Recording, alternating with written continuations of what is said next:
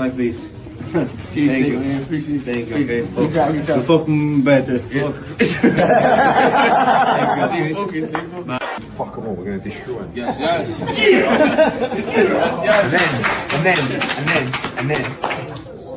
I know there's a few cameras. Say what we're going to do. We're going to unify at 54, at least, right? Hopefully undisputed. Then we're going to go at 60. Yeah. And then we deal with that other fella. Yeah. Let's go If get he's him. still hanging around, We're gonna we'll get him deal up. with him as well. Yeah, they in the way. You know what I'm saying? We'll deal with him as well.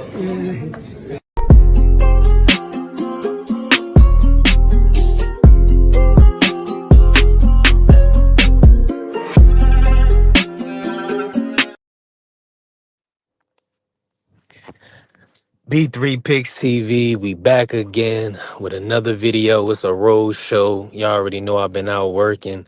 We working. Salute to my brother Mike Rim, always in the building, always showing love. Appreciate you, Mike. Listen, y'all smash the like and follow the channel B3 Picks TV. Hey, man, we had a great event over the weekend, man. Shout out to Jerron Boost Ennis. Phenomenal, dominant performance over Uisma Lima. Man. And then Eddie Hearn, you know, backing his fighters, saying they're going after unifying the titles at 154, 160. And then if Crawford is still around, they want Crawford. Wow. I mean, I'm going to be honest with y'all. Y'all already know, if y'all been watching B3 Picks TV over the last week, I've been pushing Boost to press Crawford for the fight. You want a legend on your resume. Crawford, the biggest in the sport, the #1 pound for pound, the future Hall of Famer. I wanted Boost to call him out after the victory. I wanted Boost to say his name, put pressure on Crawford to, you know, make the fight, but I'm guessing that's not what they want. You know, I'm assuming from the looks of it, they're gonna, you know, salute to my brother, Irony Boxing. Shout out to Define Irony. Appreciate you, bro. God bless. Thank you, bro. I'm just gonna cook on this real quick, and then I'm definitely gonna open up the panel for anybody that could jump on and cook with me.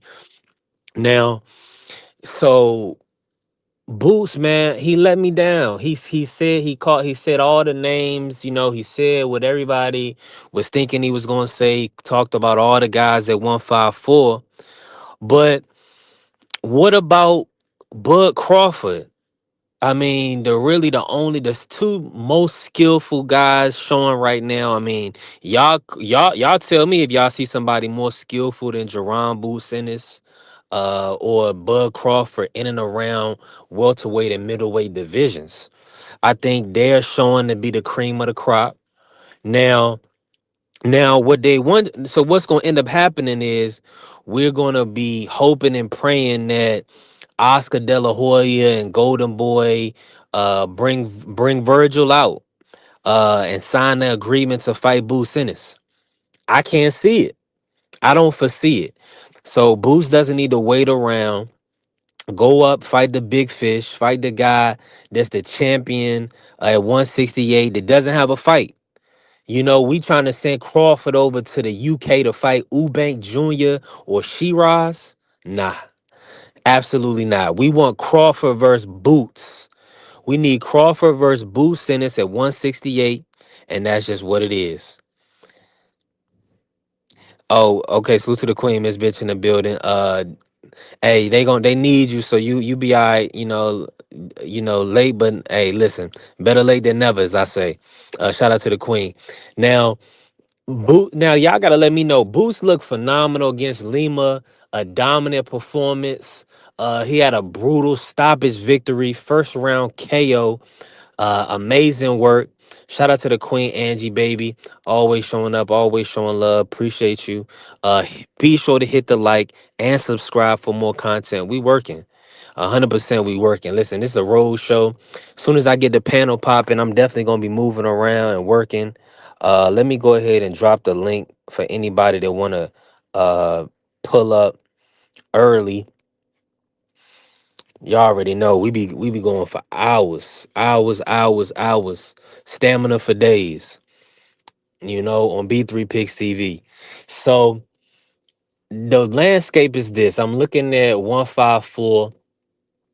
Bakram said he willing to challenge and take the fight. Abbas said he's willing to challenge and take the fight. Salute to my brother Juan. Make sure y'all follow Just As Juan. Subscribe to Juan. That's my brother. Now, Abbas Baru at 154 and Virgil Ortiz. Bakram, Abbas, Virgil. You got Xander, and you have Fondora, right? None of those fights is better than Crawford.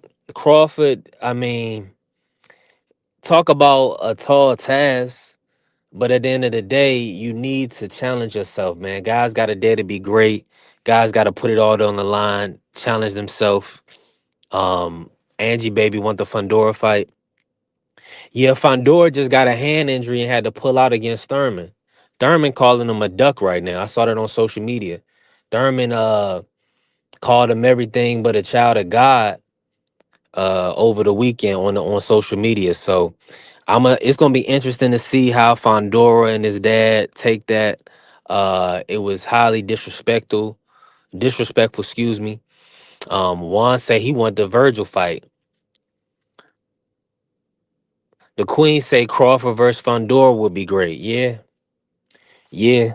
Crawford for Fondora would be fire, but you know, Crawford wanted that fight at 154. Virgil, I mean, excuse me, Fondora and his team, they said they wanted an EJ fight. Come on now. Yeah, Thurman, don't duck me. You better not duck me, son. You better not duck me. And yeah, he should have dropped that line on him, but he called him everything but a child of God, called him a B word and everything. I was like, wow. I was like, Thurman, harsh words for the young Fondora. So, and he said we need to see some documents. We need to see some paperwork. Same thing that Hopkins did to Errol Spence when he pulled out of the Pac-Man fight. He said, show me some paperwork. Mike Rim say, yes, Furman calling him a duck. But did you see the work was getting in sparring? He looked like he was in a fight already. Yeah, Thurman's face was wilted. I mean, hey, listen, you need good, hard sparring to prepare for a tough fight against Fondora. But I like to see that. I like to see the energy. I like to see the fact that he is getting tough sparring. He's in there. You know, I was expecting Fondora to put hands on him. So we'll see. It's good. It's good that he's getting that good work. Shout out to Thurman. You know, one time. Hopefully they can line it back up for January. And Irony Boxing said Boost versus Virgil was the biggest fight in the division by a mile. Whoo! Wow. Wow. The biggest fight at 154 Boost Virgil. Yeah, I have to agree. I have to agree because you do have Oscar De La Hoya and Golden Boy back in Virgil. So yeah, so Virgil Boots, if they were to line it up, that would be the biggest fight at 154 for sure. I don't know by a mile because I think Fondora is kind of a close second, a real close second, but Boots Virgil is a great fight. Just as Juan Thurman shouldn't be talking because he ducking EJ for years. Let's go. Where's Errol Spence, man? Shout out to Errol Spence. I think Errol is gonna still trying to come back to boxing. You know, hopefully we get EJ back in the ring sometime soon. Now, and the Queen say Pacquiao took Thurman hairline and he never been the same since. Hey, Pacquiao cleaned Thurman up, man. He dropped him, he clipped him, and then it was just a good fight after that, man. Shout out to Thurman. He battled back because he was close to getting put to sleep by Pacquiao. Pacquiao was almost about to put that brother to sleep. So shout out to the champ. Shout out to Thurman for, you know, pushing through and not getting stopped by Pacquiao because it was looking ugly early. But yeah. He said, Juan said Thurman about to take a ass beat no matter what. 100% Fundor or 10 Fundor, he's 10%. He gets his ass beat. Ooh, hey, Thurman don't believe you, Juan. Thurman don't believe you. Thurman said they ducking. Thurman said they avoiding the fight. He need to see paperwork because for what the hands that Thurman was about to put on him. Now, Thurman going to 154. He did step on Brock Jarvis. He stepped on him brutally. Stopped him, I believe, within 3 rounds. So Thurman is looking strong at 154, and you never know. Maybe Fundora might be trying to take that move to 160. Maybe Fundora positioning himself for that Carlos Adames fight. That's what I mean. So we got to see. We definitely got to see. Salute to my brother. Everything by John. He said, "Man, I guarantee Boost fights a boss, the WBA interim, or another no name." Whoo, dang, wow, wow. He said no more. He said another tune up, man. You know, but here's the thing. This all I'm gonna say about that, right? If we don't get Boots versus a top name or Boots versus a champion, uh, either they lowballing guys, which a lot of these guys don't really have no big market, or somebody's avoiding the fight. I'm gonna be honest, John. I don't see Golden Boy and Virgil going nowhere near Boots Ennis. I'm gonna be real. That's just me. Now, Bakram, Bakram has no other names to fight. He needs Boots, right? So of course Bakram, I believe, will accept the fight. Even though that's gonna be a tough fight for Bakram, and it's possibly that's gonna be a tough fight for Bakram, but that's his best. That's his best name. Abbas. I mean, Boost is the biggest name. See, Boost is a big draw. Uh, Golden Boy and Oscar De La Hoya, they not looking to lose no phase. Go Oscar not about to put his fighter in there. If he feel like he's gonna lose, it don't make sense to him. You know, look how many fights Gilberto had before he took a loss. Look how many fights Jaime Munguia had before he took a loss. So Oscar not new to this game, man. Oscar been doing this for some years. I'm expecting them to keep Virgil active and healthy. But look, you see who they lined him up with? Lubin. Lubin. If they can't get Fondora, or they hoping that possibly Fondora, if Fondora drop the title and go to 160, then Virgil will be champion at 154. He'll get the full elevate. He'll get elevated to the full champion, and that's how boxing works. It's a nasty business, man. But I know I don't expect Golden Boy and Oscar to be entertaining the Boost fight. Y'all remember Virgil said, "Yeah, me and Boost, we gonna fight up there, way, way up there somewhere." So I don't know if that's 160, 168. I'm not sure, but yeah, they in the business of making money, man. And we see Boost is a freight train. People not gonna want to call it what it is. He stepped on Lima. He obliterated him, a strong guy. And the people not gonna give him his credit. They not gonna give him his just due. They not gonna give him his just due. But with the I still feel like, and salute to my brother John, he said, you right, and Virgil ain't a champion, so I don't care about that fight, honestly. See, and then a lot of people tell you, like Irony Boxing said that's the biggest fight. You know, shout out to my brother Irony Boxing. Make sure y'all follow Define Irony and Irony Boxing. He said that's the biggest fight at 154. So that John, that's why I was really hoping that Boots would say Crawford's name, call him out, hold him to the fire, put him on notice, and it didn't happen, man.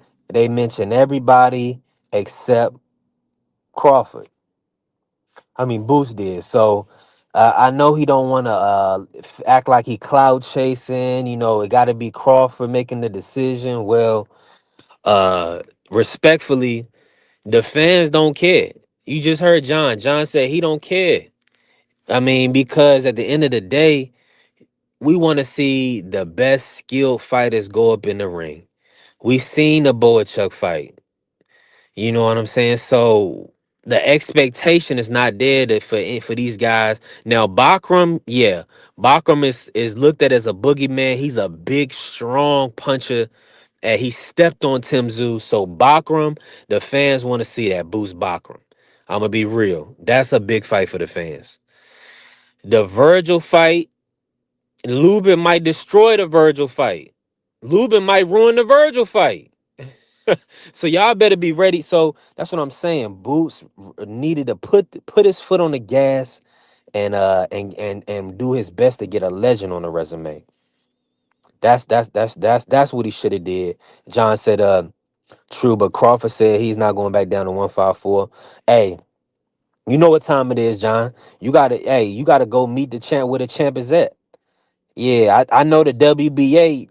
They'll happily give Boots a certain exemption or whatever to fight for the 168 champion as a former unified at 147 current WBA interim. I don't want to hear the weight stuff. We see how big Boots is. Boots is cutting to make 154.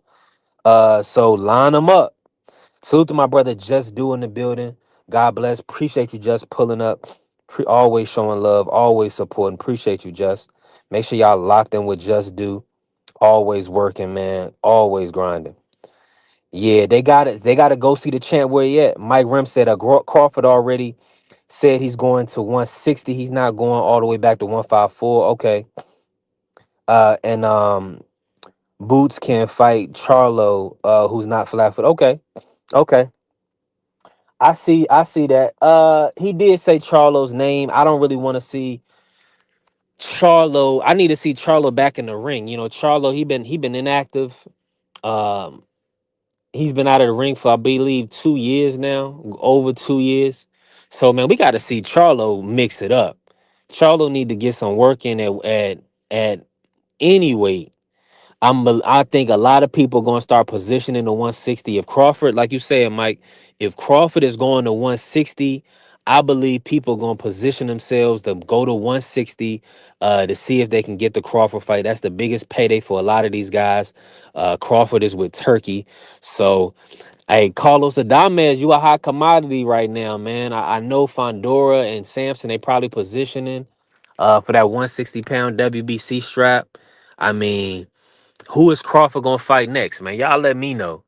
Y'all let me know who Crawford can get in there and mix it up with next. If it's not Boots Ennis, do y'all want to see Carlos Adames at 160? I mean, I'm gonna be honest with you, man. Turkey need to put that Boots fight on the table for Bud. That's the fight. I don't see how y'all don't know that's the fight. Y'all don't see that's the fight. That's the fight, man. That's the scrap. That's the scrap right there. Yes, sir. Boots Ennis, Bud Crawford. It's still the best fight, man. Still the best fight to be made. Nobody wants to see Bud versus Shiraz or Eubank Jr. Uh, I mean, who else is And then 160. Okay, Janabek versus Laura. We might get that. If we get Janabek Laura, Adames is still there with the WBC. So Crawford. Bernie said Crawford don't. They don't want to do no heavy lifting. Now that's what Bernie said. Bomac said 2 to 3 fights left before retirement. That's what Bomac said. So Crawford is in the driver's seat, man. Crawford is in the driver's seat. It's good to be, talking and supporting boxing in the Bud Crawford era. I mean, he's moved through countless divisions, dominating his opposition.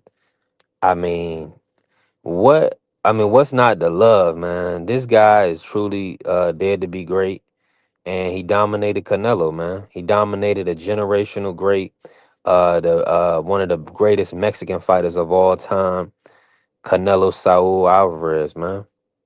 Or the other way, Saul Canelo Alvarez. Respect.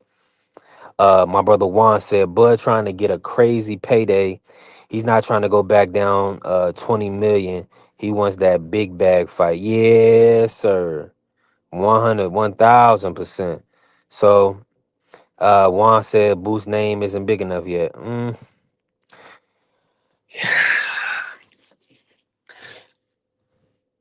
So, but let me say this. Is Boo's whose name outside of Canelo and Benavidez? I mean, Charlo ain't active. Spence not active. So the name's bigger than Boots, in my opinion, right? That's in and around and available. And salute to the Tavern in the building. Appreciate you, Tavern. That's Mad Chat. Make sure y'all lock in with Mad Chat. The names around Boots, right? Oh, excuse me, Crawford. The big names. Salute to my brother Bentley in the building. Uh, it's Benavidez who's at 175. He said it's no 168, and Bud is not going to 175, right? So that's off the table. Tank Davis as a 135-pound champion fighting an exhibition against Jake Paul. So Tank Davis is off the table, and that's unrealistic for Bud, right? Errol Spence Jr. inactive going on 3 years. That's not gonna happen for Errol and Bud rematch. Now Charlo out of the ring, 2.5, possible going on 3 years as well. Um, Not likely to be a Crawford opponent. Um, Outside of those five names, Floyd Mayweather retired. Canelo rematch. Canelo rematch and Boots Ennis, man. Canelo rematch. He said Bibble could make 168. Ooh, Mad Chad came in here working. Okay, Bibble at 168. I like it. I like it. That's the fight. Let Bibble rehab and come back at 168 to challenge Bud for undisputed. Beautiful boxing. Beautiful matchmaking. Beautiful matchmaking. Let's go. I'm with it. I'm with the Bibble challenging, but because think about it. Who is really legitimately like Juan would tell me need a big name, a bigger name. Janabek is not a big name, right? So, and I'm trying to build Janabek up. Shout out to Janabek, shout out to Quazak style. But a big name to challenge for the undisputed titles at 168 is Bivol. If Benavidez can't make the weight, it's Bivol. Yeah. Billy said Bibble would be crazy. He said Bud definitely going for the money train. 100%. He said, hey, and my brother seen, he just sent me a video. I gotta save this. Hold on. I gotta save this. My brother Senior Cobbs, he just sent me a video with Bud saying that he'll take the for 200 million. He fighting Jake Paul. Would you fight? Nah, he too big. He too big. Yeah, Jay big, but he doing his thing. Let Jay do it. Jay got 200 million, but I'm fighting Jay. I gotta be careful with the kind of the background or any music or whatever. I don't want to be copyrighted. Hopefully, I don't get a strike on that. But yeah, Bud was saying he'll fight Jake Paul for 200 million. So you're right. It's definitely um and Mike Rim, you got Laura over Janabek. Shout out to Laura, man. Laura, a phenomenal fighter. Oh, you got Laura over Bud. Yeah, now we talking. Now we putting in that work. That's the fight that people want to see. My brother Marky Dan said he want that Laura Bud fight. Shout out to Marky Dan. I know Canelo or Crawford, anybody versus Paul.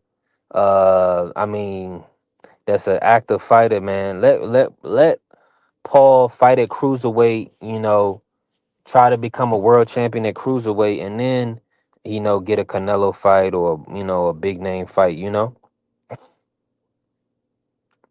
Bentley, yeah. That would be wild, man. That would be crazy. Bibble versus Bud at 1CX is a huge fight. 100%. I think, yeah, because that's undisputed versus undisputed. That's Bivol moving down to 168 to challenge the pound for pound number one king. I love it, man. Yeah, I love that fight. Yeah, I definitely love that fight. You listen, open panel, we working. Salute to my brother, Define Irony, Irony Boxing in the building. How you feeling, bro? What's up, buddy? Good day to you. Man, likewise, man, likewise. Now, let me ask you this while we here. What was your thoughts on Jerron Boots Ennis over the weekend, his performance? And what are you expecting from Boots, moving forward? Do you expect him to fulfill what Eddie said, 154, 160, and can he beat Crawford? Can he compete with Crawford in your opinion? Great question. I'll okay. Let me put it to you this way. To me, he's the one that could beat Terrence Crawford. You know, I think he is the only one that can really give Bud Crawford a run for his money. Um, if it happens, do I think he beats Crawford? No. But if I'm out of the whole landscape for 160 and 154, if I'm gonna pick one dude that I'm like, okay, I don't know if you beat this guy, it's Boots Ennis. You know, he's got all the tools, and yeah, I to answer your original question, yeah, I'm hoping he takes over 154. Um, and yeah, 160 as well. I really don't see outside of Bud Crawford and maybe a Xander Sayas in a year or two. I don't see anybody really that can get in his way. To be honest with you, I'm that high on Boots.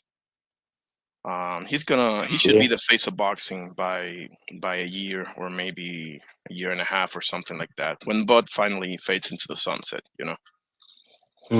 So you think he's in prime position? He's the next one to take over the sport. The next one that people going to pay to see him lose. He's the guy. Definitely, Mm. for Listen, sure. man, y'all smash the like button and follow the channel B3 Picks TV. Also, follow Irony Boxing, my brother Define Irony. Now, were you surprised that he didn't say Crawford's name in the post fight interview? Yes and no.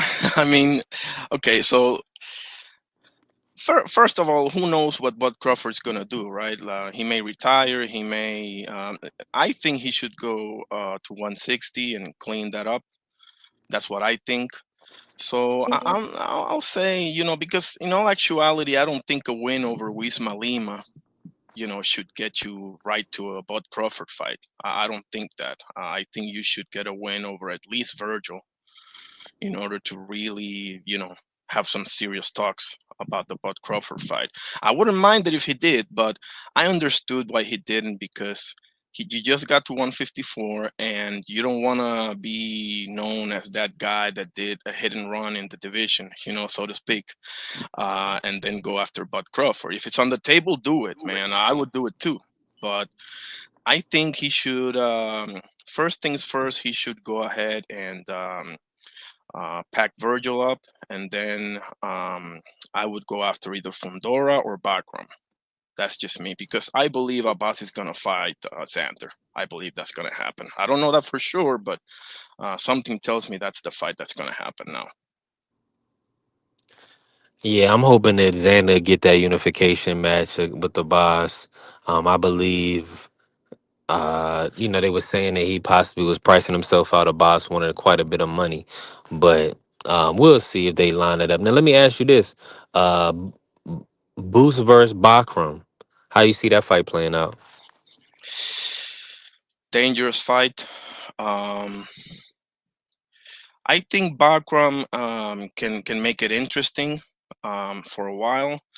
But I just think Boots' hand speed and athleticism and boxing IQ will end up being too much for Bakram personally, and that's a dangerous fight, man. That's why I said Fundora's name first because I think Fundora, with all the size and this and that, he doesn't present nearly as much danger as Bakram does, in my opinion.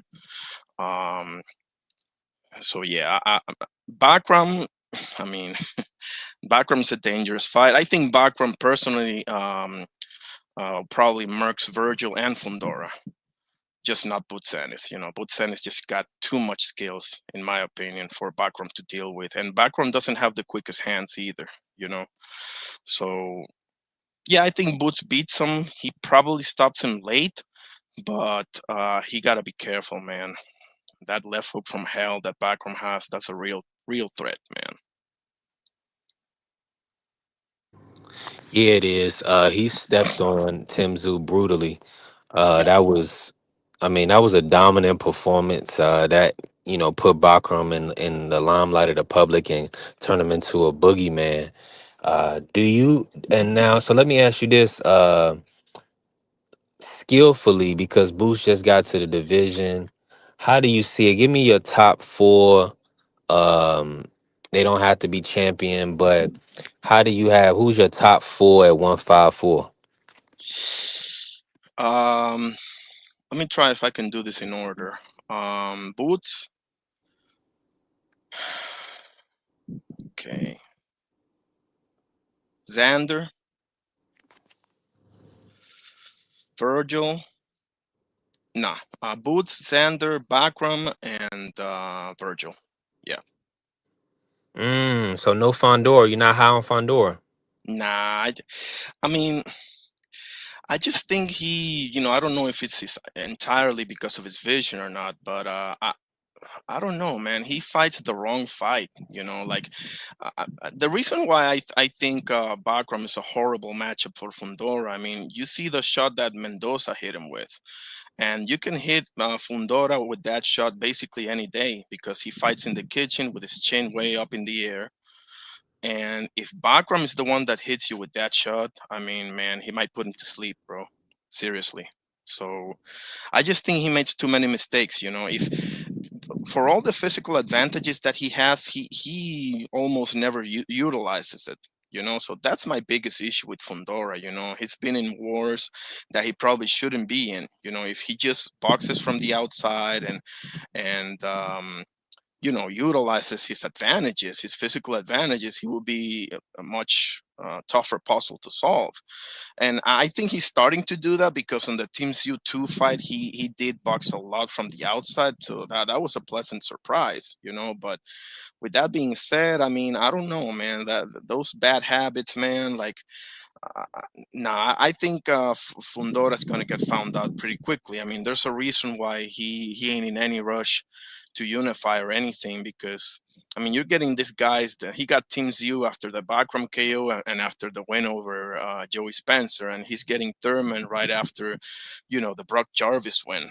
Don't get me started on that one. So, and Cordell Booker. I mean, yeah, I think Fundora is an accident waiting to happen.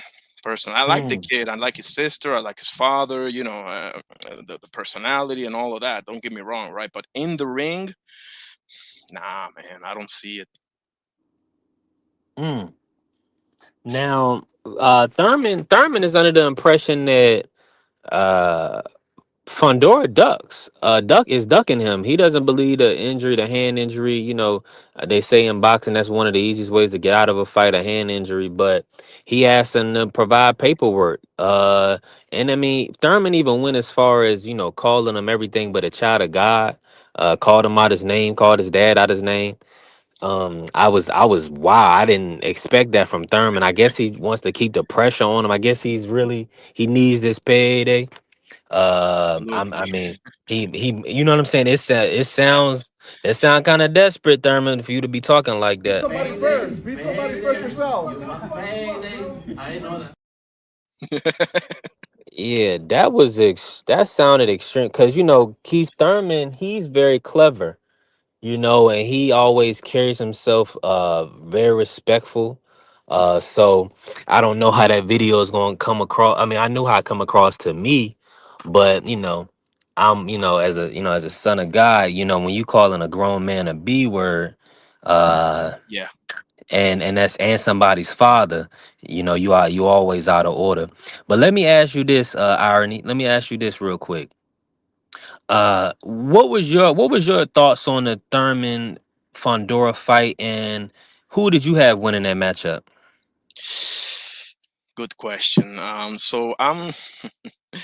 So subjectively speaking, Thurman. because I believe this is his last chance.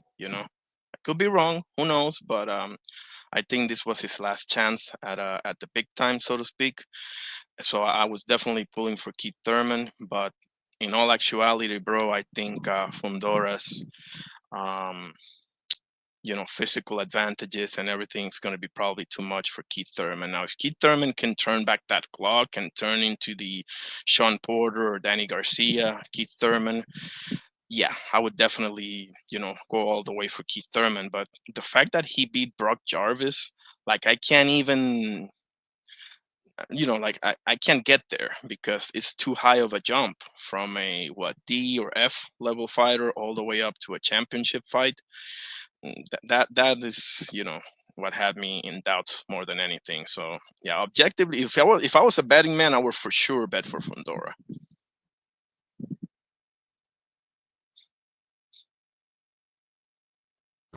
Now I'm with you, Irony, and salute to my brother BVO in the building, always showing up, always showing love. Appreciate you, bro. And I think he got a message for you, Irony. So salute, my brother BVO. He been working on his Spanish. No hablo español here, but you know, I just saw what he un, said. un poquito. So You're salute out crazy there, as hell. brother. God bless you, BBO. By the way, good to see you. And salute to my brother Kerry in the building.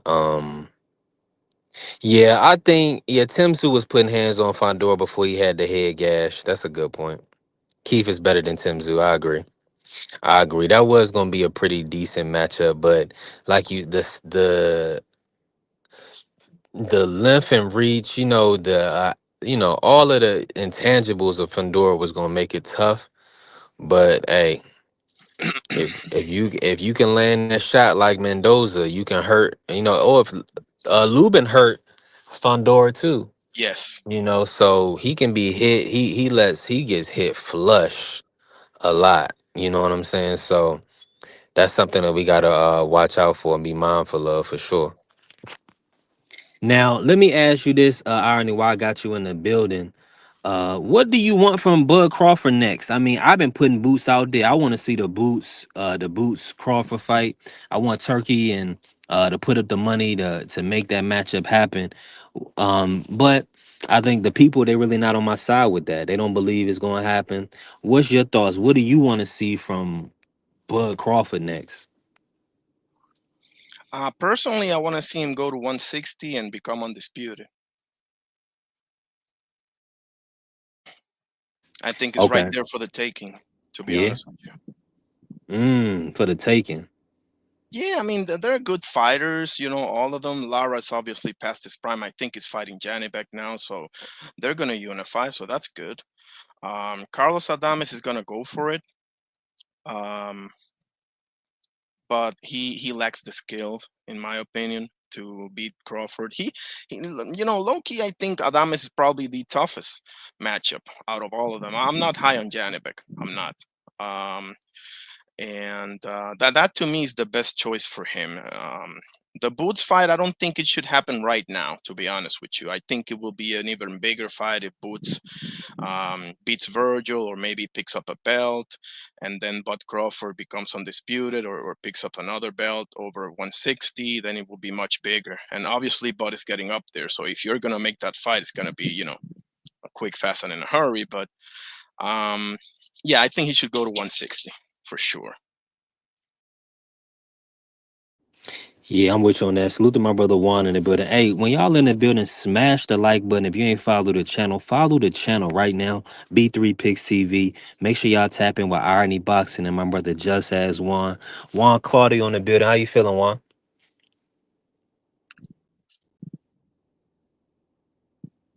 You're Wa- muted, bro. Juan on me. He probably work. He probably got background.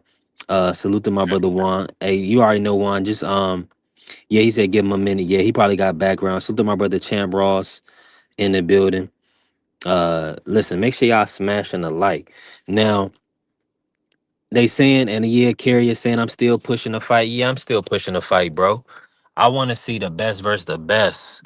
I want to see top skill athletes compete against each other. We see too many fights where it's one sided, man, or a stay busy fights, man. Nobody want no stay busy fights. Respectfully, we want the top dogs fighting the top dogs. Um, let For me so sure. let me bring it to you like this, right, Irony. Now, okay, we got to do a we always got to talk Devin Haney, Norman Jr., right? It's been a lot of talk. This is the recent. I just want to talk the recent talking points. That Norman Jr. he fought at 145 in the amateurs, or 152, between 145 and 152 since he was 16 years old. And Bill is trying to make the point that he never grew, or he never moved through divisions or whatever. But you know. Norman Jr. is saying, well, they don't have to shrink down. They could have fought at 135, but they didn't want to shrink down to fight smaller guys.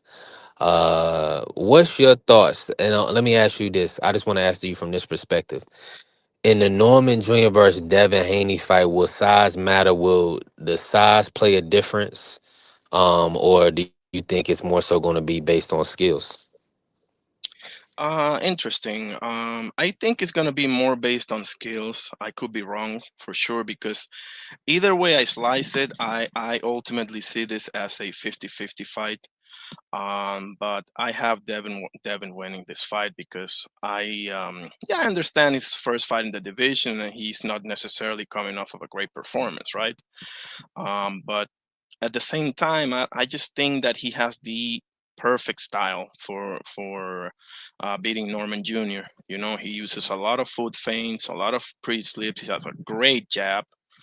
Um, he's not going to give Brian Norman the chance to sit on his left hook like Jin Sasaki would or someone like that. So Brian Norman is going to have to adjust. He's going to have to fight very differently than he used to fighting. And can he pull it off? I'm sure he's working on it like crazy because it's no secret what Devin Haney is going to do, right? It's out there. But at the same time, I never seen you fight anybody remotely close to that style. And but man, I don't know if he can cut off that ring and because yeah, Devin will stop and fight, but he's smart with it. You can point to the Ryan Garcia fight. I get it, but Devin doesn't make mistakes like that too often. He's more like a stick and move type of guy, and man, it is interesting. If anybody got Norman, I'm not mad at you or anything like that. I just think that Devin Haney's got the style that is going to present so many problems for Norman. You know, and yeah, I'm picking Devin for sure. I think it's more. So to answer your question directly, yeah, size matters obviously, but nah, I think the skills is going to be ultimately the deciding factor. I'm with you, Irony. What's going on, Juan? Get in, Ron. What's going What's good on? with you? Not much, big dog. What's good with you? Man, everything, man, and life. Road show. We working. I got the panel open. I'm about to start moving around a little bit. So I appreciate you pulling up for me. Appreciate Irony Boxing as well. So I gotta ask you, man, what was your thoughts about Boo's performance over the weekend, and were you kind of upset that he didn't, say Crawford's name? No, not really. The performance is what I thought it was gonna be. People like people forget that this kid has been fighting at 41 in that 40 division for a grip now, so it's Yeah. hard to keep making the weight effort and keep growing. But obviously, he did what he needed to do. Yeah, 1,000%. Now, let me play the video for the people, man, that just came in. I want you to see this one, and I wanna get you and Irony Boxing's take on it.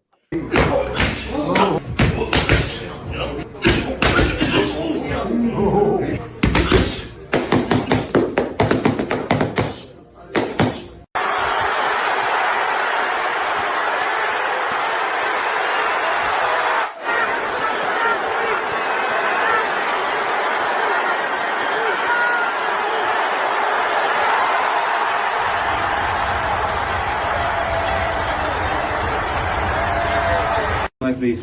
Thank you, man. Appreciate it. Thank you. Okay. You try. You try. Fucking better. Yeah. Focus. Fuck them all, we're going to destroy them. Yes. Yes. And then, I know there's a few cameras. Say what we're going to do. We're going to unify at 54, at least, right? Hopefully undisputed. Then we're going to go at 60. Yeah. And then we deal with that other fella. Yeah. Let's go If get he's him. still hanging around, We're gonna we'll get him deal up. with him as well. They in the way. You know what I'm saying? We're We'll gonna deal get with him up. as well.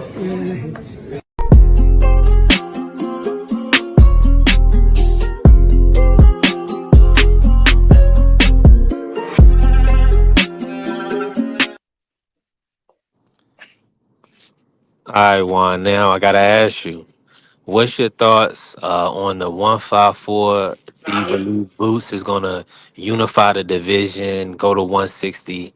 I mean, we can leave the Crawford out of it, but are you expecting Boots to unify 154?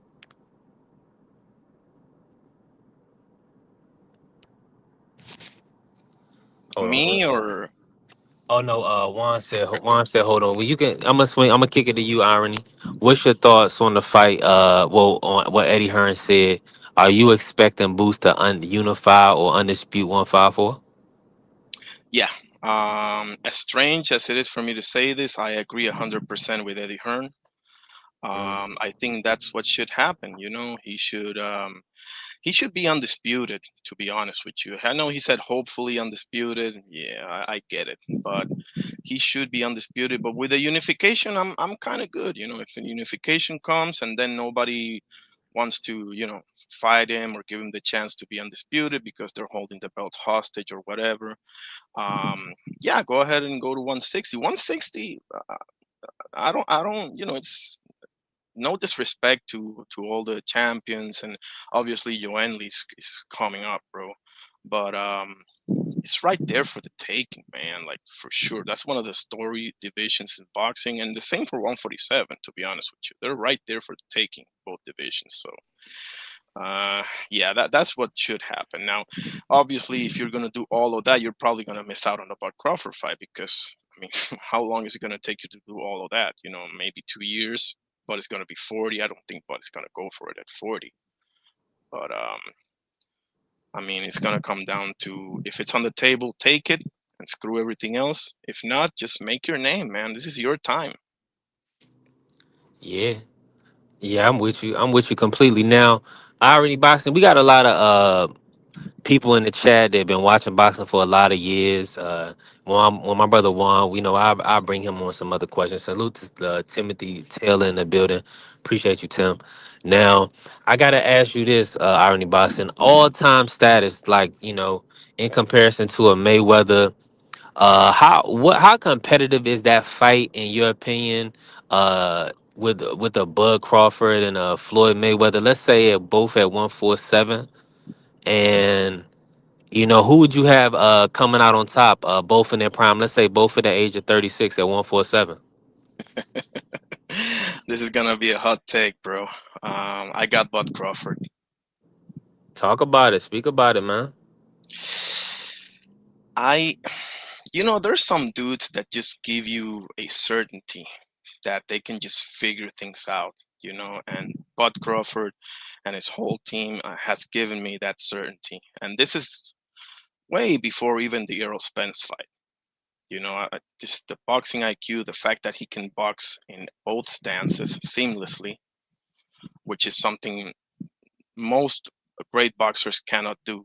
Okay, that's a unique asset right there. He can switch stances in a blink of an eye and fight seamlessly. And I think he can time Floyd's pull counter. Now, if he's fighting Pretty Boy Floyd, that's probably a different conversation. But since you said 147, man, I mean, there's there's no bad choice here, obviously. But I'm that high on Terrence Bud Crawford. To be honest with you, I think he's got all the tools to beat Floyd. I think so. Not for you. Yeah, what you think, Juan? I got Floyd. I think uh Floyd's obviously the best at 35. I think honestly at 35 is crazy, but at 147 before he hurt his hands, that was a scary dude. That dude was a little different, and especially prime Floyd. So we talking 30, say 30, both of them in 30.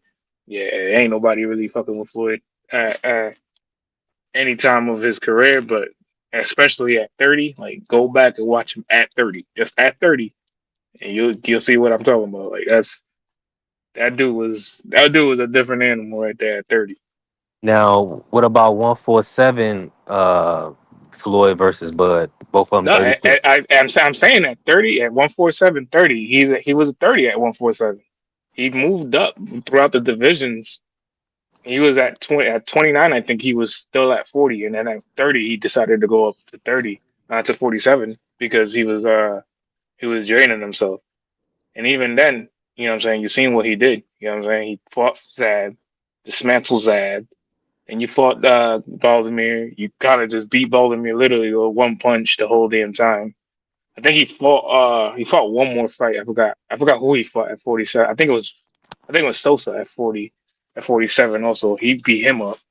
So Mm. at 30, yeah, that's a different animal. But you gotta remember at 30, Floyd really ain't got no injuries. Floyd ain't got no crazy thing. Like the only thing he was really battling was the brittle hands thing. And even then with brittle hands, he was still putting hands on everybody.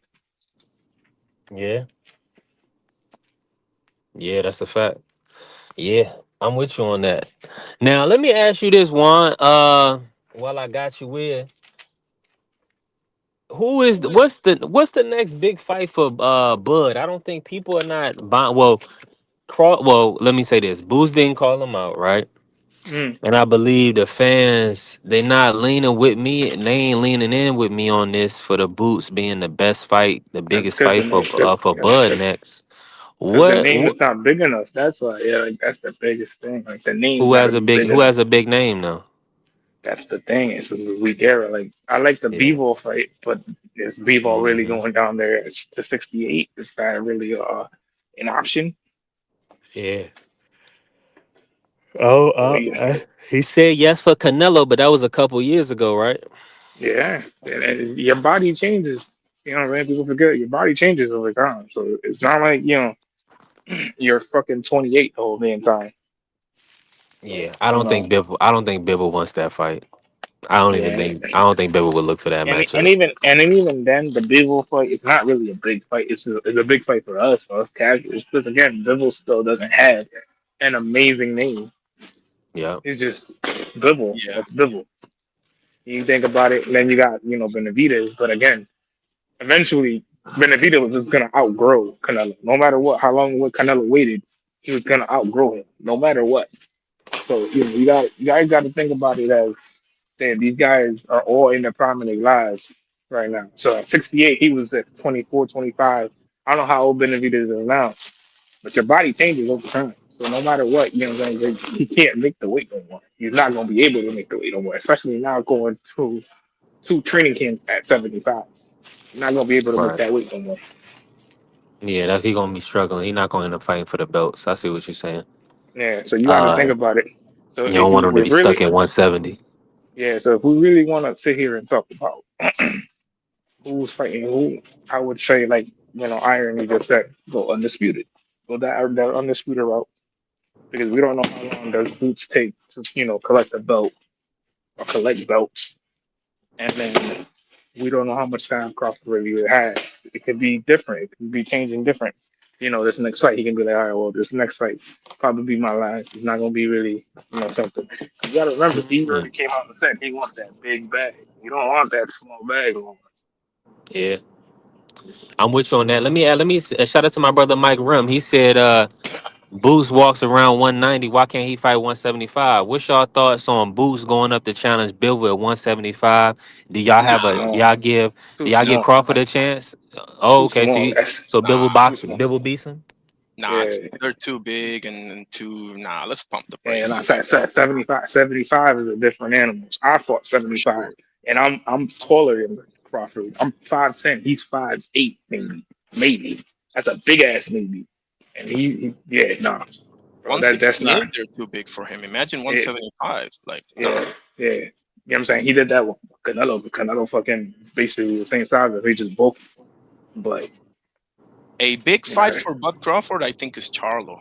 Like the I would say that biggest too. fight, yeah.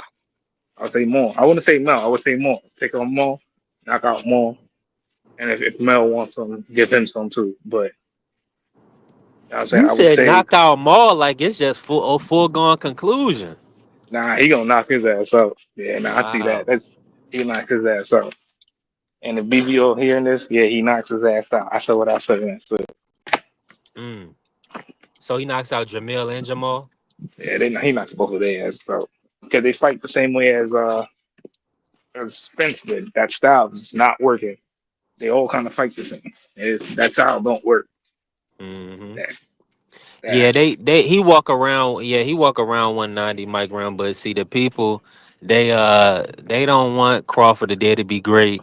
They want like same way same thing that happened with what was the last opponent with the Canelo fight? Everybody was worried about the size. They was trying to say they wasn't interested in the fight because Bud was such a smaller man moving up, and Bud put hands on him. So I mean I'm gonna be honest with y'all. That is the next best fight in my opinion. what Um, the Bivol at yeah. 75. Well, this is because here's the thing. Crawford. Here's the thing. Crawford is looking to do something that nobody's ever done, and or he's trying to get money that y'all saying that he's not generating. So if he wants 60, 70 million for a fight, it's gonna have to be a fight where he's challenging a unified champion in Bivol. Benavidez is coming to 168 or something like that. Or and I'm if Boots is moving up two divisions. Now people can say Boots' name ain't big enough, so if that's true, then the money is not going to be on the table. But if outside of the Boost fight, the only money fights is Bivol and Benavidez. I And mean, because Canelo rematch not on the table right now. Can I ask you something? Yeah, good. Which both of you are in the chat as well. Do you guys want to see the trilogy, or do you want to see Bivol and Benavides more? I want to see the trilogy. Me too, bro. I want to see the trilogy. I think the trilogy really tells who was the best of this era at light heavyweight. Obviously, I Right. think it's people, but I think people were so into, well, better be knocking dudes out left and right and doing them dirty. So, obviously, you got to pay attention to that. But I think when we talk about who was the best at this division, bro, that fight needs to happen. It doesn't need, you For don't need sure. something else. Yeah, that fight doesn't need to be keep getting away because again, they're both on the older side of 30. So you Well, in got the to case kind of of, the Turbia, you're in your 40s, but let me ask you yeah. this. So let me follow up with this. What do we do with Benavides in the meantime? Does he fight the winner of Callum Smith and Morrell, or maybe Hot Rod or something like that? Who's the, no, he's obviously fighting Yard. Who's the other dude Yeah, that fought, what's his name? Joshua Buatsi, Callum Yeah, Smith. him. He fights Oh, him. Because okay. I think Joshua Buatsi, obviously, outside of them three, and them four, because you still have to count Gazdic, but outside of them four, you would be like, Buatsi's right there with them. So, you know Yeah, what I'm that's a good saying? stay busy fight. Yeah, I don't mind that at all. You know what I'm saying? I think Carlos Smith, obviously, is going to be busy uh, I Morrell. think, yeah, Morel. So, you got that. But again, I don't want to see him play Morel again because Morel's gonna still make them same mistakes. Yes, Yeah, bro. He's starting to piss me off for real. I was he's the still. biggest fan of Morrell. Go ahead. Yeah, I don't know. He's gonna still make them the same mistakes like he always did. So I don't know. I think we got to see where these guys end up at. Hmm. Hold on. Hey man, appreciate y'all in the building. Smash the like button. If you ain't follow the channel B3 Picks TV. I'm gonna say this, not too much interest in the trilogy. Um, I just feel like Beterbiev is up there in age now. I want to see Benavidez, Beterbiev, and then Benavidez, Bivol. You want to see Bivol and Benavides? Okay. Um, So do you think Beterbiev is no longer the same, or I think he's going to beat certain guys. I mean, but then I mean I can't, and I think he can beat Benavidez because of the styles, you know. If he could potentially push Benavidez back, but it's just for the as far as the trilogy goes, I'm over the trilogy. I'm over Benavidez. I mean, until Beterbiev comes back, if he can beat Benavidez, yeah, let's do the trilogy. can I ask But why? Can I ask why you're over the trilogy? because I've seen 12 rounds, excuse me, 24 rounds where Beterbiev couldn't stop Bivol. And it's the same fight. You know, and the people complain, like for instance, salute to my brother, salute to Coach Eddie in the building. Coach Eddie, I'm gonna drop the link just in case you want to pull up with us. Now, he tried, he that's his thing, man. He walks you down, he pressures you, he tries to put a hurting on you and stop you, right? That's what Turby is. Now, he's doing it in an educated way, but Bibble is just a bad style matchup for him. You know, he's gonna box, he's not gonna engage with Turbiev like we would want to see them engage. So It's a weird conversation because I've always said Bevo's probably the best 75er, but oh, when salute people to be like, Mr. oh, Sheldon in the building too. Yeah, we working. Let me when wrench we up say Mr. Sheldon and Coach Eddie. Go ahead and when cook we on my say bad. when we say that fucking you know, Bevo's such a better boxer, I wouldn't say it's such a better boxer. He was improved. Fight number one that he wasn't such a better boxer. Is this again that age catches up, those legs start kind of fading. He's at that age where you start losing that athleticism. You start losing a lot of things that made you great. So that age is catching up to him. I don't want to see that Benavidez fight because obviously he has more right now. Benavidez at that prime age of 29, I think it is. He's there. He's right there. Yep. I think Benavides is screwed if he goes to cruiserweight. To be honest with you, and Nah, I think he can beat anybody. I think the only fight that you really have to kind of pay attention to is day after time. without But a doubt. besides that, I think he beats everybody else up. I'll say this: if the Zurdo that fought CBS shows up, he might get in trouble. But if the Zurdo that Nah, fought Dorticos shows up, nah, he'll take him. nah. It Let says me say let me Zurdo. say this real quick. Salute to my brother Mr. Moore pulling up and Coach Eddie. We working. Let me play this real quick since we on Benavidez. We'll talk about his run and then we gonna cook on Boost. We gonna cook on everything. Y'all know this a Oh road show. shoot! We What up, working. Punk? Sat Yeah. down with Turkey Al Sheikh, and we had to do kind of like a plan. And like I said, we're not underestimating nobody. What we're focusing on right now is Anthony Yarde, but there was talks about fighting Anthony Yarde. Fighting the next one will be Better Beef. The second one will be B-Ball, and the third one, Zurdo Ramirez, and the other one will be Apitaya. So that was those are the talks that we had. So those are really, really super tough fights. So we gotta focus on beating the first guy, and then we could go to the next one. But those tests are very, very hard, and we're gonna stay focused and look impressive on November 22nd.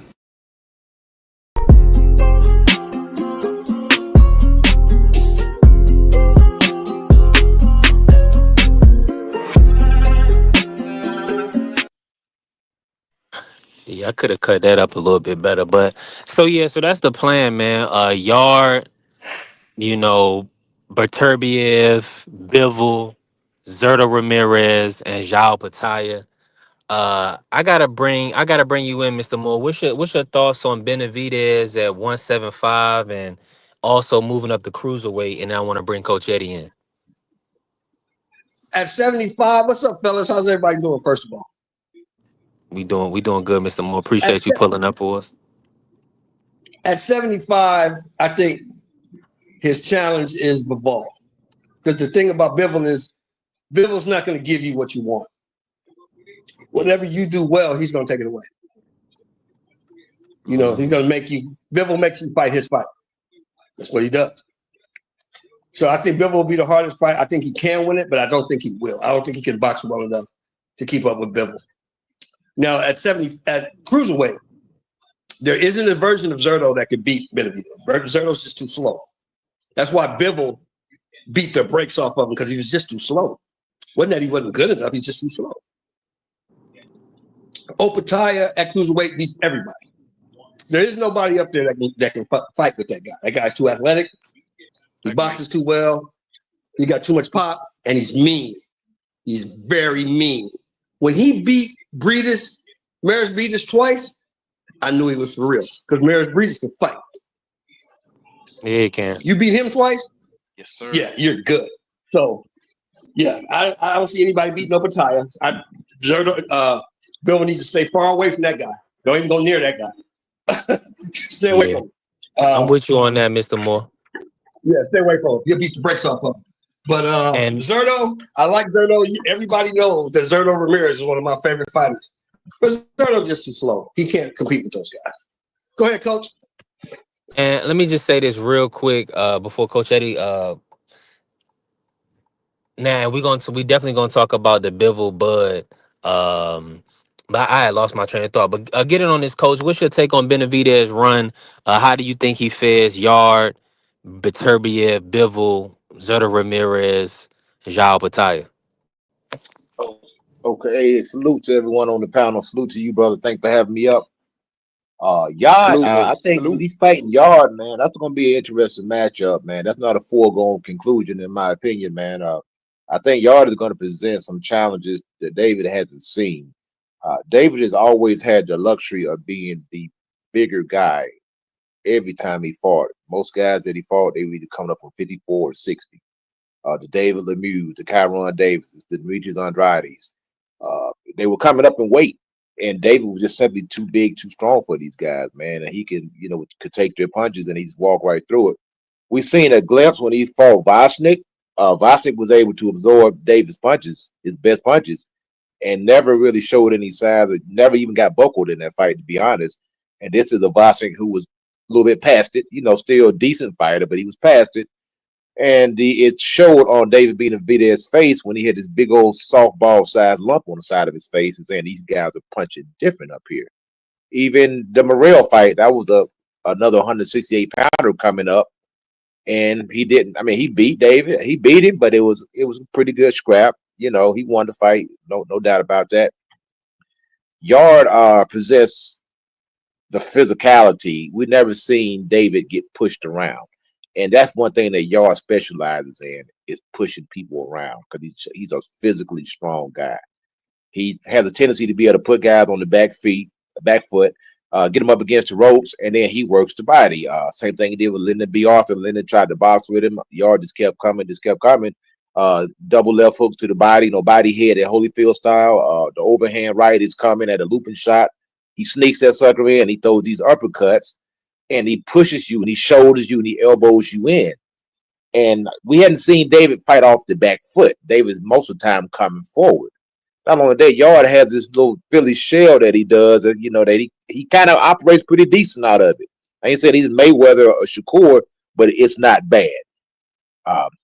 And I think he learned from the experience fighting the Kovalev and Beterbievs. So that's going to serve him well in this fight, man. I think this has a possibility. I wouldn't even call it an upset. I just think it has a possibility for Yard to win this fight. And I'm gonna stop right there. I don't want to get too deep. You asked me about Bivol, right? Yeah, so the whole run, break them down Yeah. for us. And it's open panel, so if anybody got a question for Coach, let's cook. I forgot what I was about to say, but when I was moving around, I'm on a road show, so if my audio go out, y'all keep cooking. But yeah, Coach, we want to ask you about the run. So Beterbiev, Bivol, and then Zerto, João Pataya. Beterbiev, he's older, man. He's 40. Fall time is undefeated. He's a smaller guy. David's a little bit big. I'm pretty sure David's bigger than most of these guys, to be honest. I think he has a better chance of beating Beterbiev than Bivol. Because Bivol, I think Beterbiev and David, that style matchup is going to be like a fight. Because Beterbiev's coming forward, David's coming forward. So it's just going to be a fight. Bivol has a lot more wrinkles. He's more fluid. He knows how to move around. He's a high quality operator who's been at 175, who's fought strong guys, big guys. Your John Pascals, all those guys are punchers, athletes. He's seen it all. I don't think Dave's gonna be able to present anything to make Bivol take a second thought or take a step back. I think Bivol's just too. I think he's a better technician. Uh, Zerto, that's a 12-round fight, entertaining fight. I don't see either guy getting stopped. You can probably say David probably edges it in maybe 8 rounds to 4 or something like that. Competitive. Was Obitaya, I think Obitaya knocks him out, man. I think he stops David. David's gonna try to. So David's so gonna do try to I. go. He's gonna try to go in there and be a monster against a monster, and it's not gonna work. And I just, I, I'm with you I on just, that. I just think, Hey, I just think that when we talk about certain fights that we have, is just it's hard to kind of see it because we don't see him in like wars a lot. Like even when like people were like, oh, he could fight David Morrell, and David Morrell's a good fight. I'm like, yeah, but David don't have no experience. Like these dudes that we're talking about, they have all that experience. I think the better B fight is like Coach said, is a little easier, but even then, better be isn't no slouch, and he can box. Like he showed that before. He's shown us that. Like, oh yeah, no, I know how to set certain traps, certain things, so you know that I'm still here. But as far as the Opataya and the Bebo fight, that's the fight where we're gonna have to see a different wrinkle from him, just to win those fights because those guys are at the top of their game right now. Yeah, yeah. yeah, I'm with you And you on got to that. remember too, the people. I don't know why people don't want to admit this, but it's just you guys got to admit it. He went in there and he bullied David Morrell. He pushed him around. He bullied him. He beat him up. That's what he did. Yeah. That dude wasn't ready. You cannot put an 11 fight fighter in with a 2-time world champion. You can't do that. He didn't have enough experience. He went in there. He got bullied and beat up, like I said he was. Mm. Hmm. I agree, but let me say I don't like that sequence for David Benavides, bro. Like they're trying to put him through the wood chipper. They said no tune-ups, right? Turkey don't do tune-ups. I mean, Yeah, I he mean, ain't just the keep. one. He ain't the one taking the punches either. Yeah, I Like mean, but to keep it fair. he is paying What for it fight? though. What fight has he been in? That's a 50-50 fight. David Really Been think. in, Benavides. Yeah, what fight? What fight has he really been? Like, think about it. Really oh sit no, there for and the think about it. bookies, the betting lines, the Morel fight was 50-50. Yeah, And but I we would we have all say people knew. picking Morel. I Yeah, would but say we Caleb. all knew Not what all, was. not all, not all, but most. I would say No, Caleb we Plant. all knew. We all knew. You know damn well. Yeah, We all knew the what was betting gonna line happen. was 50-50, but B3, you knew what was going to happen to that dude. Caleb Yeah. Plant was more of a 50-50 to me than Morel was. To Even be Yeah, then, honest there we with you you. knew what go. was There gonna you happen go. there. Even then, we knew what was gonna happen there because we seen the gas tank in the Canelo fight. That wasn't gonna happen. So in That reality, dude had 11 fights. That dude had 11 fights against 11 Walmart workers. Come on, man, stop it. Nah, Mm, Hot Rod is a pretty good fighter, man.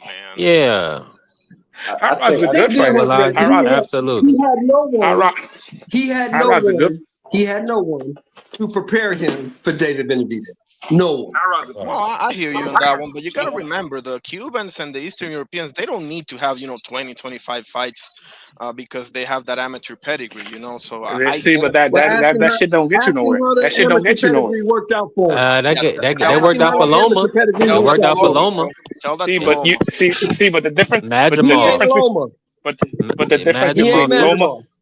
but the difference between Loma and David Morrell is that fucking Loma had like 6 fights at the WSB, and if we don't know what that is, that's the World Series of Boxing. That's basically a pro Hmm. circuit. They give him one. David Morrell had like 195 fights, I think it was, as an amateur, Hmm. compared to fucking 300. Come on now. Yeah, that's true. He's Plus still football he's still medals. he's still learning. David Morrell is still building. I think they put the money on the table. PBC wanted to make that pay-per-view event. Benavidez, he wanted that fight, and Morrell, he wanted that fight. They wanted that payday. Now, Let me say this and salute to my brother Prize, but I'm bringing my brother Prize in. Yeah, yeah. Uh, Let me ask y'all this. Let me start with you, Prize, because you know you got ties to Philly, so you right there. What is your thoughts about the Boost performance, and also, were you a little surprised that he didn't call out Crawford at the in the post fight? Yeah, the vibe was good in the city. We needed that because knowing the Phillies got knocked off out the playoffs, the baseball team, then the Eagles turn around and get smoked by the Giants. So that was something positive that happened for the city. It was a good turnout, nice crowd. I seen a lot of video footage from out there. It was a good fight.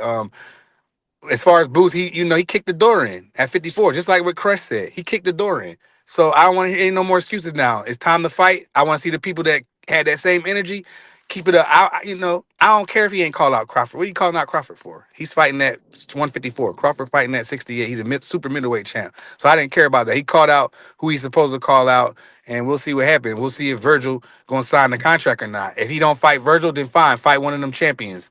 You know. That's all. As long as he fight Virgil or one of them four champions, I'm cool.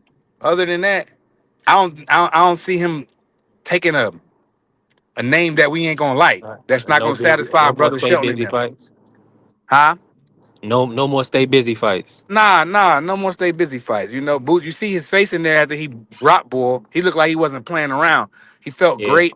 He looked great.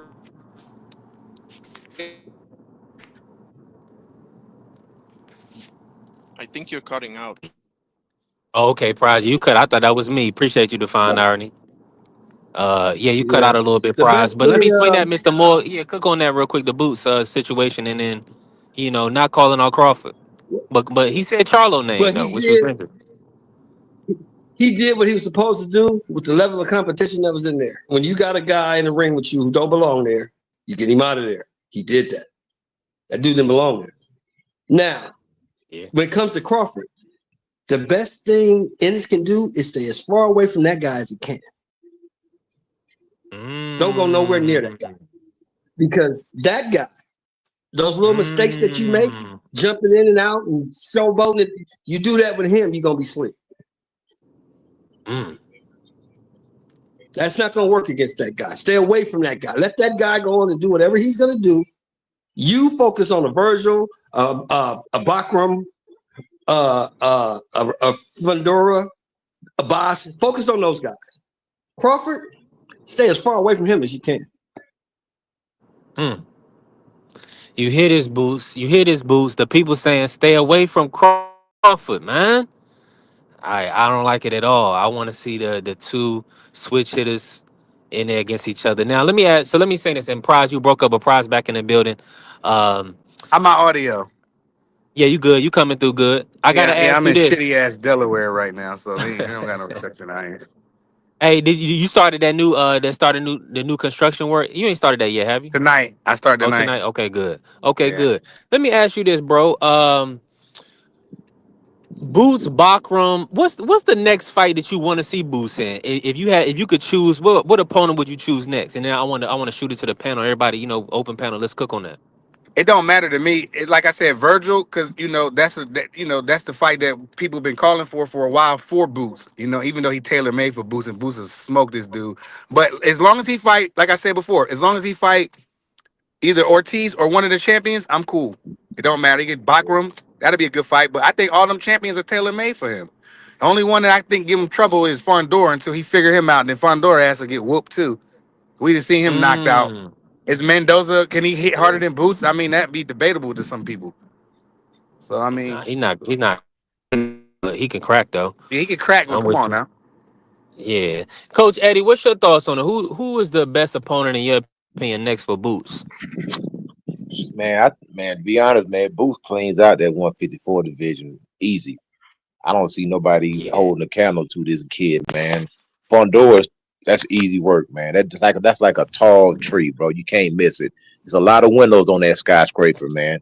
And Fondor's too slow. His feet are too trash. His defense is super duper, probably the worst defense. Well, him and Jerry Hurd are running neck and neck. I think Jerry Hurd probably had the worst defense I ever seen in my life, man. And Fondor ain't too far behind. Like I say, Fondora's success depends on his chin. That's easy work for Boots. Too sharp, too slick.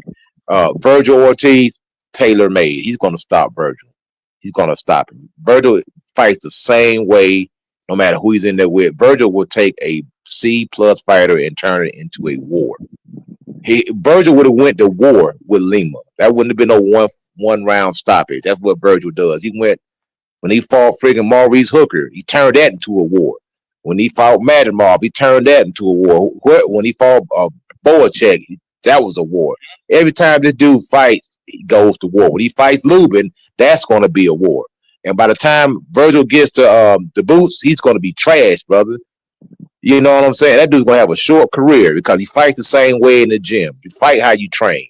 That dude is gonna be done, and that's gonna be easy work right there for Virgil. I mean, I'm sorry for Boots. Murder, tailor made. Boots got too many wrinkles for these guys, and I'm gonna put it like this: Boots is a heck of a challenge for Chad Crawford, in my opinion, because at the end of the day, Chad Crawford has never, and I repeat, never fought anybody like Boots Ennis. Never. You can't say Errol Spence. Errol Spence is just a pigmented Mexican. He's a black Mexican fighter. That's what he is. No, I No, no. agree. I agree, That coach. But on the that same goes note, both ways, though. Bruce That Ennis goes both ain't ways. I never understand, but hold, hear me fought out. Hear me out. anybody Hear me out. like Terrence Crawford. Hear me. He have never Nobody. fought anybody, and vice versa. Yeah, I call that. I call that. It's called a mirror fight. It's like looking in the mirror sometimes. It's just like when you play basketball 1-on-1. You got a guy from another neighborhood. He's the best player over there. I'm the best player over here. We meet up on the court. It ain't gonna be too many blowouts. See, one thing. Terrence is a little bit more cerebral. I would say more patient. He does like even Terrence wouldn't have knocked Lima out in one round. He would have took his time because that's his temperament. Then when Terrence downloads the information, then he gets you in trouble and he gets you out of there. Boots have a different temperament than a lot of these guys. Bosley said, "Don't take this guy out." That's what Bosley said. Go out there and do a job, whether you like the kid or not. The dude got power, man. You don't get 31 knockouts in 34 fights if you can't punch, no matter if the guy's a tomato can or not. If you can't punch, you're not knocking these guys out, man. I know that for a fact. Your skill could be great. Look at Shakur. Shakur's a great fighter. He's not knocking these guys out. Devin's a great fighter. He's not Well, knocking these you guys know what out. I say, coach. You know what I say, coach. What's Put that? his ass in there. Put his ass I, in I there. want to see it. I want to see it. I'm gonna tell you Put why. his ass in there. This is a 39-year-old Michael Jordan versus a 29-year-old Kobe Bryant. Who Yeah, wins? I like that, coach. It's I intriguing. like that. Kobe get to go to as school. far as I like the it. worst defenses out there, I would throw in Navarrete and Munguia in the mix as well. But the next opponent should be Virgil, bro. I think it's a no-brainer. If Virgil is not on the table for whatever reason they want to make up, then Fundora to me is the obvious close second choice because those to me matchup wise are the easiest ones for Boots. Yeah, I'm with you. I'm with you on that irony. Uh, Why is let me nobody ask. Let me picking ask. why is nobody picking Buckland? What about Buckland? I think Bakram is a Mm, little dangerous. I would put him as the third option. Bakram is a little dangerous, man. No joke. Virgil and Fundora, I don't think will present any danger to Boots Ennis. mm, that's strong right there, bro. That's strong. Hopefully, my audio still coming through. I'm about to hit the highway. You already know. I'm about to go to the sticks. But I got my brother D Free. He done pulled up. What's up, Free? And listen, when y'all in the building, smash the like. If you ain't follow the channel B3 Picks TV. Lock on my brother D Free Sports, Irony Boxing. You already know I got Prize Fight. I got Coach Eddie. I got Mr. Moore in the building. We working. Now, I want to bring Free in. And like I said, this open panel. So if my audio come out, y'all can cook on whatever. But Free, I gotta ask you, what was your thoughts on the Boost performance over the weekend? Were you surprised that he didn't call out Crawford? And if not, what fight do you want to see next for Boots? Um, I mean, it was an excellent performance. He did what he was supposed to do. The dude wasn't on his level. He got him out of one round. That's what you do when you don't have when you got a guy in the ring with you that's not on your level. You get rid of him early. You don't play with your food. You show everybody this dude is not on my level.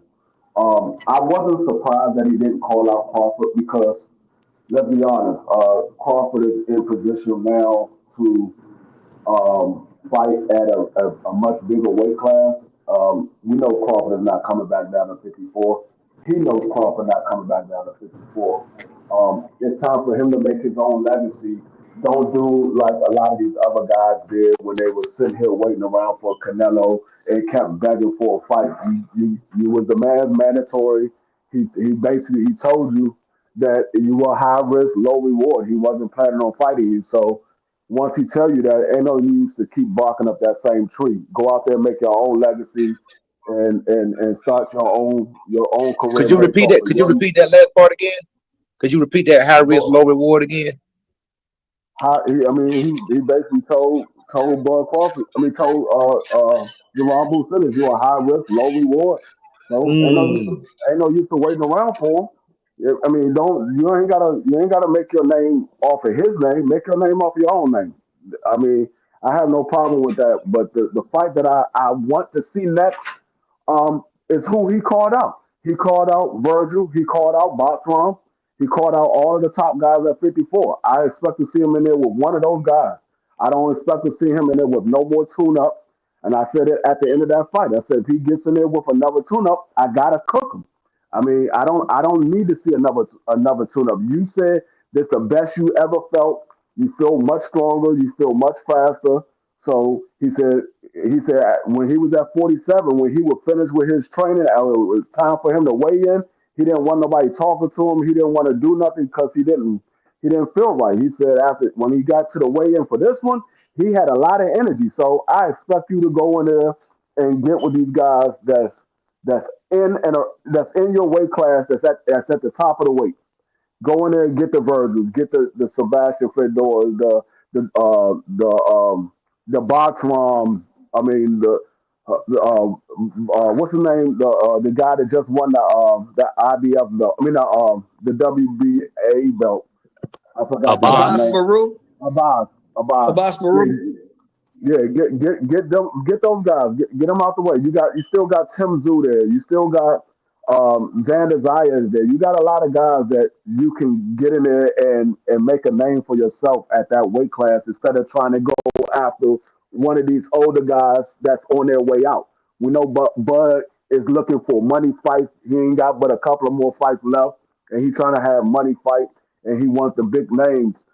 Not saying that Boots is not a big name, it's not a money fight, but it ain't what Bud is looking for. So Bud at this point can basically pretty much go look for whatever he want to look for. He did everything there was to do in the sport of boxing. The man is a three division undisputed champion. He did everything there was to do. So at this point, if anybody deserves to call their shots and pick who they want to fight, it's Bud Crawford. When you become a three division undisputed champion, you have the right to go ahead and pick your shots and choose to fight who you want to fight at the end of your career. Okay. All Yeah, right. I'm If with you you if on you that, Philly. Bud if you Bud, do you do a Alexander Usyk and fight a young, strong, dangerous guy like you did Daniel Dubois and dispatch him? Now you say I heard you say and you said that Chance Crawford said that Boots was a high risk.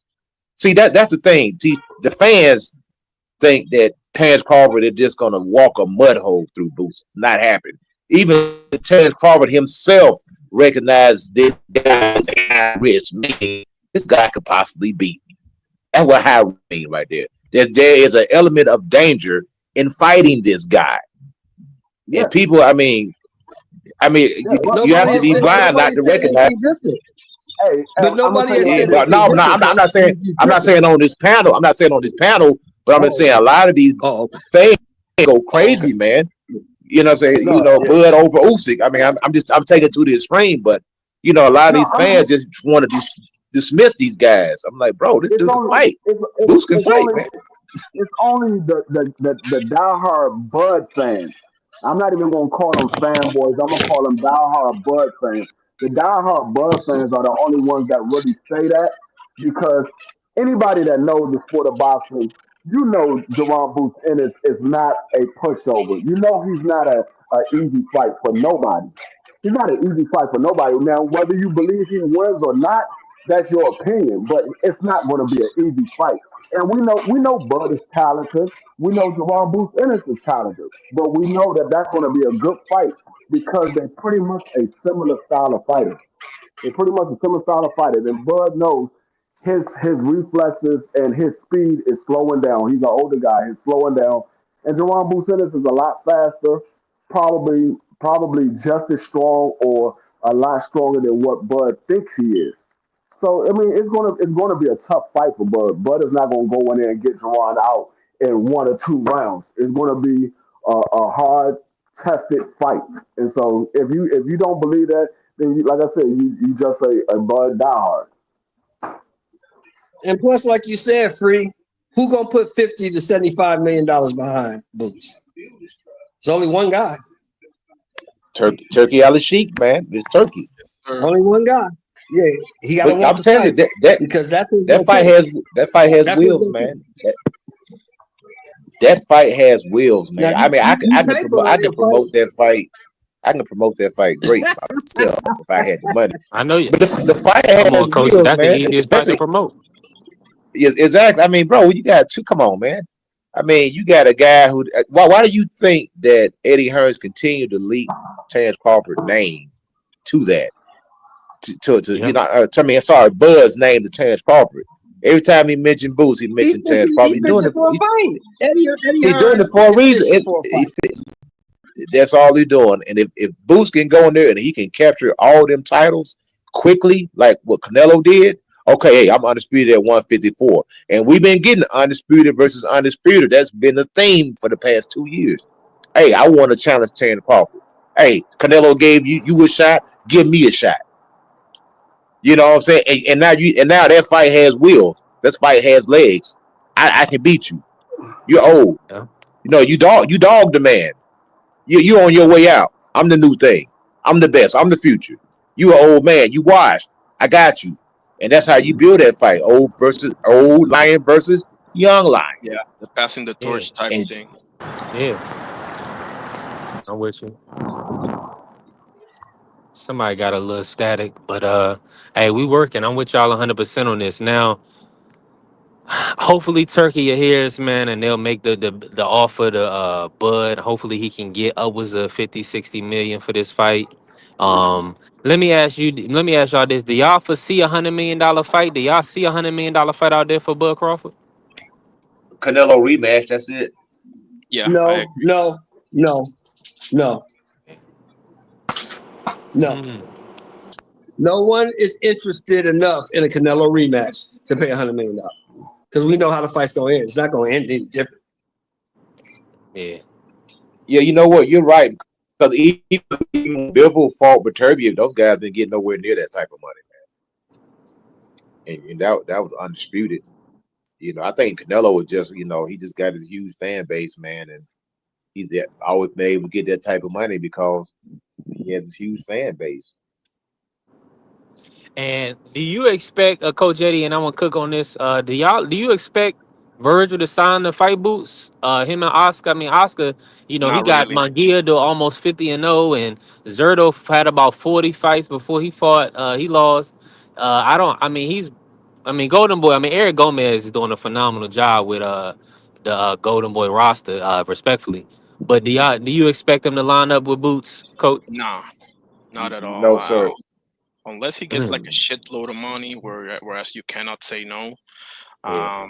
Nah, and he would be smart by not doing that. I just hate it because I want to see it, I don't But if think Virgil. I don't think Virgil's that smart. Virgil ain't scared of nobody. Virgil gonna take the fight. Now he's probably gonna lose. Mm. He's probably gonna lose badly. He's probably gonna lose, but he's gonna take the fight. Virgil but ain't scared of nothing. Virgil not avoiding no fights. Go ahead, Coach. Oscar is that smart though. Virgil might not be Yeah, that smart, but Yeah, Oscar is yeah. that smart. Oscar the yeah, genius, bro. yeah. I Like already Yeah, heard Oscar Oscar might be that say. smart. I already heard Oscar say it. He said this. I don't have the clip, but I remember him saying this in an interview. that Virgil deserves a soft touch. Like I said earlier, See what I mean? That's funny. Virgil will fight me, and it'll be a war. And I'm almost 50 years old, but he just had, no matter who he fights, he's gonna turn it into a war. And this Yeah. Lubin fight, I'm telling you, man, I got a strange feeling. I think Lubin's gonna beat Virgil because I think stylistically, I think Lubin has enough power to catch Virgil with some shots and hurt him. I mean, we seen Virgil Yeah. when he fought Maurice Hooker, man, he looked like he had been in a car accident, man. And that's with Maurice Hooker. Madrimov, same type of fight. I mean, Virgil, Mhm. he just who's that Garcia in that? Who's his trainer? Garcia, Yeah, right? Robert Yeah, Garcia. Robert Garcia. Yeah. That's what I'm saying. Robert Garcia fight. You go back and look at any Robert Garcia fight, they always take beatings, man. Yep. I mean, from Antonio Margarito see, to freaking but what's the here's the other guy problem. But here's the that fought Pacquiao? Brandon Rios. Brandon Rios, yeah, they all have this. It's besides from his brother. Now Mikey was good, but them other fighters, man, he'll just let them dudes go out on their shield and take punch after punch after punch, and he'll but just keep here's the sending them problem out with there. the And Bam scenario. Rodriguez. But here's the Bam problem with the Rodriguez. scenario, Coach. Lubin is the same goddamn way. Lubin is a fucking punching bag with feet. He love to fight. As soon as you hit Lubin, he want his lick back. They're gonna be in there going to war because they both fight the same fucking way. The last time I seen Lubin, he was boxing. He boxed that kid Holmes, and he still got Kevin Cunningham. Holmes, So I think Kevin Cunningham. Coach. What? Holmes. Come Hey, on, man. but you know what though? But Virgil Ortiz would have found a way to turn that into a war with That Holmes. dude Holmes got off work and took that fight. Come on, man, stop. That dude, but he's still 6'4". 6'4". You know, he was a tall guy. He was undefeated. Virgil is like a Tall bigger guys get beat up all the time. Tall guys get beat up all the time. I see Virgil as a bigger Navarrete. You know, he goes Yeah, into I'm in agreement. unnecessary wars, makes a ton of mistakes. He doesn't make as much mistakes as Navarrete does because I don't think anybody does, right? But yeah, he's another accident. As much as I told you before, B3, that a Fundora is an accident waiting to happen, Virgil is another accident waiting to happen. Yeah. I heard that. You said he's a car accident. I heard that. Yeah, I'm in full agreement with y'all. Now, so let me ask y'all this, man. Just as far as Fondora and Keith Thurman, he had a lot to say about this hand injury. He believed Fondora's ducking him. He didn't, he pretty much I called don't him believe everything but a Fondora's child of ducking it. God. I believe the money. I believe the money wasn't right. That's what I believe. Wow. I mean, and when Shelton say the money wasn't right, not their money, the ticket sales money. I don't think this fight might not have sold as well as they thought it was. Free. I knew you was a smart guy. Free. Yeah, it very well could be the ticket sales wasn't going to. It didn't go the way they thought it was going to go. They thought, okay, we got Sebastian Fendor. He's coming off a knockout win over Tim Tszyu. We got Keith Thurman. He's a former unified champion. He's a big name. Everybody knows him. This fight should do well. And then they put that fight on, and the fight probably not selling the way they expected to sell.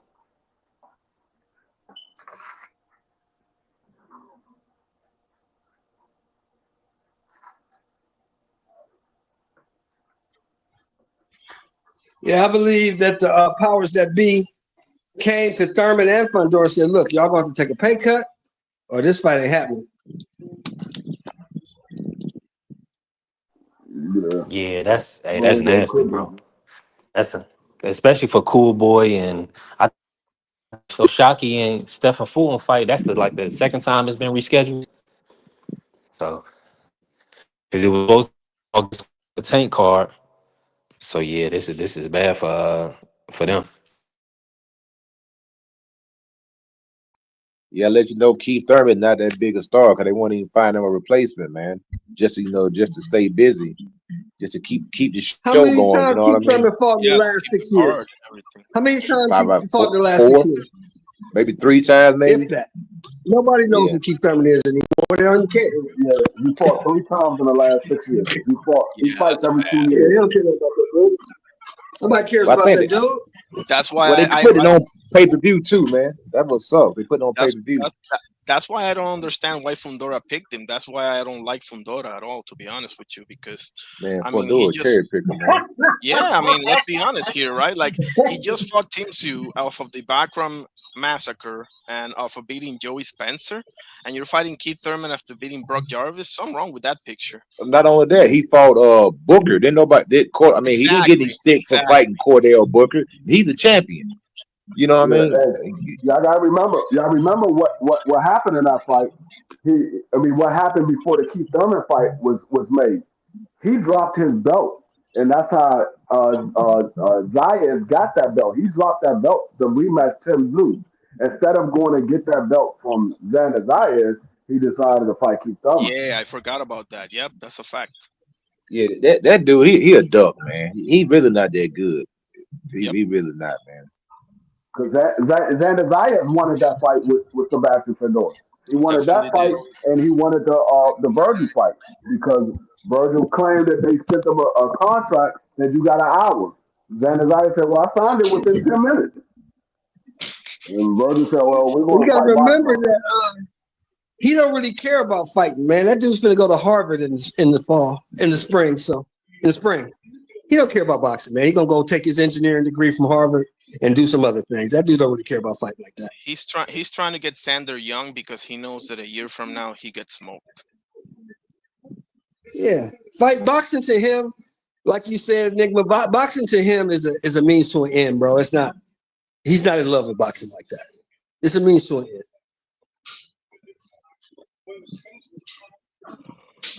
Yeah, I'm with y'all. I'm with y'all 1,000%. Just moving around. Y'all already know this the road show. We definitely working. Now, I gotta man, listen, the most anticipated fight moving for in my opinion, up for the remainder years, the Haney Norman Jr. And the talk this week, has kind of been about Norman Jr. I think he's been for 8 years. I think he's been at since he was 16 years old. He's been fighting 145 in the amateurs. Now he's at 147. So he's been fighting 145, 152. I gotta ask you this, Mr. Sheldon. I want to get Coach Eddie and Free in on this as well as Irony Boxing, but he kind of spoke on it already. Do you feel like size is gonna matter in the Haney Norman Jr. fight, or is skills gonna be the difference? Size ain't gonna matter because Haney ain't never fought up there, and Norman been up there. The size ain't gonna matter. It's gonna be the fact. It's gonna be the type. What's gonna matter the most is gonna be the type of fight Devin tries to fight. If Devin tries to fight the way he fought Ramirez, he loses and he loses badly. He has to fight he has to box at times, and Devin gonna have to stand his ground and fight that guy sometimes to get his respect. If he can't hit Brian Norman with nothing to keep Brian Norman up off of him, and he allows Brian Norman to get to the floor of the fight, it's gonna end and it's gonna end badly for Devin. I want you in on this, Coach Eddie. What's your thoughts? You think that the size difference Yeah, gonna play a factor? actually, I think both guys are the same size. Devin might even be the bigger guy come fight night, man. You know, Yeah. like my man said, Devin's going to have to show some courage in his fight, man, in order for him to win. I seen him working online. Seems like he's trying to work on his power and everything. Devin has an excellent jab. This is a jab that can hurt you, that can punish you, that can bust you up. I mean, you look at the Kambosos fight, man. His face looked like he was in a car accident. Regis' face looked the same way, and that came off that jab. If Devin's able to get into that rhythm with the jab and is strong enough and is sturdy enough to make Brian Norman think twice, not only that, I think Devin he can punch a little bit. He may not be a knockout puncher, but I think he's respectable. And it all boils down to if he's able to land and keep Brian Norman offset. Uh, our favor, man, the closer this fight get, the more I'm kind of teetering. I think Brian Norman definitely can get the job done because he just had this. You see a guy had all these highlight reel knockouts, man. It's like, dang, this guy looks extraordinary, man. And it's kind of hard to pick against him. But then we seen everything that Devin just went through with the adversity with Ryan. Even though Ryan was on the Osterine, I mean Brian Norman punches harder than Ryan on Osterine. So you know what I mean. So it's like the the the punch resistance may not be there anymore. The mentality may not be there anymore. So I mean, Devin just gonna have to just be willing to go out on the shield to be, if he wants to get the job done, man. Because if he fighting a tentative fight, I think he's gonna probably wind up getting him hurt. You know, fighting scared. He's just gonna have to just fight courageously if you want to get the job. He got to have to do something legendary to get this fight. I'm with. Hey, listen, I'm with you. And I, speaking upon what you said, David had some thoughts about that Ryan fight, man. Shout out to David. He spoke on it the other day. What I like about the Ryan fight is that he came out. Ryan, even if it was a little bit, he still came out. Why do you have any of that in your body? You know what I mean? I don't know what if there was messed up with the supplements, but I feel like that was a big advantage for him. It was a really big advantage. No matter what anybody says, you shouldn't have any of that stuff in your body. So, in my opinion, that helped him a lot, and it messed up Haney a little bit because it wasn't 50-50. Man, I love this nigga David. He said it wasn't 50-50. He just kept 100. It took a lot of people a lot of time. Or people still not taking into account that it wasn't an even playing field. Um, that's what it is about, man. It's about an even playing field. It's about adequate testing for these guys. Free, I got if you speak, I know Free probably moving around working. Free, if you could speak on it, what's your thoughts? It's been a lot of talk about the size of Norman Jr. being, kind of 8 years fighting around 147. Do you feel like the size is gonna play a difference in this matchup? The size will play a difference in the matchup. If Devin Haney comes in there much bigger, like from Mm, what Mauricio said, if you take Mauricio word as being honest, Mauricio said when Devin Haney fought Loma, he was 165. If Devin Haney is used to fighting at 165, then it's not a problem. If Devin Haney comes in there and he's like 170, 180, and he's not used to being that big, then it's going to be a problem. But I don't think Devin's going to get that big. I think Devin's going to be around somewhere around 150, 160. I think Devin has to because Devin is a big dude. He's not a small guy. Devin is a growing boy, or growing man, I should say, and he's used to being the bigger guy.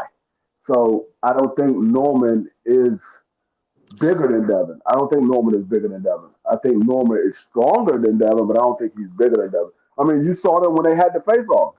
Devin is bigger than Norman. Norman looked yeah. like he right around what his weight class is. Norman looks like he keeps his body close to around 147. He probably somewhere around 155, one maybe 160. It looked like Devin Haney was somewhere around 170, 175. So I think Devin is normally the bigger guy, but he's fighting somebody that's at a bigger weight class, that's been at a bigger weight class. But I don't think it's gonna play a factor in this fight. I think it's gonna come down to the tone of this fight is gonna probably come out as a victorious one because if Devin Haney go out there and he's throwing a jab, and Norman is pressing the action and making Devin has to go on a defensive mode majority of that fight, Norman is going to win that fight. He might even stop Devin if Devin is being a little too defensive and not letting his hands go. But if Devin is keeping Norman at a distance and Norman can't get in striking range, Devin can outbox Norman. Devin is the better boxer. He can outbox Norman. So it's going to be determines on who sets the tone of this fight. Yeah. I agree with you. Irony, did you want to cook on it real quick? You spoke on it earlier. Did you have any? I'm gonna ask these brothers about Bivol and Bud that was talked about earlier. Unless you wanted to speak on the Haney Norman. Um, no, I think yeah, what I said before, and also what D Free said, like if Devin Haney can just keep him at range with the jab and everything, but It's interesting, man. And I just feel like at the end of the day, any way you slice this, it is a 50-50 fight. It's whoever can impose their will, you know? Yeah. 100%. I'm in full agreement. And but earlier but on this live, Bud name was mentioned with Bivol. We were trying to find a meaningful fight for Bud. Um, I gotta ask y'all this: do you? We already asked about the money fight, but is Bivol fighting at 168? Some people said that he could still make 168. Is that a realistic fight in y'all opinion? Do y'all want to see that fight? No, And who would y'all have winning that fight? no, that's a stupid Uh, fight. No, I it's don't stupid. want Yeah, to see. I I don't don't. want to see in the ring with nobody but Arthur. You said you wasn't fighting David because you had a trilogy with Arthur. That's who you need to get in the ring with. Eh, Other than that, I don't need to see you in the ring with nobody. You need to get in Mm, the ring and get that fight with Arthur so David Benavidez can get the winner of you guys. Can I Let him ask you get a the winner of question? you guys, and then if you want to go fight, if you want to go fight Bud, then you fight Bud. But like I said, right now Bud is in the driver's seat. He's the one that's going to pick who the opponent is. Can, Everybody is just sitting there waiting to see what he's going to do, and he rightfully earned that. So yeah. can I it's ask up you to Bud something, what Bud different? wants. Can I ask you Huh? something real quick, Free? Because I'm in full agreement with you. I won the trilogy first, right? But we touched on this with Juan earlier. What do you do with Benavides in the meantime, though? Do you fight like a Joshua Buatsi or maybe Well, like the? Benavidez got to fight with Yard. He got to get past that fight with Yard, Yeah, and no, no, then I understand that, but I'm just saying since Bebo is Bebo's not fighting in this year anymore because he's recovering from the surgery. So let's say that the I'm, trilogy happens like in March or something like that. Do you think Benavides should just wait, or do you put him in there with like another one of these? I put it this way: David Benavidez get past Yard. Since Arthur is coming off an injury, he's not going to be fighting anytime soon. We don't know. I don't recall exactly how long he's going to be out, but he's not fighting within the next couple of months or so. That Yeah, fight was supposed to be in November. He's not fighting in November, so he's not fighting the next couple of months or so. Well, since he's not fighting, he's going to need to get back into shape or whatever have you. David Benavidez get past Yard. David Benavidez and Bilbo could fight for undisputed. David Benavidez got the other belt because Bivol dropped that belt because he was supposed to be fighting Arthur in the trilogy. right. So y'all can fight for undisputed, and then the winner of that can fight Arthur when he comes back. Well, they stripped him, I think, but nevertheless, so you're saying Bivol but Benavides first, and the winner fights Arthur? Yeah, I mean, because Arthur Okay, I'm is not out mad at right that. now. He's injured. He's out right now. No, no, Bivol was the one that had surgery. But No, Beterbiev is fighting in November. Arthur just pulled out because he got injured. He just pulled Yeah, out. he He got pulled injured. out of the Dion Nicholson fight Oh already. shit! I didn't know that. I'm sorry. Oh, Yeah, he well, just pulled out. He got injured. okay, okay. I see what you're saying. That's what I say. Oh Yeah, David Benavidez get past Yard, then make the fight with Bivol, and then the winner of that fight, Arthur. Because by then, Arthur should be back. Now, yeah. Arnie, that's what D Free believes. I don't believe that. I believe Arthur said, I am not fighting Demond Nicholson. Why would I fight this guy? I'll just wait. That's what I think. And they disguised it with an injury. He's like, I'm not fighting this dude. For what? I'm going to knock this dude out in 2 rounds. I'm not doing Yeah. that. No, No. I feel you. I feel you on that one. That's probably true. I The gotta be only honest. the only thing that I have a problem with that, I understand what you're saying, Shelton. The only thing that I have a problem with is nobody forced you to take that fight. You could have just said, no, I'm not fighting him. Yeah, from the get go, right? I'm Yeah. not. I'm not fighting him. No, I'm gonna wait around for Bibble. Bibble wants to sit here and play these games. Okay, I ain't got nothing but like one or two more fights left anyway, so I'm just gonna wait around for Bibble. I That's the mean, only no. thing I have a problem with. I just And I don't agree think. with you, D Free, 100%. But I think what happened was he took the fight because I believe generally Arthur just wanted to fight. But when he sat back and thought about it, he said, what if I fuck around, go ahead and get clipped by this dude? Nah, I Yeah, ain't doing it. and then Nah. there's no trilogy. Yeah, no, I feel you on that. But Yeah, no, I I'm mean, not not doing that. not for nothing. I mean, I do appreciate guys staying busy because, for example, Kid Austin is number one to Tank Davis right now, right? And he's fighting Jojo Diaz. So, I appreciate. I mean, I appreciate both sides of the coin here. To be honest with you. Now I feel like it really come down to Turkey, right? Because Turkey, I think he wants Benavidez in the mix with these guys with Arthur and Bivol. So that's why he was trying to force Beterbiev on the card last minute. Is because he's trying to build the fight up, He's hoping to get one of those two fights, either Benavidez, Beterbiev, Benavidez, Bivol, because outside of Free just holding Bivol to the fire and Irony Boxing, I guess I already just love the sport. Nobody else is asking for Beterbiev Bivol 3. I'm looking at the ball as a duck. Right. Nah, I Exactly. think that's a little. I think that's a little too far. I mean, I think he's legitimately injured because remember, if you yeah. really remember, maybe like 9-10 months ago, his wife told everybody he was injured when she was mad at him. Listen, Yeah, you don't go through that's 24 true. rounds with Yeah, Arthur she said he got Beterbiev back unscathed. problems. She said he got elbow problems. He got back problems. He's injured, and she was trying to tell Arthur to go ahead in there and beat him because she was mad at him, and that was like a year ago. So You I don't think he's duck someone legitimately you injured. already fought twice, though. She said that before the I don't see rematch that. too. Huh? She said that before the rematch. She said that before the first fight, Arnie. She said he was Okay. injured before the first fight. She been telling us he was injured because she was mad at him because she said he used to beat her ass. Yeah, I remember that whole thing. But Yeah. I don't see how you duck someone that you wouldn't. I don't First know. of all, I'm looking at the ball as no, a duck. nobody else went in the How? ring with How is Beterbiev he a twice, duck? though. Who is he ducked? Nobody else fought Beterbiev twice. Nobody else did that. Yeah, who is he ducked? He ain't There's ducked a reason nobody. for that. You sound like really far away if you're talking, I'm different. waiting for you. I got You a say he question. ducked. I got a question for the Who panel, did he man. duck? Nah, they saying he Y'all ducked got David because he dropped his belt. Oh, you're Oh my referring to God. David. No, I'm sorry. Nah, no way. He You ain't you ducked you him. you would fight you would fight Benavides 10 times before you fight Beterbiev. Honestly, I mean, nah, no Yeah. way. There's way more danger fighting Arthur than it is fighting that dude. I'm sorry. y'all got a question for the panel. Now Uh-huh. Go ahead. y'all Go ahead, aware bro. like Brian Norman Sr. It seems like to me that he's fighting Boots instead of fighting Devin Haney.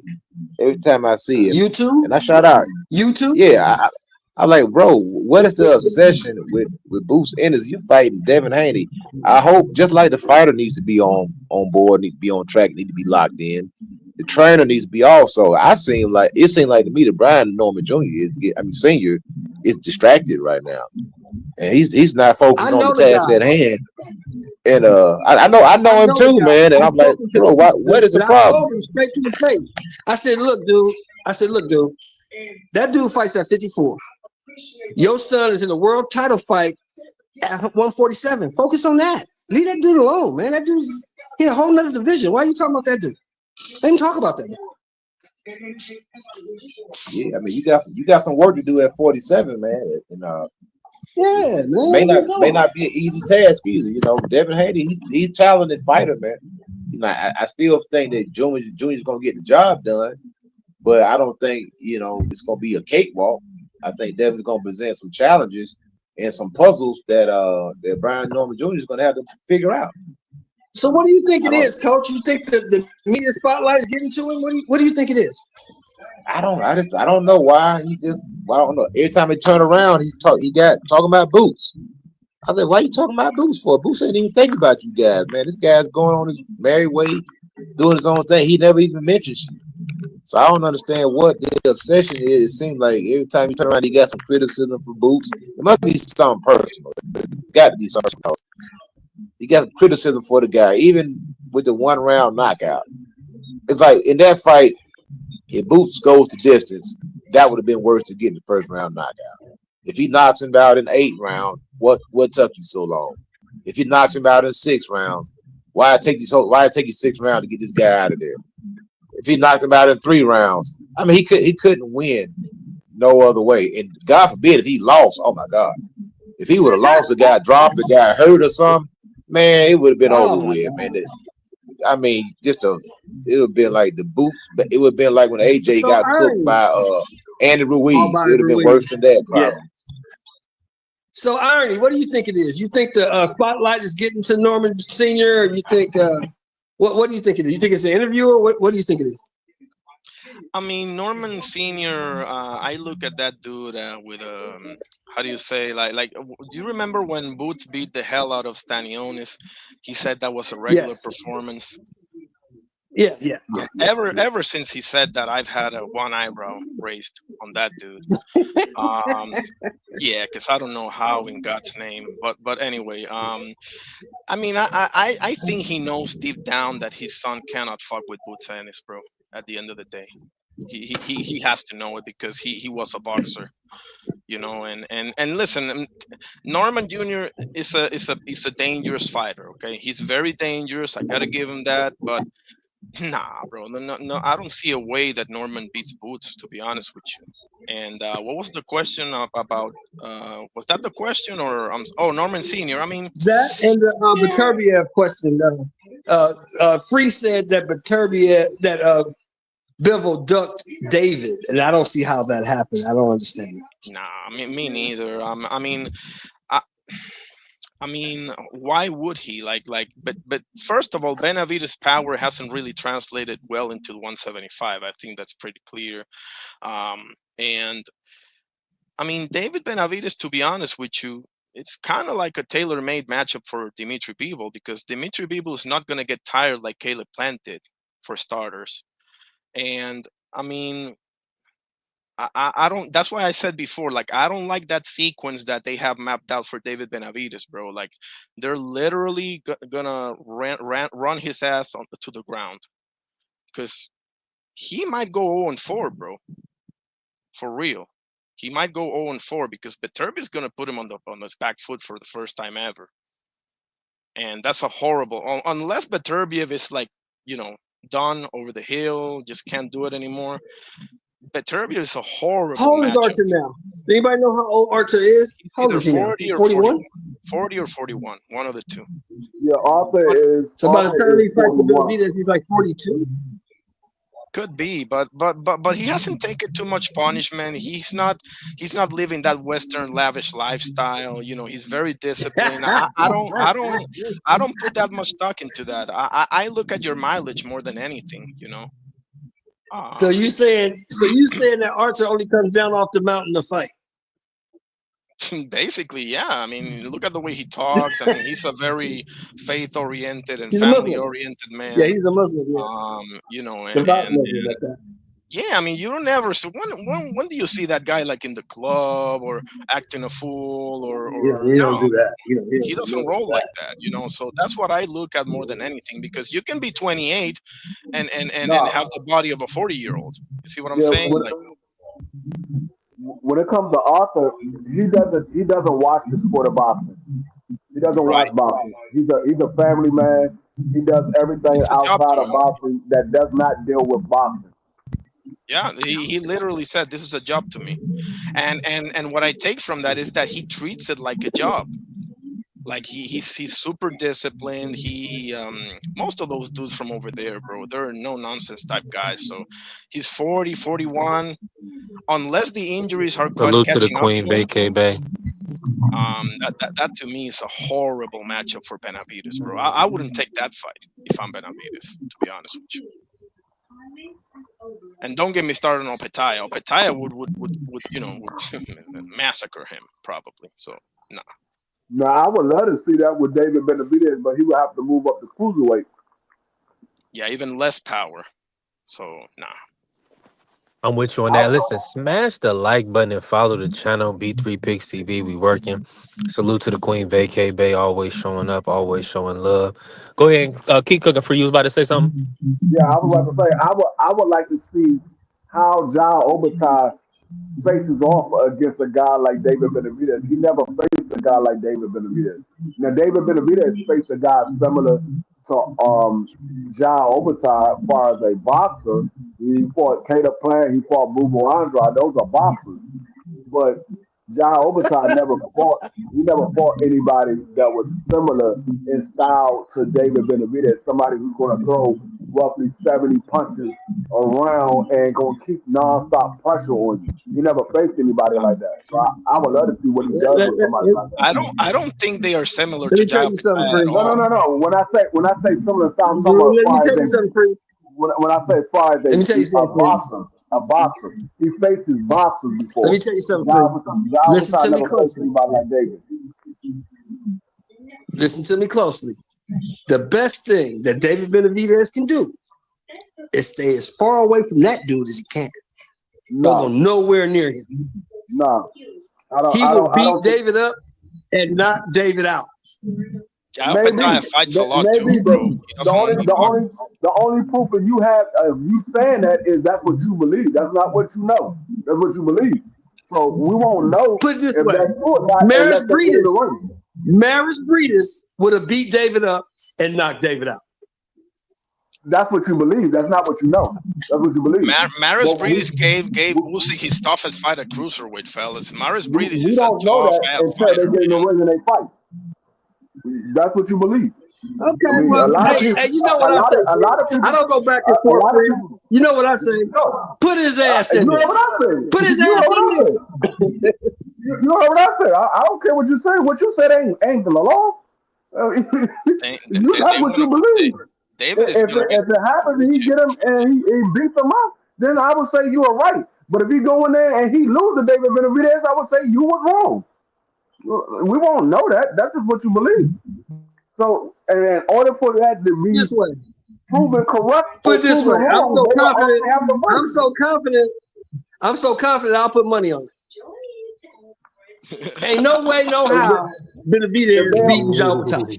It ain't if they happening. ever miss the fight, then you put money on them. That's a horrible matchup, Yep. bro. I'm telling you. Better go after Zurdo, Horrible man. matchup. Listen, go after Zurdo. Yeah, I'll give fight you the Zerto. benefit of Fight the doubt. Zerto. You can beat him. Yeah. Oh, Petaya's bad news, man. Like I don't see how Petaya. Oh man, Is Jao Pitaya pound for pound in y'all opinion? not Is he yet, that good? not yet. When Yeah, he beats Zurdo, he will be. Not yet. I Not would yet. say But I he would beating that dude. I would say he is a pound for pound fighter. I would say he is, I and mean, what are we I'm gonna tell doing? you Are we why I are we would say doing he top is. 10 Because or if you saying other guys that you believe is a pound for pound fighter can't beat him, then that means he's a pound for pound fighter. I mean, I just can't put him in with a Boots or with a the top three obviously are in a league of their own, right? Bud, Usyk, and the Monster. I can't even put him with. I just gotta see a little bit more. Breedis is good. I gotta see Zurdo. Zurdo happens, he might even jump into the top five for me. But I I'm just gonna put it this way: if Ja Obertide and David Benavidez was the fight, do y'all believe David Benavidez beat him or lose to him? I know Shelton believed that David would lose. nah, he loses. He loses for sure. If the dribble David, You went low out key, free. low key, bro. I can see David going 1-3, beating Zurdo only, bro. I don't think he beats the two Mm. Russians, and I think he gets murked against Opetaya, bro. Seriously, Zurdo is the one, and David is stuck between a rock and a hard place, man. Because you can't be fighting killer after killer after killer after killer, man. Like that's, and he does get hit as it is, bro. He got hit by Caleb Plant, he got hit by Bubu Andrade. I know he stopped him, but he got hit a little bit by Vosdick, and Morel kind of wobbled him with the check. I know he wasn't competitive before you jump on me, Shelton. I know he wasn't that competitive, but like But David I ain't hear the what you're slickest dude out there. David ain't the slickest dude out there, and these dudes are naturally bigger than you, and they got skills. I mean, I don't know, man. I think, and I like David Benavides, but man, man, he's screwed, man. And I say this, Free, to your point, even I think at his best, at his healthiest, Bivol don't beat Opetaya. Bivol don't beat him. Opetaya beats him. Yeah, I think so too. And Beeble's my favorite fighter, but that's just bad news. Now that four Opetaya's a fight monster, man. deal, That dude is different. That dude Yes, is a sir. monster. He is. Yeah. And I think David's deal with Samson is coming to an end because those is four grueling fights. And a lot of times management wouldn't even put you in fights that tough. So it's gonna be interesting to see if those are all those fights come to fruition. Because I'm not convinced. Coach Eddie, what's your thoughts on Jao Patai? Is he pound for pound in your opinion? Do I you feel like he could stop Benavidez? like I said, I say he a pound for pound fighter. Because if I put him in there with Canelo, I think Jao Batai beats uh Canelo. If I put David Benavidez in there, I think that's a good fight. If I put some of these other guys that's on the pound for pound list, I think Jao Batai beats them. So if I believe that he beats those guys that's on the pound for pound list, I gotta put him on the pound for pound. Yeah. Yep, that's a good point. Yeah, he's a talent, man. I look for this guy to make noise at heavyweight eventually, man. You know what I'm saying? I think we're getting back to the average size heavyweight right now, which is around 6'3", 6'4", 225 to 235 range. I think the super heavyweight division is kind of fizzled out. These big guys are not what they're panning out to be. Tyson Fury was, good. Anthony Joshua, those guys had their day, their moment in the sun. Now they're kind of going by the wayside. But yeah, he's definitely a pound for pound. I think he's probably going to do something similar to what Usyk did. When it's all said and done, he's not only that, he's a violent fighter, very violent fighter, man. Just a guy. Yeah, that's a good. Yeah, He's a I agree. force to be reckoned with, man. He's got a temperament and a mentality. I always talk about a fighter's temperament. A fighter can be all as strong as he wants to. Even AJ, once AJ got stopped by Ruiz, his temperament changed. You go back and look Yes. at a young AJ, man. He was vicious. He was mean. He was hungry. He wasn't messing around.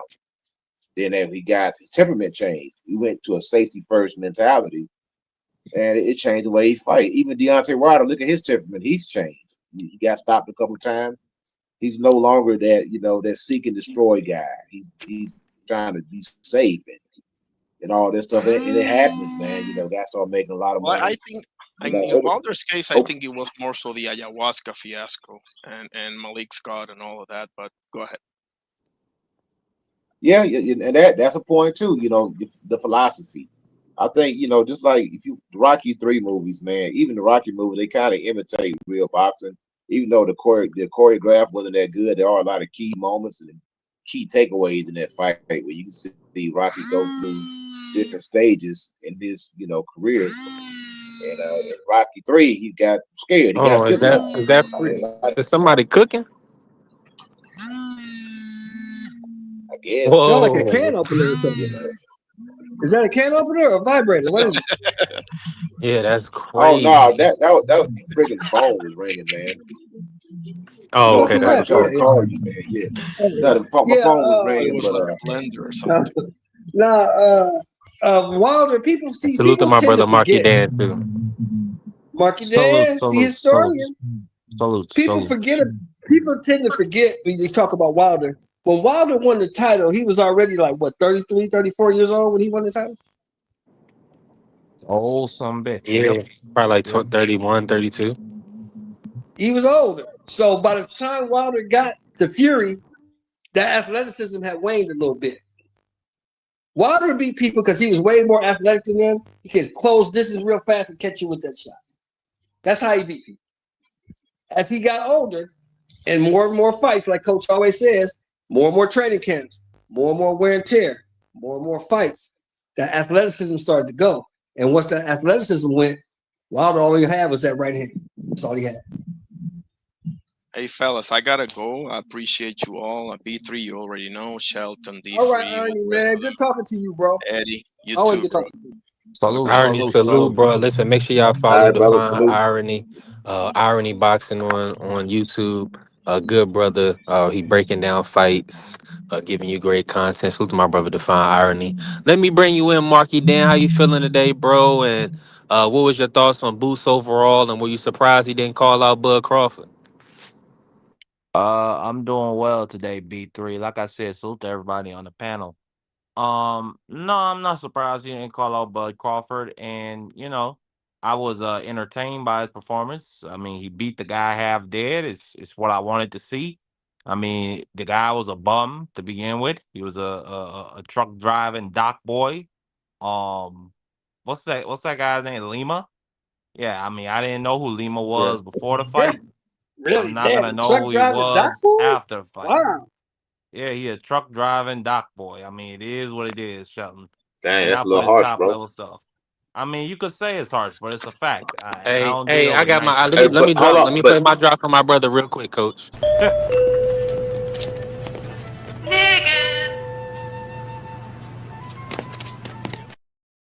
All right, go ahead, Coach. I think you He, had a question for Mark. well, golly, I wasn't now I'm finished, just but saying. okay. I mean, what he did to Lima. I mean, you look at somebody like Boost was supposed to fight Teofimo Lopez at one point in time. Tio goes 12 rounds with this guy, man. Literally, he's not stopping Lima. So we got to give a little bit of credit. Mm. We got to give Boost a little bit of credit. The dude's a puncher, man. Not only that, he just see things You happen said in Lima boxing. fought Tio? Hold on, let me give you a few examples real quick. Things happen in boxing. Lubin got caught, first round knockout, flattened out.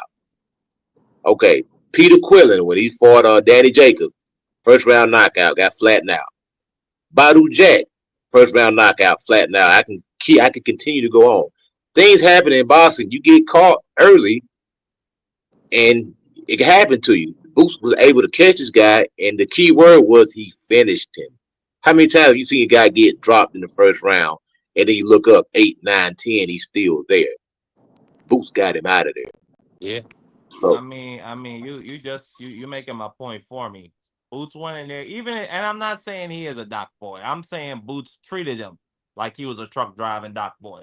I didn't know who Lima was before the fight. Respectfully, I'm not gonna really take the time to know who he is afterwards. Boots did what he was supposed to do. You know what I'm saying? I'm excited for the next fight. I see B3 picks. He got Boots versus Virgil up there. That's what I want to see next. facts. He already know. B3 already know how I feel. I'm sick and tired of the Virgil fans. I'm sick and tired of them covering up for the dude.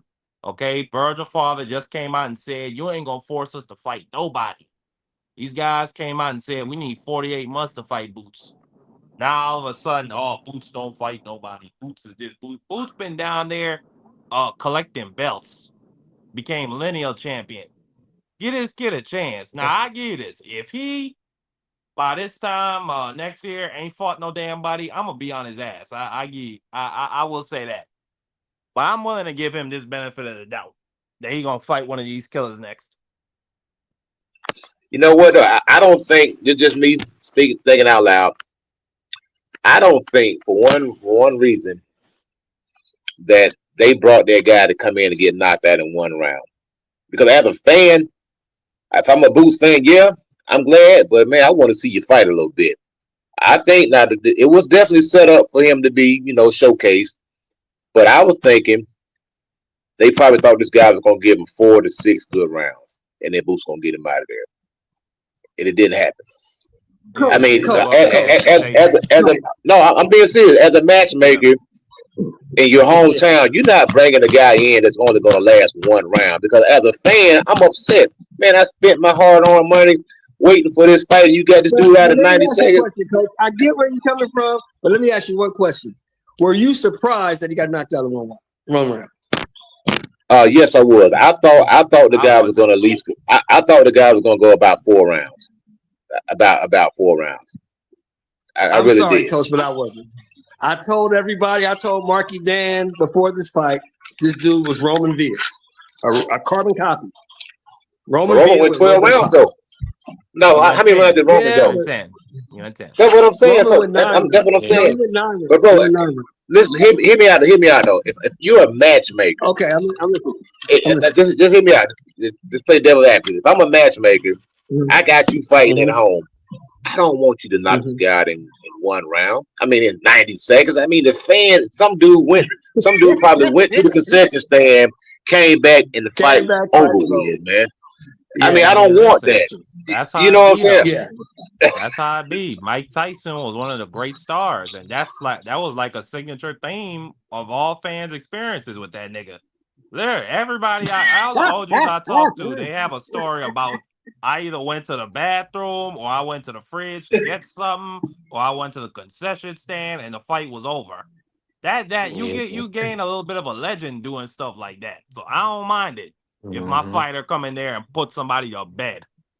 One Nah, round if I flatline them. blink my eye, if I didn't spend over a few $1,000s and I blink my eyes and the fight is over, I'm not gonna be yeah. I'm a happy. little pissed. I don't Yeah, I'm a care little Man, pissed. I'm a little what pissed. look up legend at the big you could screen, nigga. you could be a legend all you want to be. But when people spending money, they want to fight, man. They want two combatants. Yeah, They want dudes to compete on the same level, and that's why people was kind of getting Man, on Boots. Nah, brother. What I'm telling you is this. See, people spending their hard-earned money, or they taking their time out to watch an event. People could be be with their shorty or with their kids. They don't have to for one round or for a stay busy fight. nigga, it's a So Waffle House. It's probably a bars. It's things to do in the Philly area. I think. I don't know. Figure it out. I did what I was supposed to do. I don't get paid and I hear what you're saying from a fan's perspective. I do hear what you're saying, B3. But from Boots' perspective, my job is to hurt this nigga. I did my job. What you niggas want? Not what now you niggas want me to carry mhm. niggas?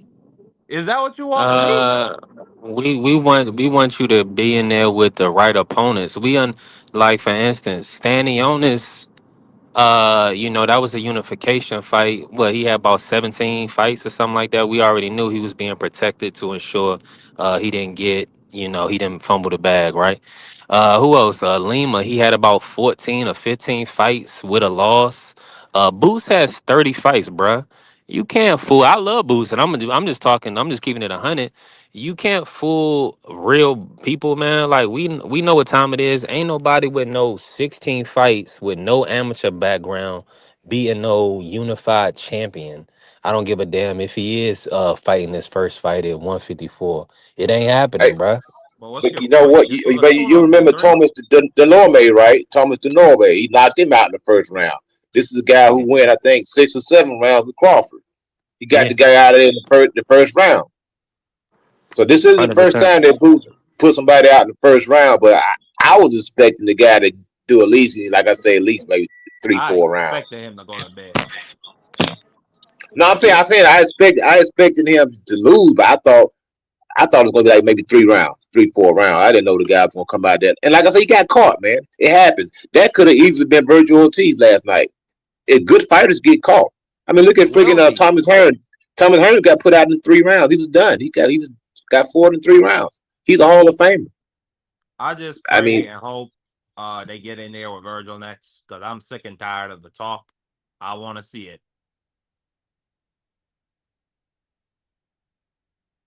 Or Bakram. I wouldn't mind Boots picked up a belt because that Fundora strap is going to be tied up for a little bit. So I wouldn't mind if Boots picked up a strap from Bakram. Then he got the Virgil fight and they fought for nah, that title. the Virgil fight is the one to make right now because it's coming off the heels of the Canelo Alvarez Bud Crawford thing, and the Mexican fan base they need some get back, and they'll jump behind Virgil on this one. It'll be another culture war. Yeah, and I'm gonna ask you, Mark, do you feel like Golden Boy and Oscar De La Hoya, you feel like they're gonna make this matchup? I mean, I don't see any reason to do any more seasoning, but they might want to pick up a title first. Like I said, because I mean, Virgil never been a champion ever.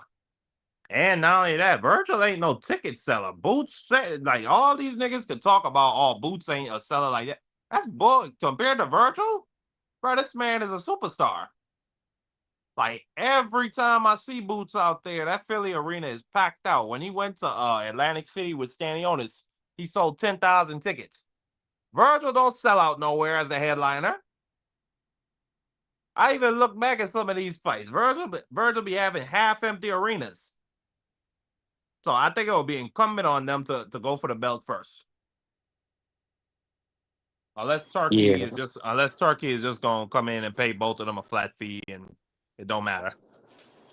yeah. The belt just gives you legitimacy. But I mean, it's about really the names, the monsters that he's fighting. If he fights somebody that is a perceived monster, people have interest He in the lost fight. to Boachuk and he beat Madrimov. I mean it's not a bad name to have on your resume. I ain't gonna lie to you. That's a good win. But Think about he ain't been out here just what I'm saying, B3 like hunting for smoke like that. That's not what I've been seeing. Madrimov claim to fame and just going to giving Terrence Crawford a good scrap. That's pretty much his claim to fame Yeah, he right there. won 4 rounds. That's his claim to fame. He won 4 rounds against Terrence Crawford. Maybe 3.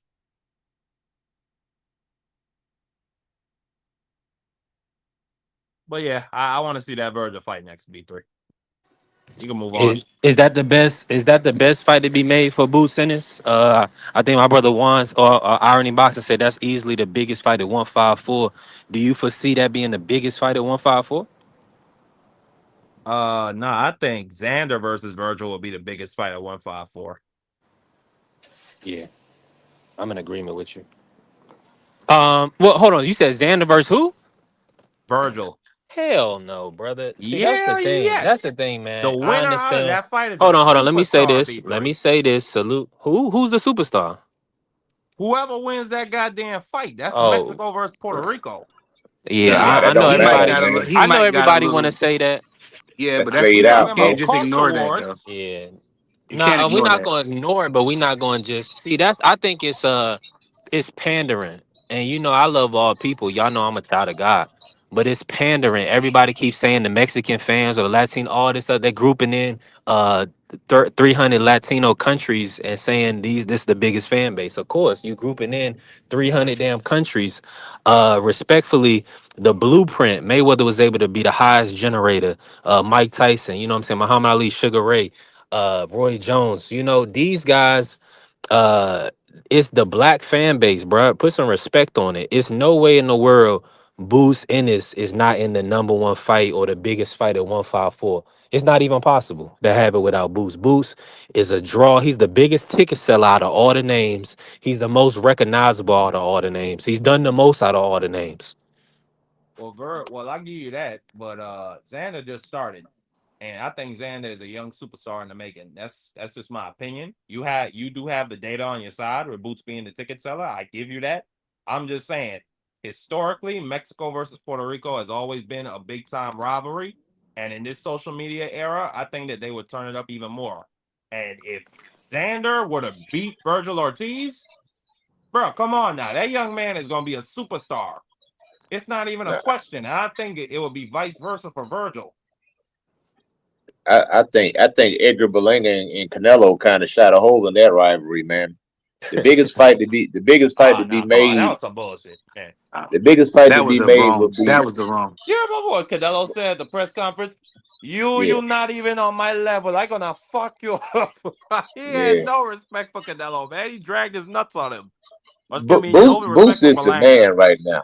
If it's Yeah. anybody, any fight, Boost right now is the money guy at 54. You put Xander in with Boost, you put that fight in Madison Square Garden, it sells out. Philly's right. You can throw a rock from Philly to Madison Square Garden. All Yeah. Philly gonna show up. You got all the Puerto Rican fans in New York gonna show up, man. It's gonna be a jam packed house. It's I gonna give be you that. capacity. Xander Boots is a good fight too. Yeah, you is It right is. about that though, Carrier. He is from America and he's from Put it Dallas. put it in He's Madison got a Madison Square Hispanic Garden, man. background though, bro. Yeah, I think the Boost and Virgil is bigger than the Boost Xander right now. I think Marky, you projecting a future Xander, like a future Xander that everybody loves. It's hype. I But don't just I gave you that. I told you yeah, you have the data on your side with Boots being the ticket seller. But you can't deny the hype. And if you get right in there now, with the right right now, opponent, Boost Fundora is bigger than Virgil Xander. At least a I new disagree. piece. I'm telling you, you mark my word. This guy Boots, if he continues to win, he's going to be a bigger star than Terrence Crawford when it's all Mm. said and done. I guarantee. I'm gonna tell you why. Because Terrence Crawford became a star when he was 38 years old. This kid's 28. If he can continue to win, that's the key. Continue to win.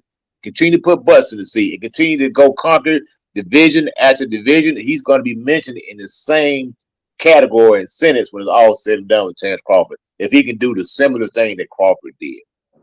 Undisputed at 54. Undisputed at 60. Undisputed at 168. You got to put him in the category now. You got to mention him now. But the key is to win. He has more time than Crawford. This dude's 28 years old. He got probably 6 or 7 years left in his prime. Got a long time to make a lot of waves, man. This kid's gonna be a globe trotter. He's gonna have fans in the UK also. Him hooking up with Eddie Hearns is gonna introduce him to a whole nother fan base. And the way things are going in boxing right now, boxing is really, really going international now. You got fights over there in Africa that they're putting on. Of course, you got the UK. This kid can sell out in his own hometown. This guy's gonna be probably fighting in Vegas, Madison Square Garden, Philadelphia, Saudi Arabia, you name it, the UK, over there in one of those arenas over there in UK. It's gonna sell out. You put him in there with Conor Ben or something like that, that's a sellout, man. Big. This dude, the sky's the limit for this kid, man. Yeah, easily. He can go multiple ways at 54, man. It's like mad people. I wouldn't Let mind me that ask kind of y'all this, fan fight. Mr. Sheldon. Mr. Sheldon, what's the biggest fight at 154 in your opinion? I want to bring Free on it after that. Right now, Yeah. the Next biggest fight. fight at 54 is probably Boots and Virgil. That's probably the biggest fight.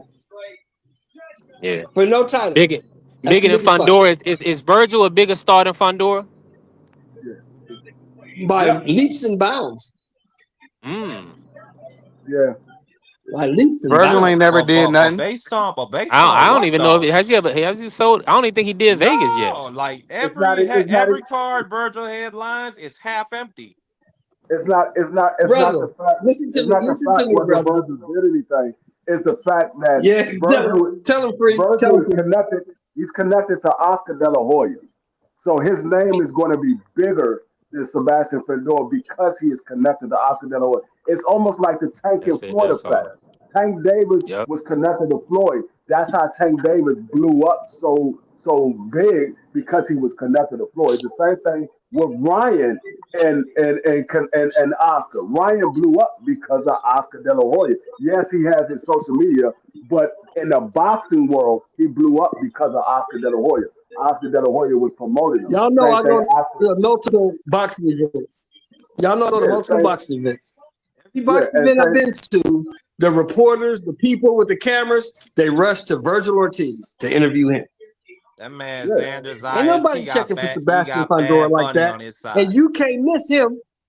Ain't Hey, nobody checking for Sebastian I'm Fundora like that. You can't miss him. He's gonna tell 6'6". you. I'm gonna You tell you can't like miss this. him. If Sebastian Fedor's name was bigger than Virgil, the ticket sales wouldn't be down versus Sebastian Fedor and Keith Thurman. Nobody Yeah, that knows dude that dude Sebastian Fundora, besides you, Mark he Daniel. ain't, Nobody knows he that don't dude. have no personality, man. That dude dresses weird too, man.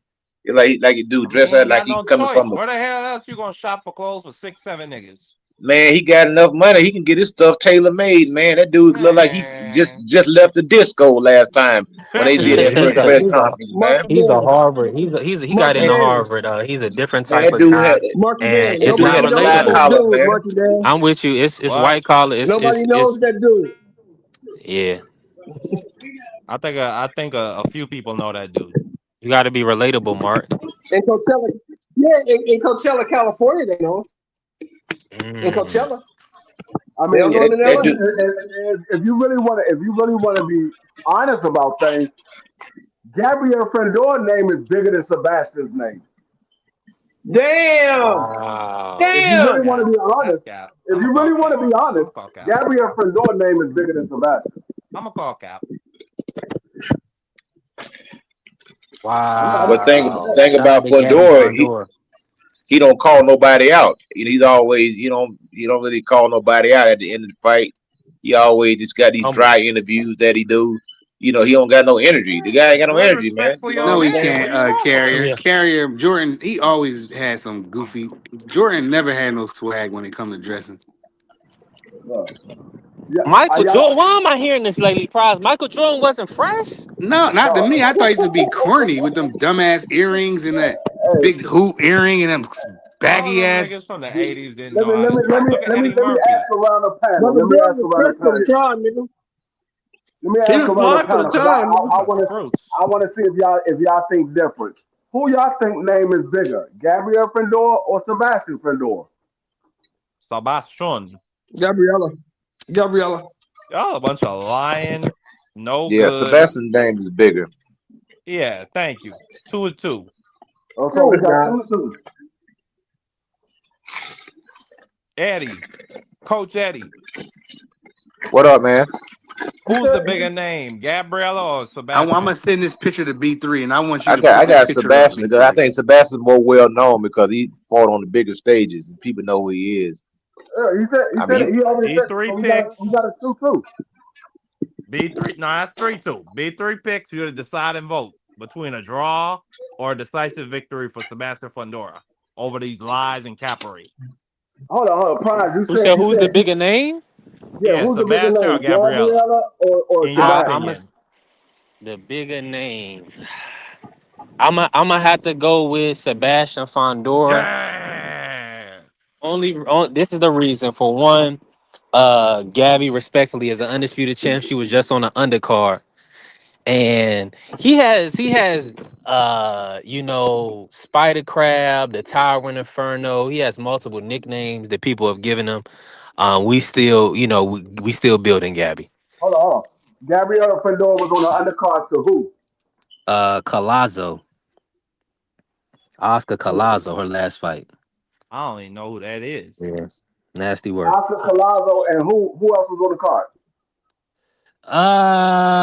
Some Golden Boy prospects. It was the Some last cab B3 card. don't drivers. even know who it is. That should tell you enough. Some cab Yeah, it drivers. was a Golden Boy. It was just a normal card. It was just the last Yeah. card. She was Another the Doc co-main event. boy. It was a Golden Yeah, Boy a couple card, of cab correct? drivers. Yeah. It's a Yeah. Golden Boy card, correct? Yeah. How Yeah. many Mhm. Yeah. females do Golden Boy have outside of Gabrielle Fendor? I mean, shit, you got a Now, long line of questions and None. shit. yeah, I Exactly. mean, what's the point, That's Free? the point is None. he doesn't promote women fighters. That's the point.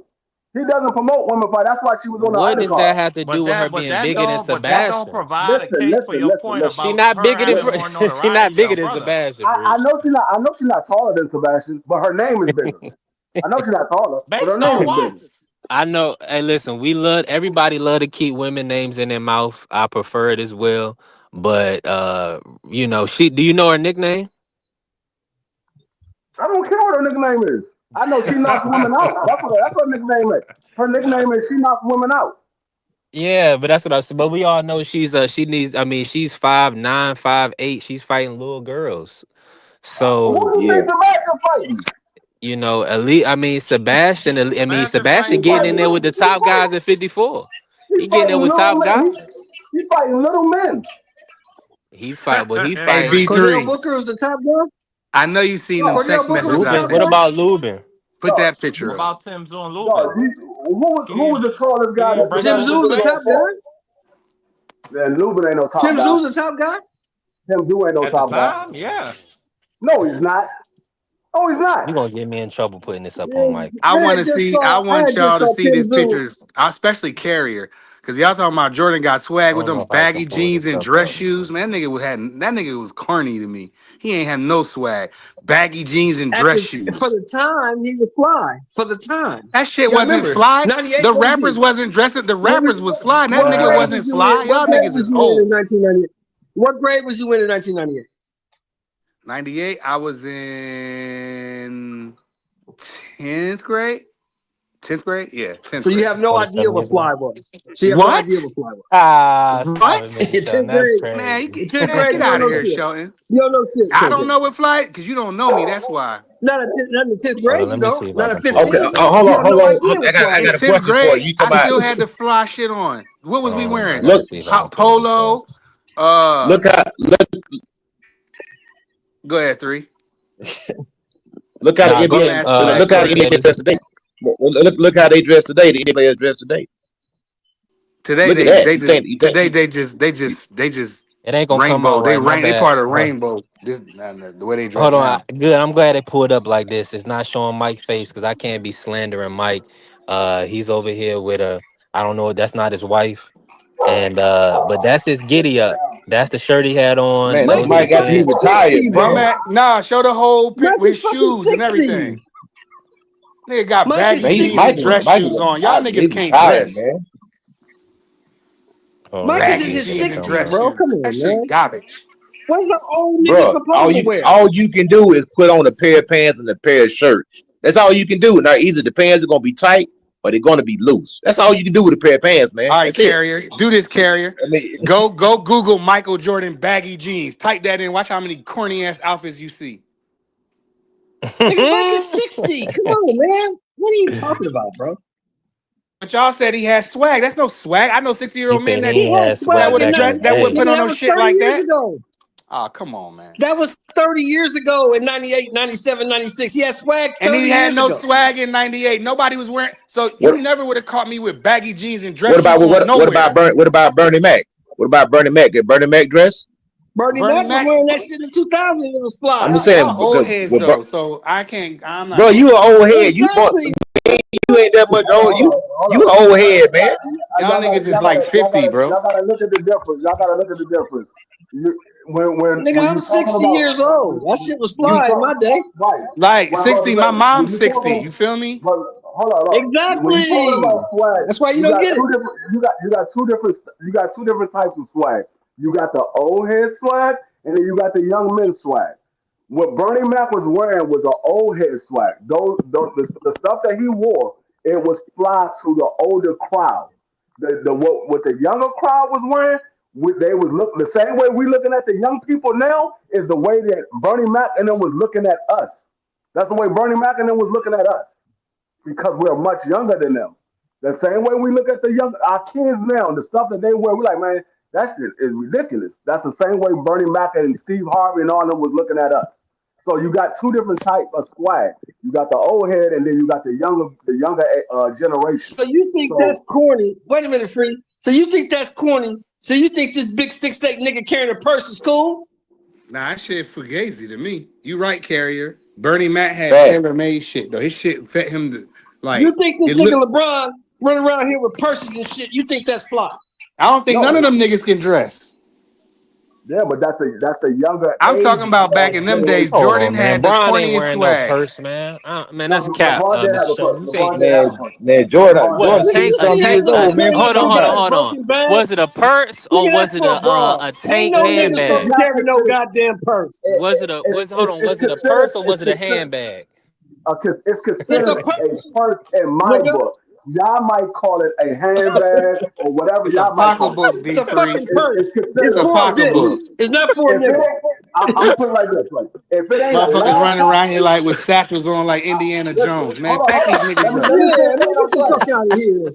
Weird Pack dressing these ass niggas up, nigga. man. Nobody wear that shit. No, let me finish what I'm saying. If Hold it's on, hold not on, a free. laptop, All I can tell you, sir, is that he's gay. it's considered a purse. I don't see no man walking around with a bag and because it got Louis Vuitton or it got Gucci on the side Care of it, what it saying, got "Oh, on, fool. it's cool." And unless it's a book bag, man, it's a purse to me. That's on is a Yeah. purse. Mm. I see a lot. I see a lot of kids wear it. I'm not knocking them. That's the style. That's what they want to do. So be it. That's on And you. let It me just won't let be me Then for why just me. is say your this. grown ass walking around here with a backpack anyway? From Bitch ass from nigga. It from my won't be for from me. this what I'm gonna tell all the young brothers out there respectfully. You know, everybody got their own way of living, and you know I may disagree with it, but if you got that a little strap that women you that you would put it around your wrist, that's a purse, man. If you got that little, I know what I'm talking about, that little strap on the end of the hand, a little handbag or whatever. If it got that strap for you to put it around your wrist, that's a purse. Nigga, if it got a big ass handle and you When it hang, carrying it, when it's it, a big ass when it purse. hang Nigga, off what are you when it talking about? hang off the bag like this, B3, when it hang off the bag like this, Yeah. when that joint hang off the bag like you got the bag and they got that little Look, look. joint right there for the Hey, wrist. free. Free, you too generous, free. Nigga, if it ain't a Hey, wallet, it's a motherfucking purse, nigga. If it Yeah, ain't a yeah, wallet, I'm it's a with the. purse. I'm with you on that now. Hey, yeah. Hey, listen, if you can't keep it in your jacket, or and listen, if you can keep it around your waist or around your shoulder, brother, do not wear it. Do not wear If it you hey, unless unless put you that unless shit it's in your back now, it's a pocket, fanny pack. Now, hey, if you but got hey, kids, you hey, got a big fanny free. pack. If you're the If I see a nigga walk around with one of these joints on, that's a purse. This is what my wife got. That's a purse. Nigga walk around with one You of supposed to put Like that you supposed to Jordan put that Tank junk Davis in, had on when in he had on cargo that pink pants, fur. man. When Tank That's had on why you that wear pink cargo fur, these. pants to throw niggas that was stuff like, in your "Oh pocket, man. man, that's a man bag." That nigga Tank had on a pink fur with a green pocketbook. I don't care what none of y'all niggas say. yeah, that was weird. That's word That to was my crazy. kids. No, That all was them crazy. niggas wear They was purses. ODing for that Ryan They fight. just said it's a that's that man sugar bag tax shit, to make nigga. it seem Hey, cool. that's that They sugar just said tax it's a shit, man nigga. bag to That's make that it sugar seem tax cool. shit. All of them joints are purses. All of them joints are purses. They just title it a man bag so it can be cool for the straight men to wear. All it is trying to Hey, no, what they y'all gotta pay say? attention to the y'all gotta pay attention to the daggone play. They just trying to get What you they say back in eased our day, in. coach? They Hey, trying to coach. ease you What in. they say They back in trying our to day? ease you Nigga, in if on you that flip, you side. flop. Nigga, They if you trying to flip, Yeah. you ease you flop. in. They never Yup. gonna come directly and say exactly what it is. They want to ease you in. They ain't gonna come and tell you, Nah, "Hey, yo, nah, nah, this a free, perk." free. You being too nice, Yeah. free. Stop being politically correct, nigga. If you flip, you flop, nigga.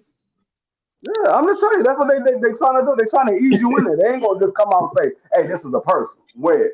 We trying to put this out." No, they gonna say this a man bag. Them All niggas the in men wear Atlanta this free. They shit. talking about all mini skirts all summer. The niggas. Yeah, yeah. If you Man, want that's crazy, prize. I don't even want to believe that no shit That's like on that. my That's life, disgusting, bro. That's bro. on my life, bro. But see, and that my issue is that when you put stuff out there in the public, you a role model the kids consume it. hey, So you letting kids believe that this stuff is okay. So if you know if if you young dress brothers, like if you don't Russell got your Westbrook, father around, young if brothers you not dress gonna have no example. These niggas if wear you dress pocketbooks and paint their nails. if you dress like Russell Westbrook, I'm gonna have questions. I'm gonna have questions. Right. And James Harden. He be wearing that goofy shit too. Yeah, I mean, but like I said, it's a younger generation style. That's their style. That's what I said. You got two They're almost 40 generations. years old, free. I understand that they still want to be That down shit with the gay, younger nigga. generation. I understand that That's that homo shit. some people haven't grown out of that stage yet. They still want to be down with the younger people. Some people still want to be down with the younger people. They haven't grown out of that stage yet. But like I'm saying, you have two generations of style. You have the older generation style, and then you have the younger generation style. So what you might look at and say, "Oh man, that's for them old folks." That's the style for them. That's the style for them. But then you look at the younger folks, you're like, "Hey, that's that young people shit." It's two Right. different generations. And both of them are the Ice T style. said it It's just two best. different generations. Ice T said it best, nigga. Ice T said it best. Some of you niggas is bitches too. Some of these Yeah. niggas look just like you. And Facts. not only that, see, I never looked at like the European style or like these high fashion or whatever guys, y'all they taking that shit to the extreme. They trying to dress like Louis Vuitton or whoever, Ralph, however they dressing these people in the UK and these like intrinsic looking people. So now brothers want to look intrinsic, like my nigga. Keep it And simple, man. Keep it I simple, mean, man. Some of that stuff is real fruity. yeah, I'm So about they to gotta say, be careful with that stuff. I'm about to say, truth Blouses be and stuff. told, all that stuff is the European style because a lot of yeah. that clothes is made over there. All the Louis Vuitton and Gucci and all that stuff, a lot of that stuff is made over there. That's That's why it where the don't fashion cost come nothing when from. you go over there, You free. It know, and they costs been, normal. Yeah, the and you fashion gotta comes over remember there. too, over It in might Europe, come into New and, York first. It might and come over into there in New York Europe, they've been first, fucking but it's boys for a coming from long there. time over there. Yeah, it's coming from over there. You know that, right? Huh? In Europe, they've been fucking boys for a long time. Oh, I mean that's That's not crazy. something that's unknown. Yeah, bro. Let me see the name on it. Hold on, my bad.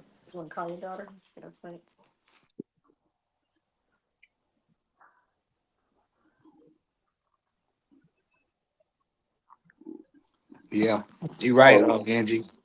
yeah, I mean that's what I said. A lot Yeah, of I that was in. stuff. If you, I can tell if you ever been to Afghanistan, or Iraq, that's one of the things that make you disgusted because they do that shit over there That's why religiously.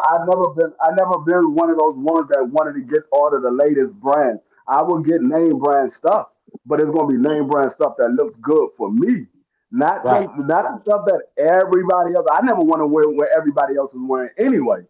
I never want to go out and I see a nigga with the same sweatsuit on that I got on. I'm going back in the house and change. I'm Yeah, like, man, that's that nigga a. got the I'm the same same way, fucking free. sweatsuit I'll be like, damn. Like we. I like when me and the niggas got the same shirt. I was like, damn. I was I like, show up to dang. I show up to the damn club. I see three niggas with the same sweatsuit I got on. I'm like, man, I'm going home, man. I'm not to go change my damn car. I thought I was coming out here fresh. No, Says no.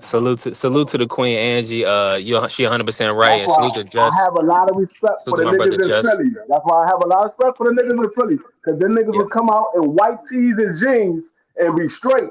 They come out with some white tees and blue jeans and be straight. They be like, hey, we cool. Let's go get a fresh white tee and some blue jeans. We good. We going to the club. Hey, I'm gonna tell you a secret. I'm gonna tell y'all a secret. That's why a lot of dudes that was in the war in Afghanistan, Iraq, went to jail, went to 11 war, because they would see that shit and they didn't know how to handle it, and they would shoot them motherfuckers. When I was out in Philly, I was working at a nightclub, dog. I swear to God, every nigga was pulling up, had on white tee and some blue jeans. They might have different pair of shoes on, but that was their outfit. White tee and blue jeans. You might see a couple of niggas with some black jeans on, might see a couple of niggas with some gray jeans on. But all them niggas had on white tees. It wasn't no design or nothing. It was just a straight up white tee. Hey, and let me just say this a real quick. And Angie made a good point. A lot of that dress wear is made by gay men. So these brothers gotta be conscientious that they think it's okay, but uh, I was talking to my A brother lot of these BVO. motherfuckers Black got people, tendencies, bro. not A not lot of not these only motherfuckers that. got tendencies, bro. It's not only that, Mr. Sheldon. Black men is not getting married. Black people are not getting married. You know what I'm saying? Our numbers is down. You know, we not building real family unity. And what I'm telling you is, it's the Motherfuckers rather hang out with their homeboys. You ain't noticed that? Niggas rather hang out with their homies. That's weird to me.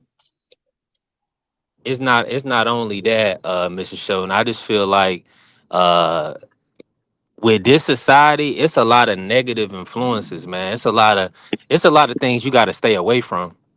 Shout out to And Just Doing BVO in the chat, and shout out to and the the brother, brothers in the band. Shout out DP Rocker. yeah, DP But yeah, Rocket. that Shout all out. the only thing I'm trying to say, Michelle, it's just things that you should stay away from.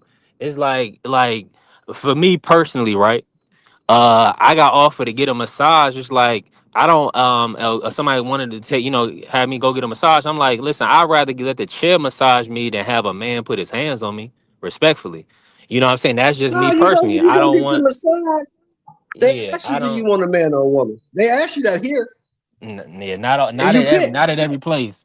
Not at every place. Oh But no, but here I can't go to that place. I can't go yeah, to that place. yeah. So that's what I'm saying. But that's what but I say that to say because Angie made a great point that these brothers is they getting dressed by gay men and it's and then that's just how they rocking. That's why they look that way. They look like a gay man dressed them, respectfully.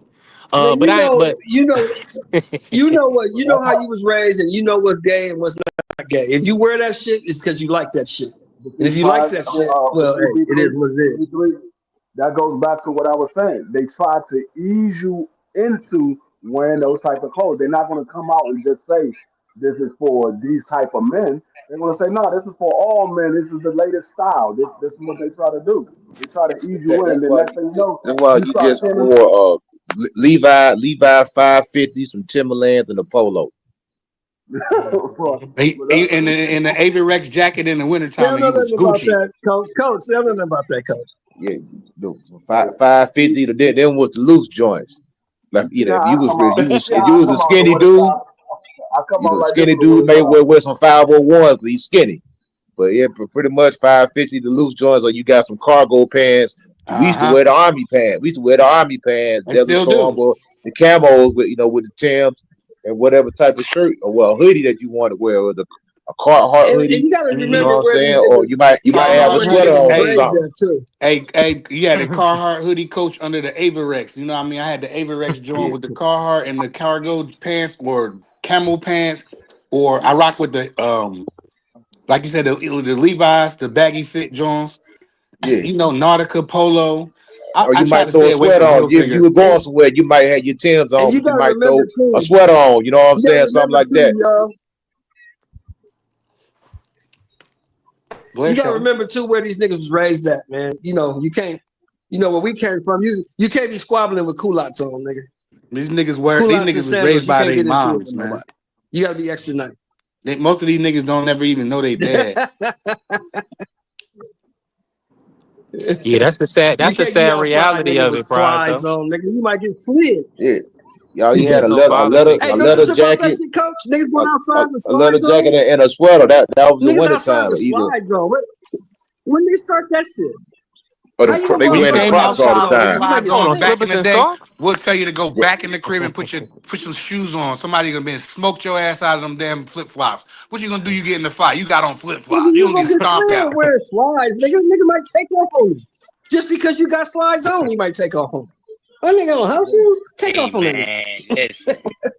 You cannot walk around certain people with slides on because they're gonna beat the brakes off you Yep. because you shouldn't be coming outside with no slides on. I Nope. am a Yeah. prime example. One day I walked outside. Listen, y'all, I'm gonna tell y'all one real quick. I'm gonna give y'all a real one real quick. Man, it's about 15 years ago. No bullshit. I ain't feel like putting no sneaks on. So my old school ass go outside, walk through the store. Oh, here at the corner that they raised me since I was a young boy.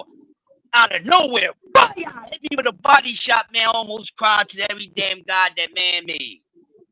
I said, what the fuck you do that for? He said, the rules are still the same since you was a kid. What you got them slides on for? I said, damn, bro, I couldn't even hit the motherfucker back, man. My stomach was hurting for like 3 days, You was dog. out of I said, pocket, yeah. nigga. I was out of pocket. I couldn't even You say was nothing out and of shit. pocket. I thought I said, lucky you my old age, because I go put some sneaks on and fuck you up, man. That shit hurted, man. You can't be doing that.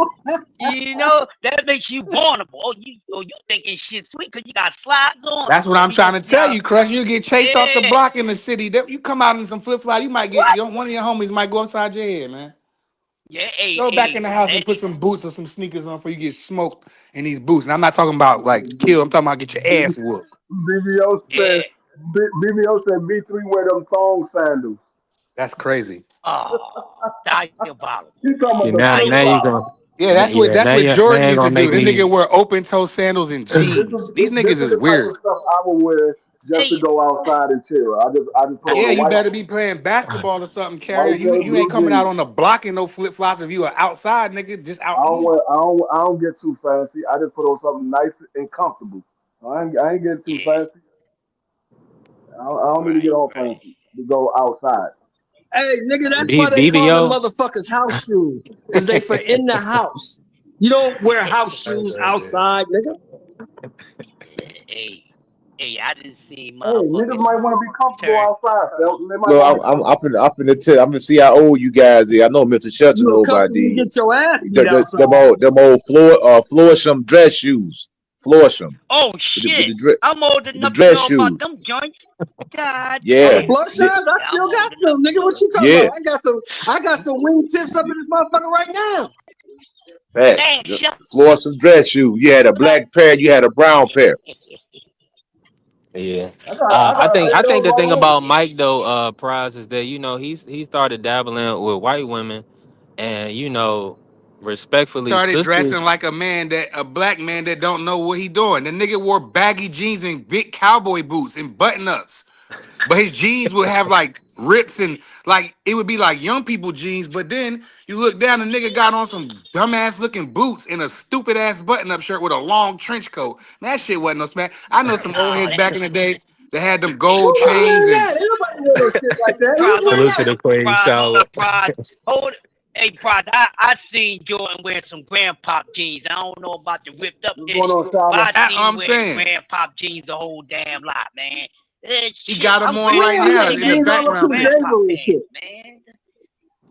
What the fuck is going on Shoot, with that man, shout out y'all? To each his Queen own. Shawala. Shout out Queen. Hey, to each his man. You know. But I ain't gonna Hey, wear what everybody else wear, even like Yeah, B3 said. Jordan wear I his shit want to up be to his looking like navel, man. He got the everybody belt else. on, his jeans up to his belly button and shit. That's Jordan. But to Yeah. go back to your original question, B3, the biggest fight right now at 54 is Boots and Virgil. That's the biggest fight right now. yeah, Oh, that's the main I'm with topic. you on that. Let's get to that. Yeah. Yeah. Yeah, cook, Let's jump Boxing, right cook, into please. that. Jump right into that for all you haters in attendance, and I know y'all here. The Phillies stand up. The man kicked in the door without waving the 4-4 for 154. You know, took care of some light work the way he's supposed to take care of some light work. Some of your favorite fighters probably wouldn't have got the dude out there that quick, but y'all couldn't stop. Go on and hate, because I know you feel it in your wounds. But the best fight, need that next. Need that road next. The man came out his mouth and he said it. Now I'm gonna be honest, I don't know what Eddie plans is. But I heard from the horse's mouth who the hell he won. So he called everybody out. So all this is y'all talking about who he don't want to fight. He done said they damn names. So go tell them hoes to holler back at him. And I ain't got nothing else to say. Because I know y'all going to keep acting like, you know, what's happening. Rerun saying the same old ish. That don't even hold any damn weight any damn more. I want to hear nothing. He said Virgil, see what happens. He don't get them. Tell everybody at 154, because this is a two-way street. I keep telling y'all that when we talking boxing. Ain't no one man supposed to do all this shit. You want the smoke, you don't wait for nobody to call you out. You want the smoke, you go get it. That's where I'm from. Y'all see y'all on this new ish. I don't know what this new ish y'all on or what the East Side got to do everything, but that's a punk ass bitch move to me. Because I'm not gonna sit and wait for you to give me an opportunity when I really want to take what you want. When you really want that spot, you ain't waiting for nobody to call your name the hell out. You're gonna go make it the hell happen.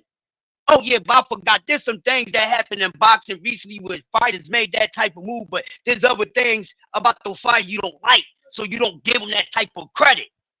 But we gonna kill all that narrative, at least right now on here.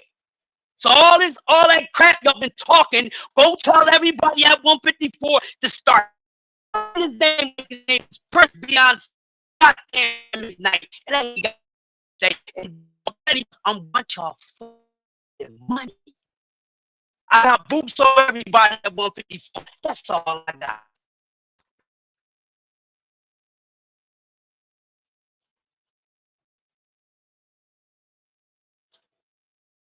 Who's next?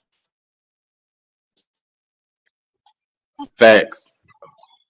All facts. I got him over the whole 154. Tear the man down. I keep calling y'all ass fast and furious because y'all always move too fast and y'all never know what the hell y'all talk. I talk.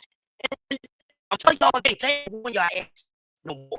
Let the business take care of business, business, and wait to be entertained. That's all I got. That's all I got. Nah, I ain't got nothing else facts. to say until somebody beats this man ass. I ain't got nothing else to say until somebody beat that man ass. So go tell everybody he called their names out. They'll start talking shit, Bachman and everybody else. He called their fucking names out. I don't want to hear nothing. Stand up. Y'all think this shit is sweet here? Some of y'all come and spend a day with me. So y'all have no respect for my city name. Come and spend a day with me. Pride change fucking mind in a heartbeat, pride. Keep shit here. You know what I'm saying? Already. Guys that do the real damage don't do too much talking. Oh, he need to talk more. He's a quiet assassin. Let him do what he do. yeah. Everybody not meant to Let talk him in the do what sport he of do. boxing. Way did he do it? Abdullah No. Mason's not a big vocal type guy, but we still rock with him On the though. You know. podcast. Yeah. Huh? But the thing about it is Oh, the talk is cheap right now. All these dudes that do all this big talking, then they get in Cheap. the ring and they don't do Right. nothing, man. You know what I'm saying? So right now, talk is cheap. You know, it don't carry the yep. same weight. At 154, ain't nobody messing with Boots, man. You gotta look at it like you getting ready to put your money on the fight. When I look at a fight, I look at fighter A and fighter Yeah, B, and I put these two guys in the ring with each other in my mind. And I'm like, what can fighter A do to fighter B? Who has the more better attributes? Fighter A, speed, power, agility, IQ, the corner, everything, pedigree, all these things come into play, man. Athleticism. Who has the ability to be more versatile? Who has the ability to switch gears, change gears? Who has the ability to go to the next level? That's what you got to look at based on what you've seen. I don't even be honest. I don't even think that we even seen Boots get out of third gear yet, man. He ain't had to. He ain't had to. Sometimes people are just that good, man. Yeah, it is where they make stuff look easy, man. Like Roy Jones, right? Roy Jones said, "Y'all said I ain't fought nobody. I just make them look like nobody." I mean, some of these guys that's going 5 and 6 and 8 and 9 rounds with your favorite fighter. Boots is getting these guys out in 2 rounds, man. It is what it is, and people are having a hard Yeah, time accepting it. It is what it is. I'm It's with you too 100%, bad. coach. Until somebody whoop him, it's too bad. You know, it's gonna be what it's gonna be. And even if he do go out there and have a bad night, and let's just say he did lose a fight, a tough fight, you know what I mean? Maybe a split decision loss or something like that. That don't define who he is. You know what I mean? Anybody can have an off day the same way your favorite quarterback or your favorite point guard can go out there and have a bad day. You don't think a boxer can have a bad day? Like, come on, when they have a bad day, it's just more like crucial than anything else because it's like a one-on-one. But I mean, even if he lose a fight, going, if he ends up, with a record of like 56-2 or 3, man, he still that don't define him. One loss, we got to stop that. People want to make one loss and you're done. And even it made the sport like that because when you lose, you got to go all the way to the back of the line, bruh. And I don't think that's Yeah, right.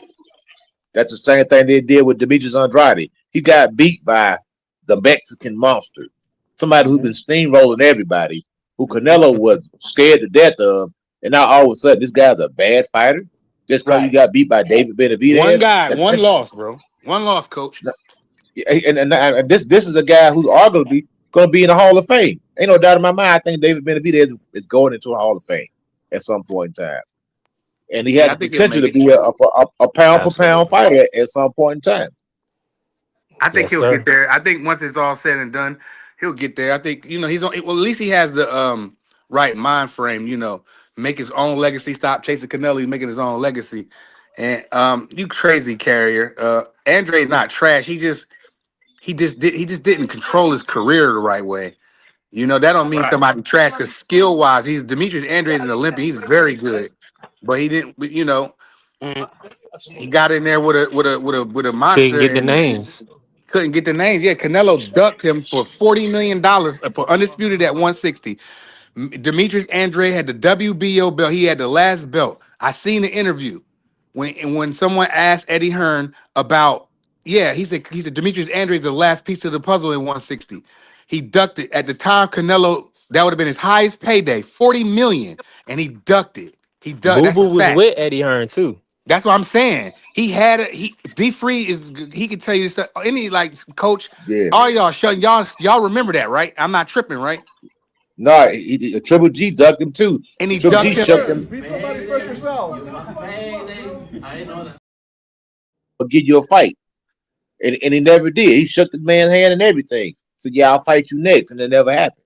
He ducked. Yeah. You know what I mean? Triple G was another one. I was gonna get to that next, coach. But I was getting on Canelo's head real quick because he ducked Andre. So for Carrier to say he's a bum, I get you. You can have your opinion, but I just think that's a little disingenuous. I think Demetrius Andre he tried it. Eddie Hearn, they all did. They offered him 40 million. The people had 40 million for Andre for Canelo. The 40 million guarantee payday, and he didn't want to do it. So if Demetrius Andre was so trash, why Canelo just didn't go ahead and undispute 160? Yeah. That's all I'm asking, Carrier. Why he didn't duck? Why he ducked the 160? He could have been two-time undisputed, right? Yeah. 60 and 68. But no, he chose to duck and go. I think he went. Didn't he go? Didn't he move up? Ain't that when he went on his 68 run? Running away from Demetrius Andre. Yep. Oh, he waited for belts to get vacated like he Yep. did at 54. He waited for Demetrius Andrade to get stripped, and then they automatically let him fight I think Liam Smith or something, and they Yeah, just threw the two belts. WBC in just because. Right. Just because it's Canelo. Hey, throw the WBC in too. We gonna make this a unification. And Yeah, then everybody's like, all right, we'll fight. That's when the Benavidez hype started coming in, right, coach? And then what they say. So when David Benavidez failed a drug test or whatever for recreational drugs, recreational is a big difference. He the recreational drugs, what Canelo go do? Ran over there and got that BC or that other belt, didn't he? I think it was a WBC. yeah, he Yeah, the snatched it up real WBC, he quick. snatched it up when And then that's when hmm he controlled the belt. Now that's when Caleb Plant was like, I want 10 million. F that. Pay me for my belt. And they had to pay Caleb handsomely to make that fight. But where was all that energy for Android if he's so trash, Carrier? That's all I'm asking. And Let I'm me gonna tell say you something. this. If Salute you our pick, brother go, I'm Slippers sorry, go that ahead, pulled son. in. It's funny that you pulled up Slippers. We was just talking about Slippers, so salute. But go ahead, coach. Yeah, the thing about the Canelo fan base, anytime the two fighters that they slandered the most was the most that had the biggest threat to Canelo, which was David Benavidez and Demetrius Andrade. You talking about a bunch of hypocrites. They say, what if David done? He fight nobody. He done this, had done this, had done that. Meanwhile, they pull up Edgar Berlanga. Meanwhile, they pull up Jaime Munguia, Aldri Urim. I mean, Amir Khan. I mean, the list just go on and on and on and on. So what did those guys? What did those guys do to deserve a fight with Canelo? It was always some type of hurdle or some type of border that you had to jump over. Had to jump over some type of hurdle to get to Canelo. And they put all these boundaries up to protect Canelo from fighters that they deemed a legitimate threat, which was David and Demetrius Andrade. We just seen what happened. But Ted Crawford picked Canelo apart. Demetrius Andrade would have washed him. At 54, washed. At 60, washed. Even at 68, washed. Because Canelo cannot deal with that style, point blank, period. Canelo needs you to stand in front of him, lay on the ropes, and let him beat up on you. That's what he needs you to do. Any movement, he's a basic fighter. Crawford made him look average. Average fighter. This is the so-called pound for pound king, one of the best Mexican fighters who ever lifted a pair of gloves, and Crawford made him look average. He's But not even the best Mexican of all time. Because if you start ripping off some of them good fighters back in the day, maybe even before a little bit before my time, I started watching boxing in '85. But like I said, I don't even think he's the best in the. Is he better than Sanchez? Is he better than Juan Manuel Marquez? Is he better than Oscar? Like I would say no, bro. I would definitely say no. He ain't one of the come on, bro. Top Mexican fighters of all time. He could be he probably on a list, but he ain't number one, or he ain't number two. And I stand on that.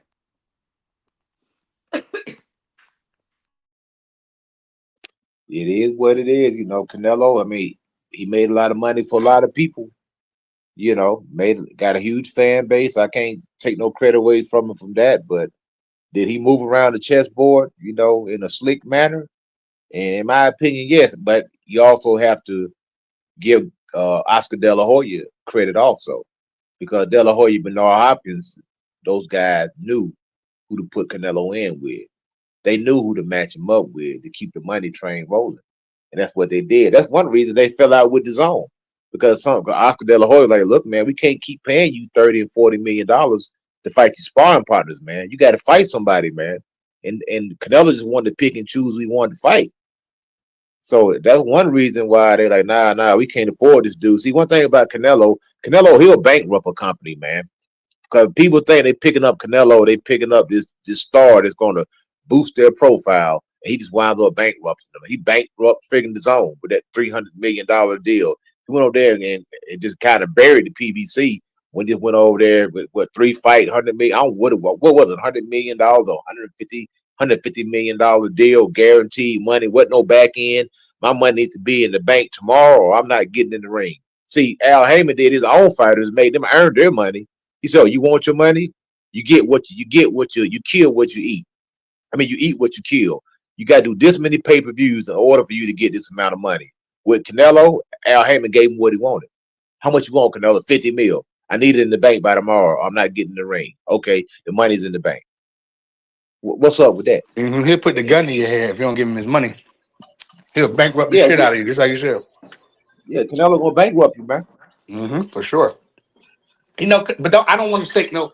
Look. I don't want to do this. I don't want to just make it like Canelo's just some bum. I'm not going to do that. But I just think there was just better, like like I like Manuel Marquez, Juan Manuel Marquez. I like Eric Morales and Marco Antonio, and they'll rumble anybody. You know what I'm saying? Win, lose, or draw, they don't care. You don't care if Morales go in there and get knocked out. He put on some good fights. You know what I mean? Canelo, every time he stepped it up to the highest level, it's always something. It's never a clear-cut victory for Canelo. You know what I mean? When he fought Laura, people thought Laura won that fight, bro. He lost to Floyd. Mm. I mean, how many bad performances has he, like, who? Think about it, bro. Just think about it. Salute to my brother Dank in the building. Salute, Dank. But think about it. Think about, like, every time it's something. Triple G. What happened with that the first time? Was that a draw? What was that? Triple G Canelo won. What happened Now in that? G got robbed, in my opinion, That's man. what I'm saying. I thought G won the first fight based off the jab, but the point I'm making is always something. You know what I mean? Then they fought again, and then people still didn't think Canelo won. You know what I'm saying? Another asterisk. Then he moved Triple G up, old as hell. Then he finally beats him convincingly. But look at G. He was done. So, like I said, Canelo, he know how to. He was playing checkers. You know what I'm saying? He was moving around the board. He was playing checkers. But I ain't hating on him though. He cool. He beat Kirkland. What Kirkland? All right, I give him that for Kirkland. But every time Stop it, Kerrigan. every time James Kirkland didn't have Ann Wolf in his corner, he got knocked out every time, or Not he got only beat. not only Only that, reason they mention Kirkland is Kirkland because he just got got a out of little bit of jail, man. melon. He had just got out of jail Yeah, too, man. A lot of people maybe if don't know. he didn't do that 4 or 5 And he years, was he'd have smoking been. crack too. He was doing all kind of stuff, man. You giving him Mosley? How old was Mosley? And Kovalev was already beat up. Didn't he get knocked out by Andre Ward already? Mosley was 40 years old, man. Mosley Yeah. was 40 when he At fought least when Canelo. Floyd beat Shane, they was calling Shane the #1 welterweight in the world because he beat up Antonio Margarito, who was considered then the #1 welterweight, and then Floyd beat him. So them names he got, bro. Like, come on, that nobody gave him a bunch of credit for that Kovalev fight. That shit was trash. Yeah. It looked like Kovalev was pulling his punches, man. And It I looked ain't want fake, to say man. that, but it looked like Kovalev was holding back a little bit. So regardless, but what happened when he fought a real light heavyweight? Pieced up. That's what I'm Salute to my saying. brother Dank Files in the building. That's what I'm saying. So Canelo at his biggest win. What's his biggest win of his career? To me, the most impressive win of his career, and y'all can laugh if y'all want, is Austin Trout. Yep, That's that's his a good best win. win to me. Yep. And a lot of people like Let to me say point to this real Cotto, quick. but Salute to my guy T Hill. T Hill was in the building earlier. Salute to my brother T Hill. If you hear this, T Hill, pull up on us. Go ahead, Coach. a lot of people like to point to the Cotto win, but Cotto was like 35, 36. And that was when Canelo He can was have that fighting one. at them. That was when Canelo was fighting at them catch weights, man, which was 155, man. The He fought Canelo Cotto. weights. Yeah, it was at 155, but it's supposed to be for a middleweight title. And Cotto had just won that title from Sergio Martinez. But Martinez had a bum knee.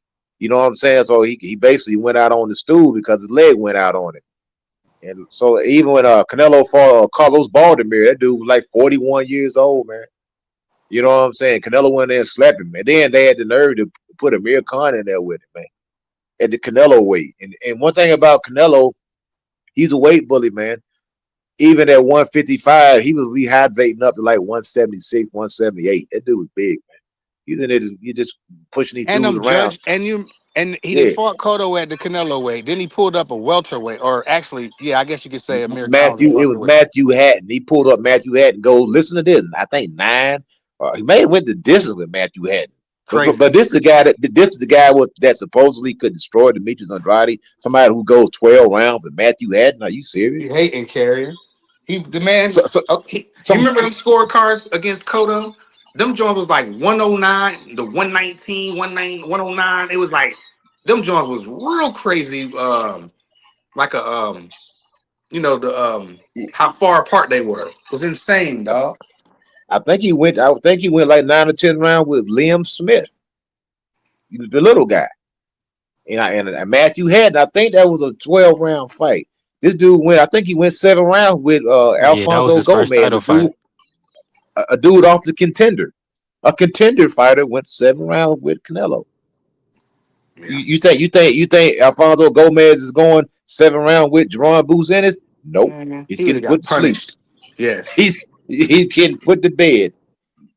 Mm-hmm. I Yeah, ain't man. hating. He did. I'm only spitting facts though, Carrier. I could see if I was making this stuff up. You know what I'm saying? I'm not saying that Demetrius Andrade career was better than Canelo's career because that's just crazy. But what I'm saying is Demetrius Andrade was avoided. It was hard to get fights, and on top of that, he did make or some business decisions like that Charlo situation that should have never happened. He should have went through with that fight, but he wanted more. He got greedy or whatever happened. The business of boxing happened.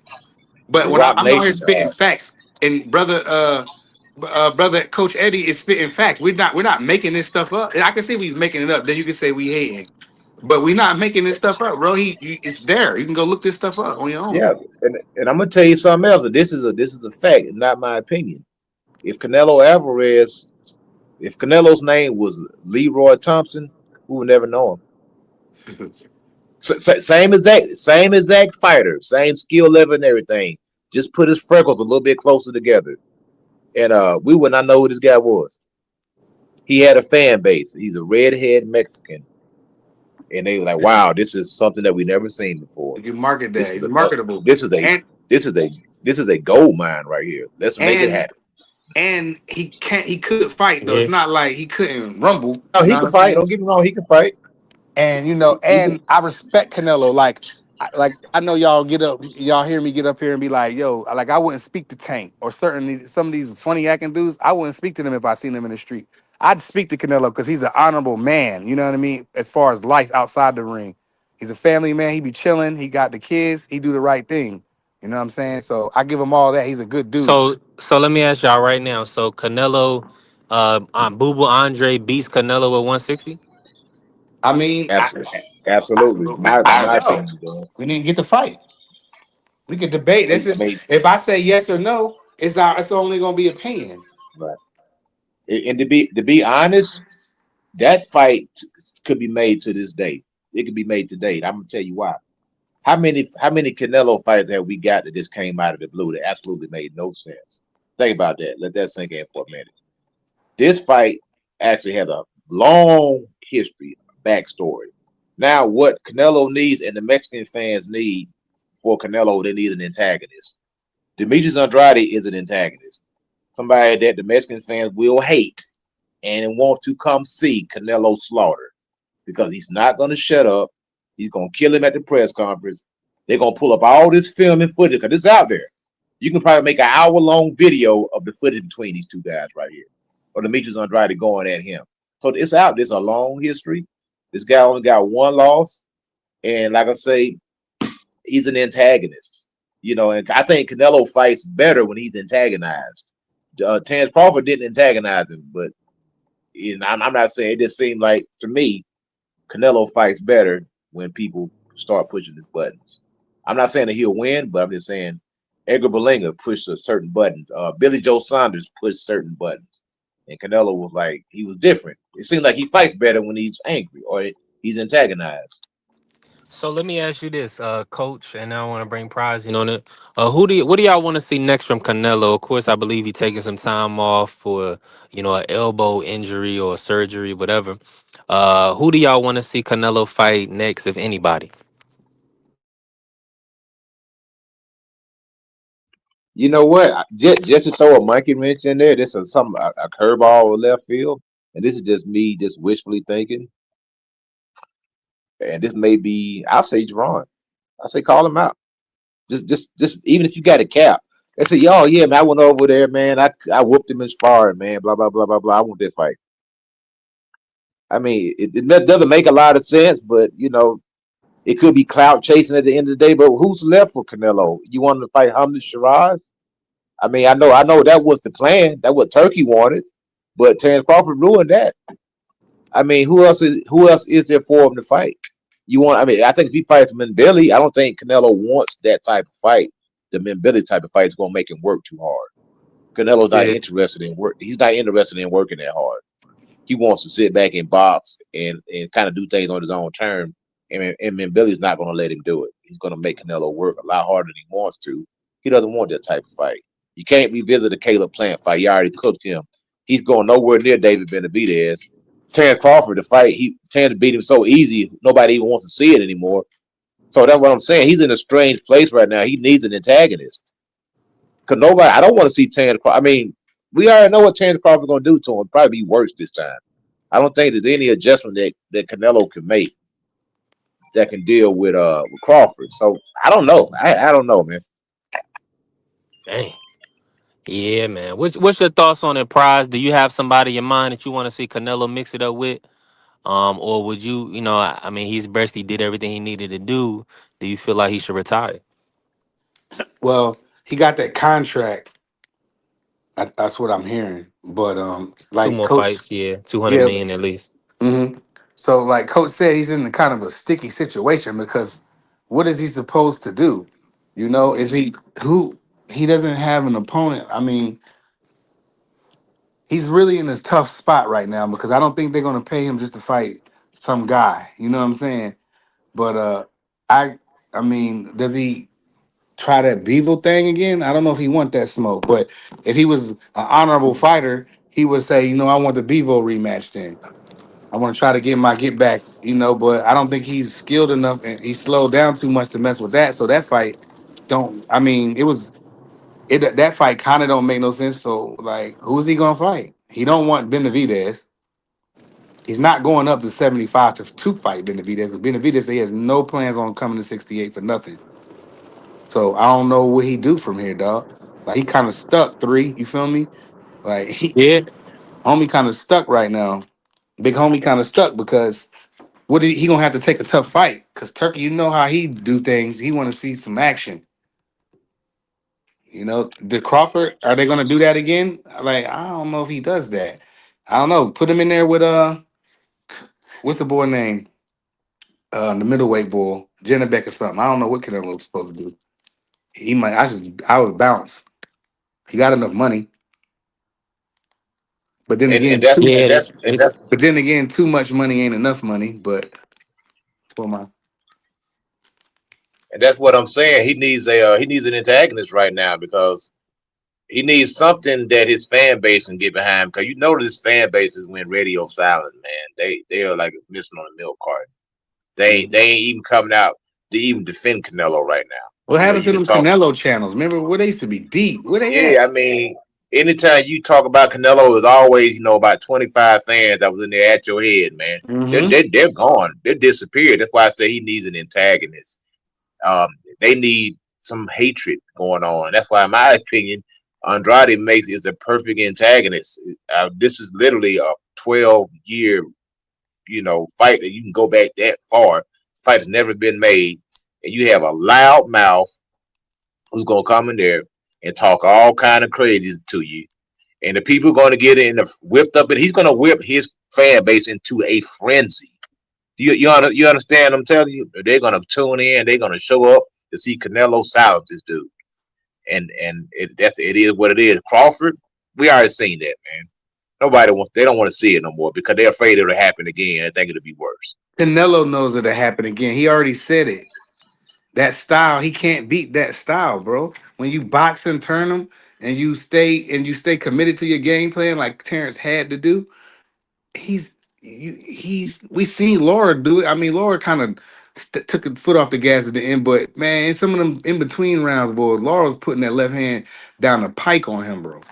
Canelo didn't know what to do. He couldn't cut the ring, or he couldn't do nothing with Laura. So I mean, I don't know what he does. I don't know about Andre. I mean, they not going. Is that's Turkey the gonna pay fight them? for him, man. Hopefully, Boo Boo Andre can get a good fight, a big fight. I'm supportive of Boo Boo Andre. I think hopefully he can get Terrence or Canelo at 168. These Hell guys, we no. need. I mean, let me. That's what I'm saying. They avoid the big names. Who outside of So who do you want Terrence to fight? Prize. Who's the next? Eh, Who's the next fight He's for Terrence? he's another one. What's he gonna do? I love Terrence. I always I stayed neutral with the Terrence and Earl stuff. I seen what they was calling them Earl sexuals, and then the other crew was the Bud Buddies or whatever. I stayed neutral between all them people. I was like, these people are out of control. I was like, why can't you these new niggas come in with this attitude like we gotta pick a side. You know what I mean? You can't. This ain't the streets. This boxing. You can't tell me I can't like both of these, rock with both of these dudes. So he's another one. I don't know what Terrence do. What is he gonna do? Do we? I mean, people. I've heard Jetterback names slung around middleweight, undisputed middleweight, but those fighters ain't. They're not impressive, except for Laura. Other than that, I'm not really impressed with any other the middleweights champions or anybody at middleweight for that matter. It's been a dead zone for a minute now. So he's another one. I don't know what he does. He got paid really good with this, but he's thirsty for another one. You know what I'm saying? So I don't know what he do. He gonna have to do something. He might have to do something he don't want to do. And that's not always good, because I always say all money ain't good money. You know what I mean? I don't know what Terrence do. I really don't. Yeah, I mean, Boo Boo did waste Yeah, a lot of time though. That doesn't mean he yeah, trash. he was with Eddie. Yeah, he was with Eddie. But see, well, let's hope that the same stuff don't happen to Jerron because what we know is you gotta have the money to pay your opponents, or Well, you got Jerron they not got to gonna be have under them the same problems. banner. He not gonna have them problems three because he's in a loaded division where all those championship fights are money fights. Any of the top 54 is a big fight for It Jerron. it might it yeah it may be big for Jerron because he's just a big name, but we've seen guys duck a 500,000. We've seen guys say, "Nah, million's not enough." So that's what I'm telling you. It's easy to say, but when the talks start and these brothers are saying, well, they need 1.5, 2 million, or whatever to fight Jerron, that's when things is going to change, bro. If it's a like I said, those champions, you're gonna have to pay them. And this is what we wanted. Eddie said he's gonna undispute the division and all this stuff, and Boots feel good at 54, blah blah blah blah blah. But I mean, at the end of the day, we're gonna have to wait and see. But like I said, all of those names at the championship, I mean the guys with the belts, all those are big. You get all right, 2.5. They're gonna have to make it happen, man. They'll have to invest in Jerron.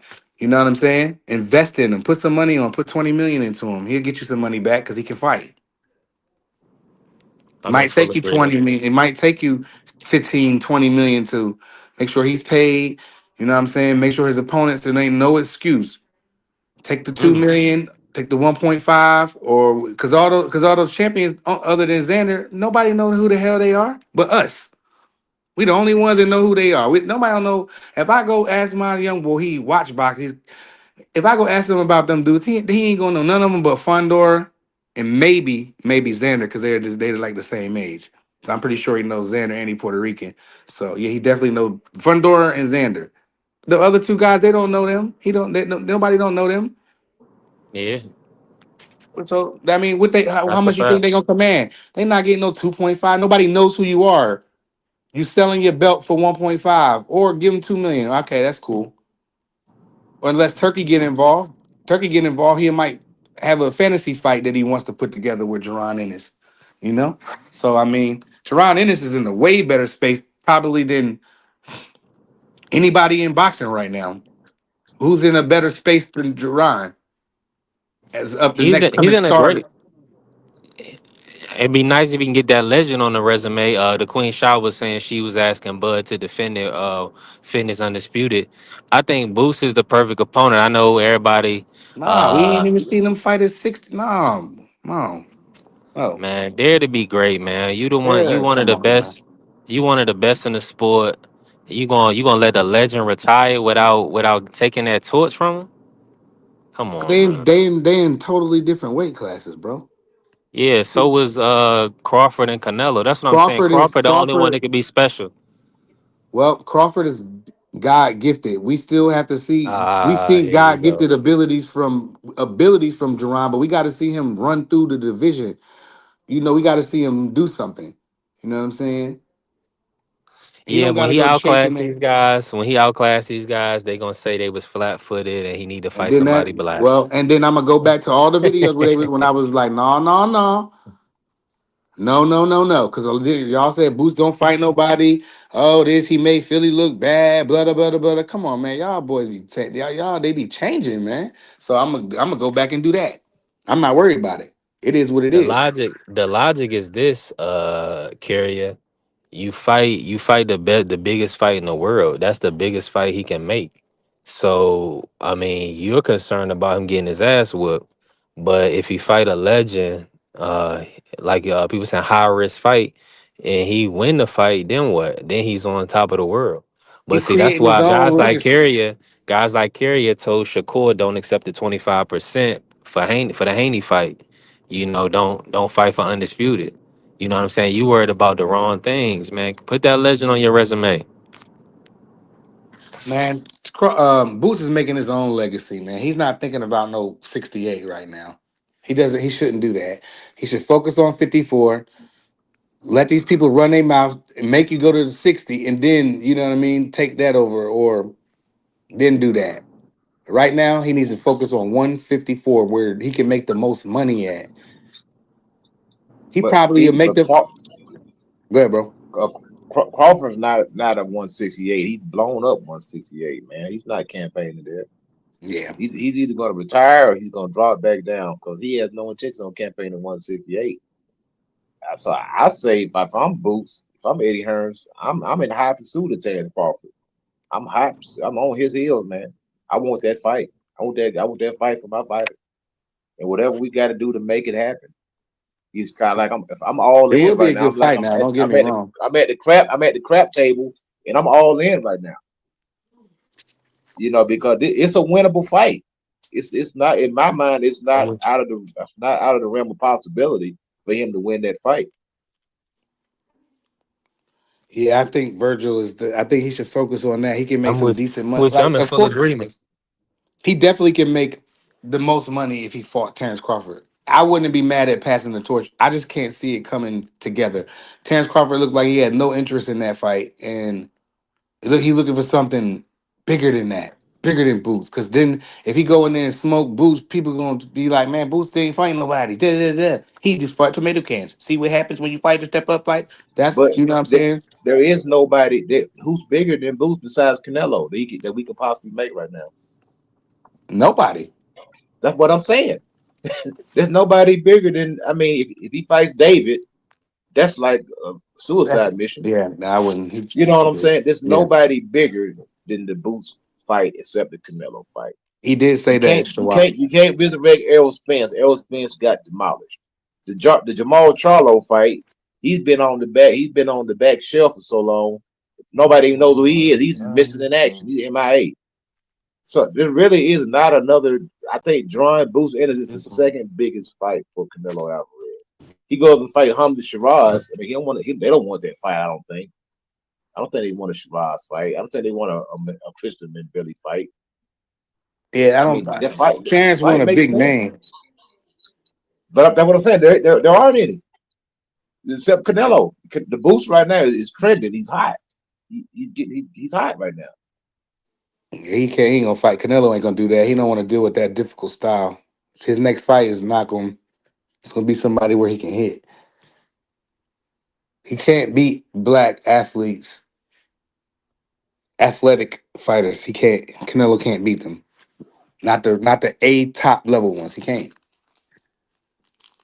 But I don't. It just seemed like um, Terrence Crawford don't have no interest in Jerron Ennis, and I don't. I'm not disagreeing with you saying, Coach. I think what you're saying is pretty right, and I see Queen Shah would say that too. I'm not mad if that fight was to announce tomorrow. I'm gonna be happier than all y'all. Trust me. But I'm just trying to be realistic. You know what I'm saying? And it looks like he's looking at the Virgil Ortiz, where it's somebody in his age bracket type of, or his, era or whatever. Terrence on his way out. So that's my only, and I don't think Terrence wanna, he just seemed like he don't have no interest in it. But I mean, we can get up here and talk about it and make it happen, then that would Yeah, be dope. But I don't think that it will happen next. I don't know what Terrence and Canelo does, bro. They in tough it, spots. right. And it's a reason why Crawford doesn't have any interest in it. See, when people start dismissing things like that, that lets me know that who's interested in a hard, tough fight at this stage in your career? I wouldn't be interested either. You know what I'm saying? I'm looking for something a little bit lighter, a little bit. So I'm not gonna have to work so hard for it because that fight right there, that fight was happening. That boy Boots is coming for Crawford, and Crawford knows it, and he's gonna have to be on this double A game to beat that boy. It ain't gonna be no walk in the park. And if he get caught slipping, he gonna be sitting on his pockets, man. Terrence Crawford, how old is he? 37, 38? 38, Hey, man. my bad. I'm back. I'm back in the building. My apologies. I done fell off. Shoot to my brothers in the building. Hot Rod and pulled up. I don't know. Hot Rod. Has Hot Rod said anything yet? I don't Let me think get my so. brother Hot Rod in the building real quick. I Yo, knew how Rod came up here to cook for a reason. What's going on, Rod? Speak about it, man. The Boots. Do you feel like these guys need to push? Were you surprised that Boots didn't call out Bud at the post fight? I mean, I thought he should have. I think that's the biggest fight to make. What's your thoughts on it? am I surprised? No, Mm, because what he says and what he does is two different things. That scary ass nigga will never fight Terrence Crawford. Nigga ducked him twice. mm, He had a chance, didn't take the fight. So, no, B3. I wasn't surprised, and quite frankly, I'm not into the calling out. That's what these fighters do today. Call a name, and then nothing happens. mhm, So I'm not even. I don't even care who he called out. What does his actions show? His actions show he's fighting tomato cans. His actions show he's never been in a 50-50 fight. That's what it shows. I mm. can care less what Eddie Hearnline has me saying. I can care less what any promoter says. What do your actions show? From what you say to what you do. I don't care what you say. What do you do? And what that man has done so far in his career is fight nothing but tomato cans and has never been in a 50-50 fight. And when he had the chance to fight Terrence Crawford, his scary ass went the other direction. Him and Virgil Ortiz went the other direction. It ain't just Boots. It's Virgil. All them niggas went the other direction. Them niggas is scared of Terrence Crawford. Them scary ass niggas had a chance to fight him. Virgil and Boots had a chance and didn't take the opportunity. So I really don't care what they do with their career, B3. I, I don't care. Let me ask you this real quick, Rod. Was good. What's a 50-50 fight for Boots in your opinion? What's a good fight or a 50-50 fight for him? Uh, I gotta ask you that, B3, because you guys think he's good. Difficult. I don't think he's good. He ain't showed me nothing that to say he's good. He hasn't fought nobody. So I gotta ask you that, B3. What's a 50-50 fight in your eyes for the kid? Because I don't see what you see in him. I mean, well, the physical gifts, Rod. He's I think what 36-0 with 32 knockouts.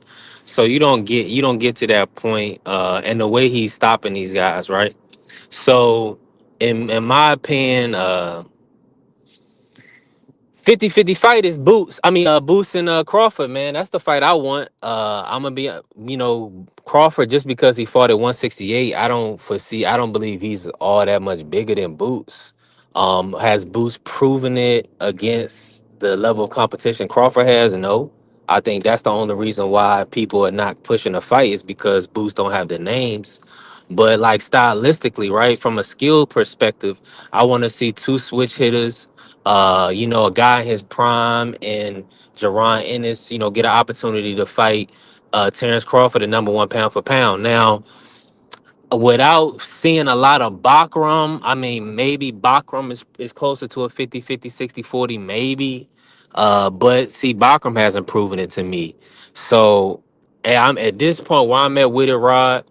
I want to see the best versus the best. I want to see Boots challenge himself like Crawford challenged himself and go up to 168 and fight the champ, fight the number one guy. That's the fight that people want to see. That's the fight that people been calling for. All this, respectfully, Virgil, Bakram, Xander, Fondora. I mean, these guys is not comparable to Crawford. So it's like anything is going to be easier than Crawford. You know what I'm saying? And then you will overlook. They'll say, well, when it Boots outclass Virgil, they'll say, well, Virgil never been a champion. He was flat footed. So then Boots would be scouring the universe to try to find a Black American fighter that's better than Virgil, right? But EJ, respectfully, he hasn't fought in 3 years. Charlo hasn't fought in 3 years. Crawford is the guy, a living legend, an active pound for pound fighter. Let him retire or lead a sport without challenging him for his throne. That'd be a disservice to boxing and to boost his career, because he may never get another opportunity to fight, a champion or the likes of the ilk of Crawford. He's a once in a generational talent. So just putting your name with his, competing against him, and then if you can edge victory, you set yourself up. You set yourself up your future, your family legacy. Be OG. What is generational about them? Because if you're a generational talent, don't they put you in there with the elite just to show? About Bud? No, what is we know what Bud is. What is generational about the overrated dude that Oh, you like? Because I have a because question. I have a if question you're too, yeah, I if you're was Uisma. saying generation about Bud. if you're How gen- many if you're generational, generational if you're talent do they have? generational, don't they put you in against the elite to show your generational skills? Don't they do that? Who's elite? Don't they do that, B3? That's the thing. Let me just Who say, who yeah, is they elite do, though? they That's what I'm do. But saying. here's Who's the elite? thing: it depends, and it's still a business too, Rod. So these guys is gonna investments.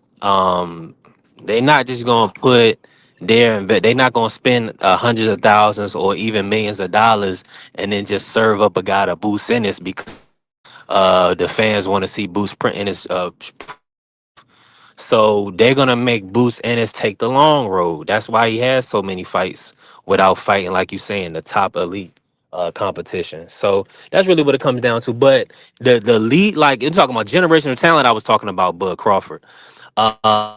Skill sets, elite skill sets is someone I would say like a Shakur Stevenson, a Terrence Bud Crawford.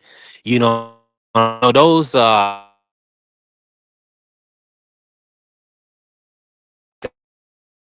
fighters that are not one dimensional, fighters that can kind of. Now he has to prove it to people that are not gonna, you know what I'm saying. Not they're not gonna give him any like benefit of the doubt. I would say, but he has to prove how his use of the jab, his combination punching, the way he can step around opponents. Now Boots, he gets hit a little bit. That I know the fans and the people they don't like to see how often Boots gets hit, but No, he gets hit a lot. yeah, but That see, that but clip see, I if that he think you're clip didn't over get y'all. that hit, clip hold I on, think let me you're say over this. exaggerating. I that want you to clip get in, you coach, but have. I'm just gonna say this: if he didn't get hit, if he didn't get hit, and he was, but he wasn't putting nobody out, or they would say he was born, or they would say he couldn't punch. So, I, he's getting hit, he's not getting hurt. That's what I'm looking at. But go ahead, coach. Hey, Yeah, and that's the when thing. you I think show up at it's easy to be overcritical of Boots. Let's rewind the tape. This is what was supposed to happen. He was supposed to get the Sean Porter fight. Sean Porter said, "I'm going absolutely nowhere near this guy." Danny Garcia said the same thing. Keith Thurman said, "I don't even know who the guy is." Now Keith Thurman got amnesia. Bud was like, he don't bring that to the table. High risk, low reward. What else can we say? I mean, from all these champions at 154 are newly crowned champions. They Yeah. none of them are elite. Fondor is not an elite fighter. Virgil Ortiz is not elite. Bachram is not elite. None of them are elite. So where are these elite fighters that he's supposed to be getting in the ring with? Boost is the elite fighter right now. It's not those other guys that I mentioned. I mean, at the end of they got to get in and fight each other to prove who's the best out of the best. But right now, I think he's almost suffering from the Roy Jones syndrome. He doesn't have a James Toney. He doesn't have a Bernard Hopkins to get in the ring with. He doesn't have that. I mean, where's this James Toney at? Where's this Bernard Hopkins at? Where's it Antonio Tarver? Where's it at? Bud is the guy that he needs to challenge because Bud is the best. You said you want to see him in with somebody elite. Bud is the only elite fighter that he can fight right now. The rest of those guys are not elite. They're not on his level, in my opinion. Yo, OGB3. So when you played that highlight tape when he fought Lipinets, you know Lipinets was cracking his ass clean, right? You know that, right? That highlight tape you have on here of him when Yeah, he fought living. Yeah, he Lipinets. lands. You know Lipinets was Yeah. cracking his ass clean, right? Crawford sleeps this garbage ass nigga with one hand, easy in 6 rounds. It ain't even close. B3. That's The nigga, hilarious, man. the nigga don't have IQ like Crawford. The nigga don't got the defense like Crawford. It's an easy fight, homie. It's the reason why this scary ass nigga didn't fight him a couple years ago when he was on Black Prime. It's the reason, homie. It's the reason. You can believe it though. Oof. You can believe it. I can't wait. Let him fight. Let him fight Spider Crab. Fedora gonna beat the shit out of him. Let him fight him. Man, He Fundor gonna is a beat the bomb. What are shit you out of him, talking about? homie. Boots is Fundor's trash. defense is worse than Jared Boots is Hurds, man. trash, homie. Fundor, Boots is garbage. you know, and this is what the problem is. This is why you're being so disingenuous because you talking about Boots' defense, but Fundor's defense is absolute garbage. You know it.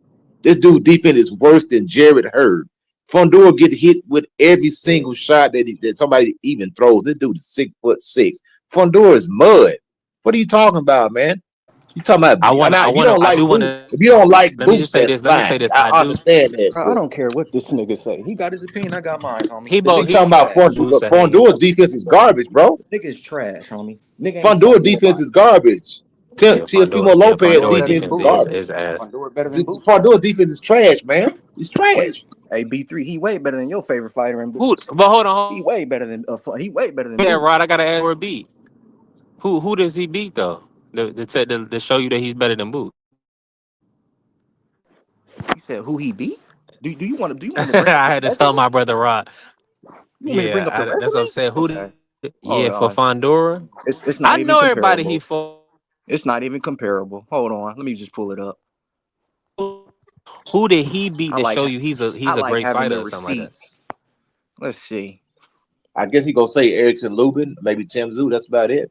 Those are them I the two don't. He best don't names know. on the He resume. don't respect none of those guys. I So mean, you that's talking why I about said Rod Fundora? don't even want to do that Those because are he Fondora's don't best win. care Fondora's about them best win dudes. is Erickson Lubin. That's his best win is Lubin. Yeah, I mean, that's yeah, I'm I my going know, through man. it. opinion. I'm going through it B3, and quite frankly, he's in the same boat as Boots. Nigga ain't fought nobody. I'm looking at the resume now. Yeah, same boat. Ain't fought nobody. Ain't fought nobody. Yeah. So right now, it seems like we're in a talent deficit because right now there are nobodies. Because Virgil, he's a Mm-hmm. nobody. Fondora's a nobody. Bachram's a nobody. Boots is a nobody. So we just got a whole bunch of nobodies fighting right now. So I guess whoever wins out of the nobodies will be somebody. Is that safe to say that where we're at right now? It's the battle of the Hey, nobodies. that's what Rod at with it. You caught up perfectly. Rod, the way Rod work is he want to see you fight top level competition to prove, and we know in the sport of boxing there's developmental fights and there's fighters that promoters and managers have access to, right? And a lot of times your fighter mate, they might not want to style up match up their fighter against your fighter. So yeah, so these guys still got to prove it. I'm with y'all. They still got to prove it. And even you take an elite fighter for instance, an elite fighter could have 70 fights, and out of those 70 fights, he may literally only have one 50-50 fight out of those 70. Mm, yeah. Think about it. Think about it. Most of the time, the guy who's elite, he's always the favorite. Crawford has always been the favorite, even up to Canelo. He was the favorite. So you can arguably say that Terrence Crawford has never been in a fight where he wasn't the favorite. He was the favorite going into the Canelo fight. Think about that. Well, he was a slight underdog, coach, but I see what you're saying. It was still close to 50. Yeah, Yeah, it was still they're it was pretty still much close to close. 50-50. But that That's a that was lie. only reason. But that was because he moved I'm them not up gonna two let this divisions. man not That's the gonna only let this reason. man lie to me. That's a lie. He was never the favorite. I just looked it up, sir. So don't lie, bro. Favorite against who? against Canelo. He was never the Yeah. favorite, homie. I just looked It that up. it So it you can it lie to it it, somebody else. it, You ain't it, gonna it lie to me. depends on what betting site you were going on some betting fight, Crawford was a slight favorite. On some betting sites, he was a slight favorite. And the boxing pundits favored Terrence Crawford. Teddy Atlas favored Terrence Crawford. Most boxing expert favored Terrence Crawford in this fight. So he may not have been the betting A Las lot of Vegas people. favorite, but the odds were so tight, it was pretty much like a 55-45 or a 52-48 fight. It was not this lopsided 8-1 or 10-1 odds. These odds were very, very tight. And depending on what betting site you went to, whether he was a favorite or not. Hey, Rod, I gotta ask you this, Rod. Who do you want to see Bud Crawford fight next?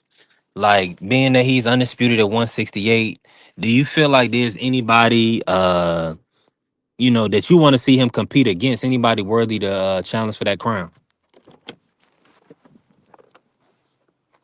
And I mean, earlier today, the only name that made sense, but really don't make sense, is Bivol. Challenging Crawford for his championship. So Crawford in a unfortunate situation where I mean, it's the like you're saying, it's the void of fights for him. Charlos is inactive. Boo Boo, he's inactive. Errol Spence is inactive, and Jerron Ennis. I mean, he's a young guy. He's a young guy. Oh, my brother High Right say be right back. Okay. He's a young guy. Hey, coach, while I got you here, what's like this? I mean, with the whole like 154. Can you rank them for me? How do you foresee 154 right now? Who's your top four at 154?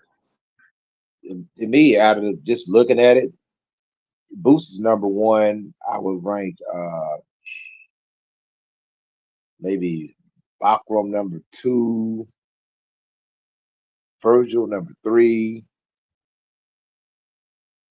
Fundor number four. Uh, now, Murder. I don't know. That's about it. Yeah, something like that. Because the champions, that I don't know. I don't know too much about the other guy. What's his name? A Xander. brewer. I can't. Oh, Well, yes, I boss. forgot about Xander. Yeah, yeah, Xander's in there too. So yeah, I think Boots is at the top of the heap at 154 because, like I say, all these guys are they're new champions. They're not reigning champions. They're title holders. They recently just got these belts. Yeah. Now, and who is like, if you foresee somebody replacing Crawford after Crawford retires, is like kind of the face. Who's the front runner or the couple of guys that you see that you like? Yeah, I think these guys gonna be lead the sport once Crawford is done.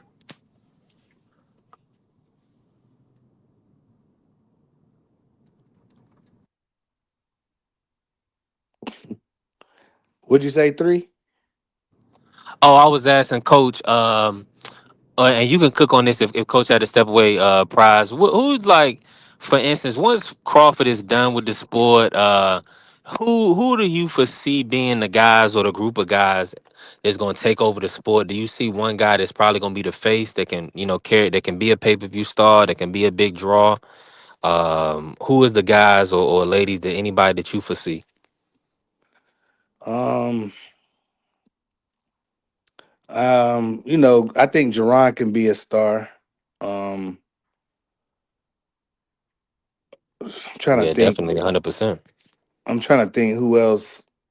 I mean, I don't know what Tank wants to do, but if he fights real people, then he's there.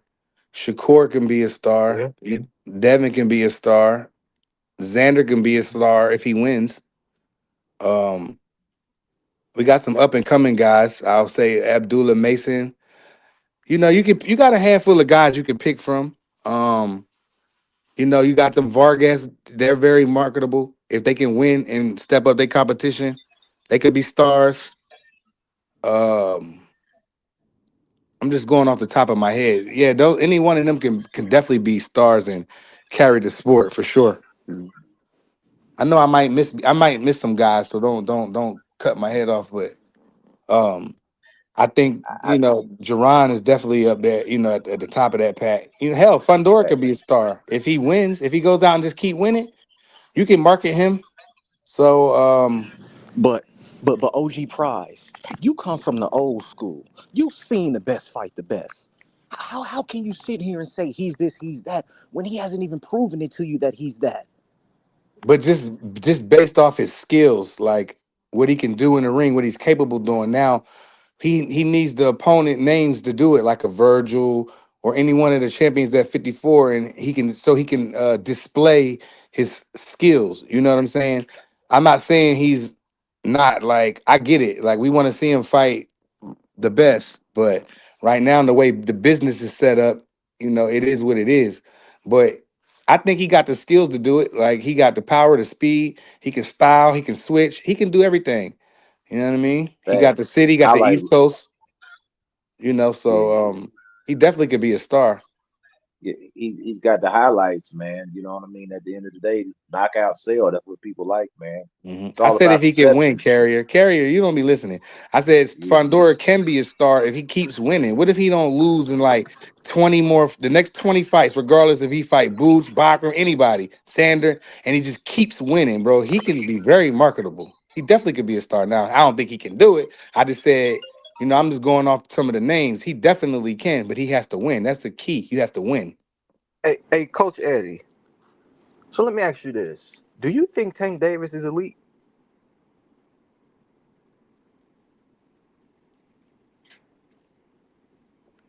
I think Coach Eddie. Coach Eddie, you on mute, Coach? He probably answering. Nah, man. Boost is the guy, man. In my opinion, Hey, man. but hold on, Because hold on. Hot Rod had a question for you, Coach. yeah, Go ahead, Rod.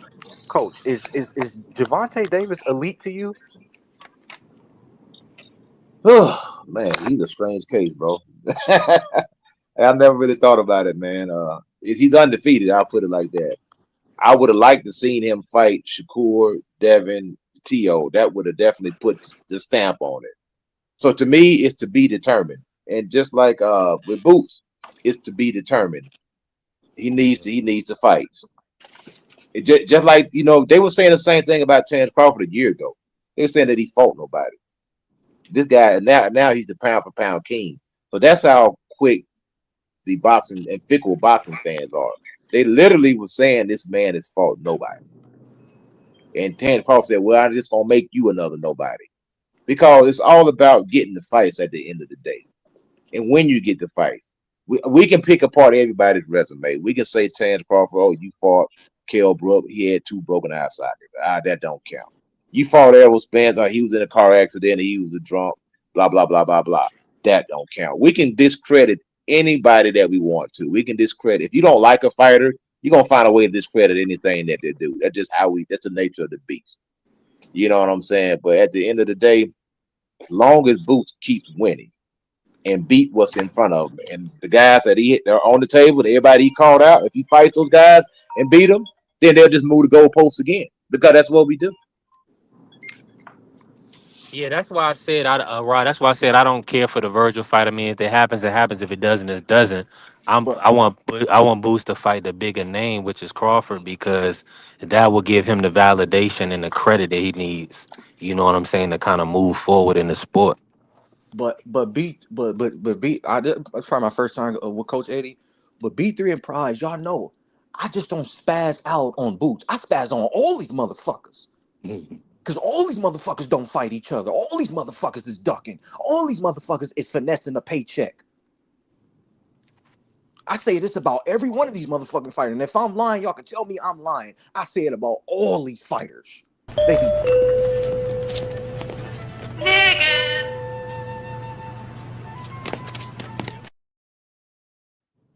I be saying this shit about all of them, Coach Eddie. Prize, and B3 will tell you. I be spazzing. Cause this shit, I'm tired of it. I'm tired of these But fans saying these fighters are this and that when these motherfuckers ain't fought nobody. They ain't but you fought got to nobody. You got to remember though, bro. I'm tired of being lied to and the finesse of becoming a world champion. How the hell is Rolly Romero 2 division world champion? How the hell is Vander world champion? These niggas ain't fought nobody, man. I feel you on that, but Come you on, also man. got handlers, man. You like in old boxing term, they said, "I got a handler." That means you got somebody who's handling your career. They're gonna pick who you fight most of the time, when you fight, and sometimes even how you fight, because they're the one that's putting the money up. If it was just as easy as making a fight, then the fights would get made. But somebody has to pay for these fights, man. And the guy who's paying for the fight usually gonna dictate who you fight, man. Yeah, and that's just how it is, or how often you fight. I mean, the PBC been criticized for these guys with these long layoffs, man, 18, 12, 14-month layoffs, because it's out of their control, bro. It's not in their hands. There's only so many days to go around. So at the end of the day, Terrence Crawford is the man right now, but he's on his way out. So a lot of these people who are down on Boots right now, when Terrence Crawford retired, they're gonna jump on Boots bandwagon because they need something to grab onto, man. You know what I'm saying? That's just how it is, brother. You know, and right now I'm gonna salute the brother because I recognize the talent. Does he have the fight? Does he have the resume? No, he doesn't have the resume yet, but that's yet to come. The dude's only 28 years old. The dude probably got 7 or 8 years left in his prime. This guy's gonna be a good fighter, man. He's already a good fighter. He just got to get the names. He got to get the matches. That's all he needs, man. And we're gonna have something special. Trust me. I just want whoever it is to prove it. As I always been said, it don't even have to do with Boots. It has to do with all these fighters, all of them. Hell, B3 know how I feel about Devin Haney. B3 know how I feel. Man, they know how I feel about all these dudes we talk about. They know I'm the opposite because I'm not finna crown and say you the best when you ain't fought nobody. I can't do it. I come from football, Coach Eddie. In football, you can't duck the fade. You say you the best, nigga. You gotta play the best. You can't duck the fade. And they ducking the fade in this sport. I ain't with that, man. I'm not with that, homie. I despise that. And I'm gonna keep pushing it as long as I watch this sport, as long as I talk to y'all. I'm gonna keep saying the same shit. He trash, he a duck, he a duck. Until they fight somebody, I'm gonna be on the same shit with all these fighters until they fight somebody. I'm sorry. I'm not giving in. I'm not finna crown and say you the best when you ain't fought the best. I'm not doing it. I'm not And doing like I said, it's not up to the fighters, man. If it was the fighters, a lot of times they would fight at the drop of a hat, but they literally have dates. They say, look, you can't fight in September. This date belongs to Canelo. You can't fight in May. This is Canelo's date. You got to wait. I'll let you know when you fight. And that's why you got these guys sitting on the shelf with these long layoffs. It's not up to them, man. They ain't putting no money up. You think these guys are scared? You think that Boots Ennis is scared of Terrence Crawford? If they was in the same gym together, you think, oh, I'm not going to spar Terrence Crawford. I'm scared of. Are you really? You really think that these guys are really scared of each other? They're not. It's about the money. At the end of the day, boxing is a business, man. It's about that bread, bro. You know what I'm saying? And that's what it's all. That's what keep a lot of these fights from happening. Is the money, man. Or goddamn the politics. Or this promoter don't want to work with this promoter. Or you don't sign with me, you can't have no fight. You know, you got to come do 3 fights with me, or I ain't gonna give you the fight that you want. And that's what it is. All this, that's why all this turkey out of shit is eliminating all that stuff, man. I love it. I love it. Hey, coach, you need to come on this motherfucker every day because you cooking right now. I'm glad you went that goddamn route. Now I'm about to flame. Because, hello, don't we got a man named Turkey Al Sheik? Hello, don't we got a man that's giving the fights? Hello, where you at, Boots? Hello, where you at, Tank? Hello, where y'all at? The money's right here in your face. Where you at? Where you at? You got a man right here that's gonna give you what you want, long as you take the 50-50 fight. Where you at? What did Turkey Al Sheik say on the boxing voice? Boots want 3 tune-ups. I'm not a charity. I'm not giving no tune-ups. You come over here, you're gonna fight in a 50-50 fight, and you're gonna get paid well. Am I lying, B3? Am I lying? Am I lying, B3? Is that not what Turkey Al Sheik said? I'll go on mute. I'll wait. Yeah, I mean, he did say he don't do no tune-ups now. You know, Turkey don't do no tune-ups. You know what I'm saying? But at the end of the day, right now, Boost said that he want to fight these guys. Now, if he don't fight these guys, then I'm gonna call him a duck, or be like, hey man, what's going on? I'll be looking at you funny, man, or I'll be looking at Eddie funny, like Eddie, are you giving these guys low ball offers? Where you know what I'm saying? Where all these guys pricing themselves out? So that's another thing too. Some guys they give and they price You themselves out, man. gotta go with coach on that one because that's the truth. You're not finna, if you're a dude that's up and coming trying to make your name in the sport, if you got a half a brain, if your team around you got half a brain, you're not putting me in the ring with Boots Ennis for $10,000. I'm not doing it. But There's a OG high Shelf, we possibility that this talking dude about gonna beat the on the brakes off elite you. level. We ain't talking So about if you're a not fighter gonna that's try to coming pay up. me, if you're not gonna try to pay me what I think it's worth, then you find somebody else. That's why a lot of these up and coming dudes it's hard for them to find fights. They ain't trying to go in there and try to risk brain damage for 5 racks. I'm with You you, trying OG. to But lowball people and pay people shit money? No, you pay them. Yeah, If you really want this dude to shine, you pay people what they worth. You pay you for it. got to. You get what you You pay got. for. Yeah, That goes I anywhere in think this world. Football, the world, anywhere. You get what yep, you pay for. I live by that If you motto. don't You want get to pay what you for it, paid you for. don't You get want it. to be cheap results gonna happen. I agree. But OG Shelton, we're talking about on the elite level. We're not talking about a prospect. We're talking about contenders and champions. Yeah. It's but, like with but you know, it's just like I said when everybody was tripping on the Brian Norman shit. I don't give a fuck what I made in my last fight. Yesterday's price ain't today's fight. This is what I want for this fight. Now, if you want the fight and you want me to come to Philly, this is what it costs. You don't want it, I'll move on. Simple as that. Ain't nobody Yep. scared of you. Ain't nobody stupid either. I'm not gonna never tell a fighter what to take and what not to take. I'm not. Yeah, they That's ain't scared stupid. of you. I'll fight you anywhere, but I ain't gonna fight you for that. Over there for that? No, I'm not doing that. Nah. Now you want to meet me in Vegas? We can work something out. But you want me to come to Philadelphia? Oh yeah, that's gonna cost you, buddy. That's gonna cost you. Like Why you what? think Floyd always fought in the MGM Grand? Because he had to deal with them. And why you think people always came to fight Floyd? Because they got compensated to fight Floyd. You see what I mean? Yep. But these dudes, OG, like I was telling a coach, I'm not. You know me, OG Sheldon. We in LA, nigga. You ain't fighting the best. Don't sit here and tell me you the best. I don't believe that. That's been my I don't whole believe in that issue. finesse shit, man. Now, yeah, that's been my whole issue with motherfucking Tank Davis the whole time. Stop saying you the best, because you ain't fucking best. You can't say that. It's dudes in your division that you ain't fought. So how can you say you the best in this division when you ain't fought the other top dudes in this division? You can't say that. Well, he makes money. I don't care about none of that. Shakur, right You there, know, OG Sheldon.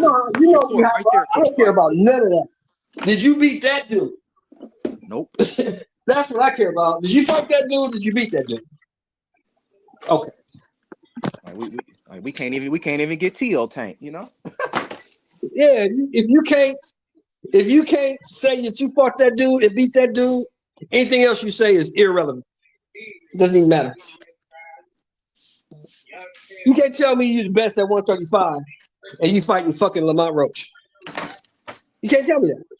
And that's I don't even want to hear it. that's the same thing I said about Boots. Don't tell me you the best at 154 or you the best in the world when you fought a fucking tune-up in your first fight, fool, at a new division, where you got a man like Terrence Crawford that went up 2 divisions and fought the man. It's totally different when you got a man like Anelia Inoue who went up a division and fought Stephen Fulton, the man at that division. It's a totally different. It's levels to this, homie. It's a different mindset. Yeah, well, those is different dudes. I mean, you gotta look at who you're talking about. Those dudes that you just named, those 2 dudes are generational talents. We don't But know OG if Sheldon, Boots is that. He looks like these it. dudes say Boots is a generational talent, OG Sheldon. Well, he looks like it, but we don't know because he's never been tested. We don't know what happened with that dude. It's the same issue I have with Inoue. I don't really think Inoue's ever really been tested. Well, he got tested by Nonito Donaire, but Donaire was 39 when he tested. You know what I mean? So I got to see him in a 50-50 fight. Somebody that's gonna test him. This next one, I think I've you're seen him going to get dropped be. a couple of times and get up and smoke the dude, but I don't think he's been tested. He's supposed to He be fighting steamrolled Nakatomi everybody next, he OG fought as Sheldon. well. He's supposed to be fighting Huh? Nakatomi next. Inoue supposed to be Now, fighting that'll be the Nakatomi fight. next. That'll be the fight. That'll show me something. I think that dude gonna test him, gonna take him in some deep water. That's what I want to see. That's what I want to see. Wait, I just realized what you said. So, OG, you not really a fan of Stephen Fulton, then, huh? I'm fond of Stephen Fulton, but what the thing is, Fulton had already moved up to 26. Yeah. When that fight came about, and the money dropped down because he made $5 million for that fight, he went back to 22 just for that fight. Yeah, I mean, when you got 5 million He already reasons, left the division. you got 5 million reasons. He had already left the division. Yeah, he had 5 million reasons to take that fight. He couldn't turn that down. Especially at 122, they don't make that kind of money. Look how much they don't money. make that kind of money. Look how much money Inoue is giving these dudes paydays. 5 million at that weight class. That's too much bread. That's a good payday. That's why I was saying with Shakur, I was kind of tripping why he didn't take the Devin fight. I said, man, if you really that guy, you should have took that fight, man. That's for all the belts. Which fight? Which fight, coach? That was Shakur Stevenson and Devin Haney. Oh, was the offer real? Do we know the offer was real? Who made the offer? Yeah, Shakur I'm just going off some internet stuff now. No, I don't know. no. You're not going off no internet stuff. Shakur Stevenson, Yeah, out I his don't know mouth, if the said the offer was offer. real. Said they hit Because him I up. can't They gave see. it was 2 flat fees, and then it was a 25%. They ain't want to do it. I can't Let's see. keep it a I stack. can't see Shakur turning down. They said it was 8 25% of million. I what, can't see B3? Shakur Stevenson 25% turning down of $8 what? million. I Of just can't whatever see they it. gross for the event. They didn't want it, but like you saying, but Shakur got a lot of managers and he got a whole team, so I mean, it $8 didn't make million sense for is them. still $8 million. B3. I can't see And Shakur Stevenson 25% turning of down that is $8 2 million. million. He ain't gonna Yeah, I fight. can't He see ain't it. fight Devin Haney for 2 million. Hell no, he gonna need at No. least 5. I wouldn't fight Devin Haney for $2 million either. If he making 4, why would I fight him for 2? And I got a belt and he got a belt. That don't make no So Nah, sense. he gonna make 6. No, he ain't had no belt, Mr. Sheldon. He was getting an opportunity to fight for all the belts. but He but was but coming off. He Oh, was he should have coming took off of that. losing his belts on the scale. but B3 Yeah, he should have took that. Then. If he had a $2 or $3 million offer Lamont Roach, at y'all. 135 Yeah, pounds, he should have took that. He should have took It's it. yeah, not easily. but Yeah, it's not a easily. Lamont Roach, y'all. We talking about a fighter that's credible in the sport, who has a legit resume, who's multiple division world champion. Yeah, but In my opinion, Devin Haney should have came correct. Devin Haney should have came correct. but In my opinion, that was a low ball Hot offer. Rod, He should have them came dudes correct. them little weights don't make money like that. 35ers Yeah. don't make money like that. They're not getting paid. Don't listen to that shit they say on the internet. Dudes at 135 pounds is not getting paid like that. Damn. Niggas Yeah, barely that's want a to watch fact. niggas at 135 pounds fight. They look like little 10-year-old boys in there. Nobody want to watch that shit. Yeah. Yeah, but I don't know, OG. I just think that's Shakur Stevenson who I'm telling the put truth. work in the You sport. don't Why want are to watch you them niggas at lowballing? 118 pounds fight. Do you want to watch 118 pounders fight? Do you like that type of fight? Do you watch that shit? Because I don't. It depends on the style of matchup. Little I ain't bitty gonna ass lie. dudes. I don't want to see that shit. If it ain't my partner like Nonito Donaire or something, I don't want to watch that shit. I'm sorry. I'm not watching. Hey, it's funny. I'm like that with women's boxing. I don't fuck with women's boxing. Yeah, I don't care about the little bitty motherfuckers. I don't really care about women's boxing unless it's Clarissa Shields. She Other asked than that, me, I don't man. see that shit. I don't see that shit.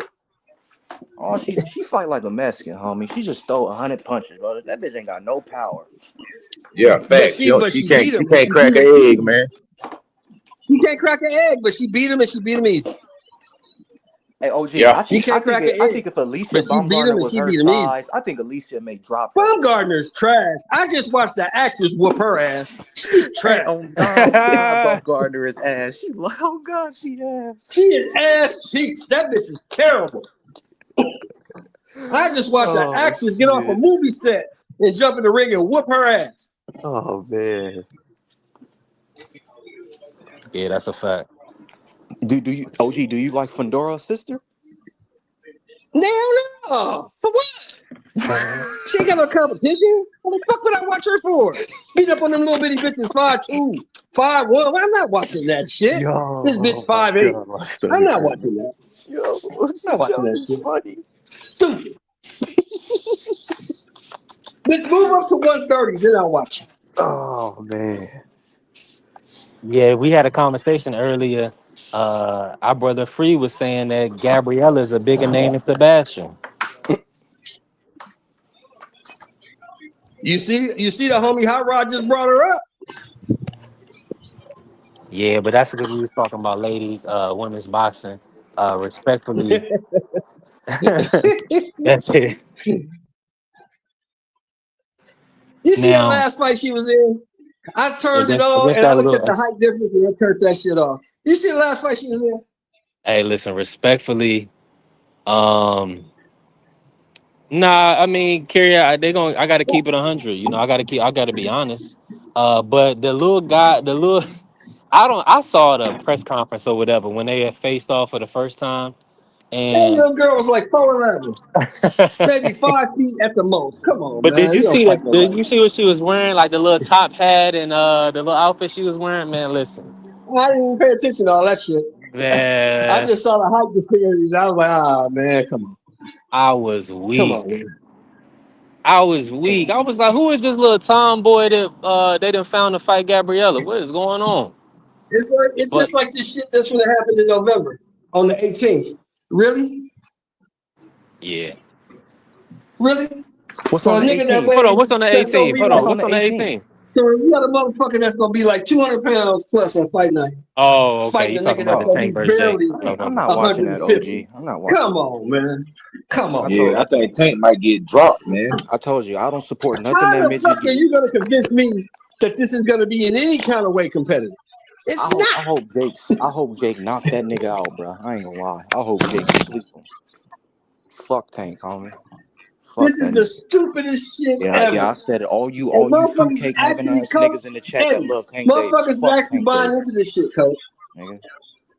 That nigga finessed you dumbass niggas out y'all hard working money to buy his pay-per-views when he ain't fought Motherfuckers is nobody. actually buying into this shit. I can't. They actually having whole 5 and 6 hour lives talking about this bullshit. It's a disgrace. It's sad. But that tells you, He's OG, gonna how make they feel. $150 million. He is not getting no 150 million nothing. Jake ain't getting Oh that. yeah, they lying, man. It is trying to make it sound good because How he's you getting a lot gonna of get more than criticism. Jake and Jake is putting on the event? Come on, man. Cut the shit. Man, OG, these niggas is dumb. Like these niggas think Tank Davis is a bigger name than Jake Paul when Jake Paul was in the ring with Mike Tyson. Are you fucking dumb? Look. Ask yourself this. Anybody with any kind of brain, just ask yourself this. How is the motherfucking B side of the event gonna get more than the motherfucker that's putting on the event and paying him? That How don't does even that make work? sense. Where do they do that? Tell me where they do that shit at. That don't make Nah, no This man, is I sense. not a agree with Nah, PBC they you. production. nowhere. This is the Nowhere. motherfucking what's his name? MVP production. MVP is putting this shit on. So how you gonna get more than him?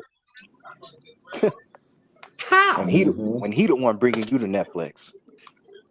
Come on, man.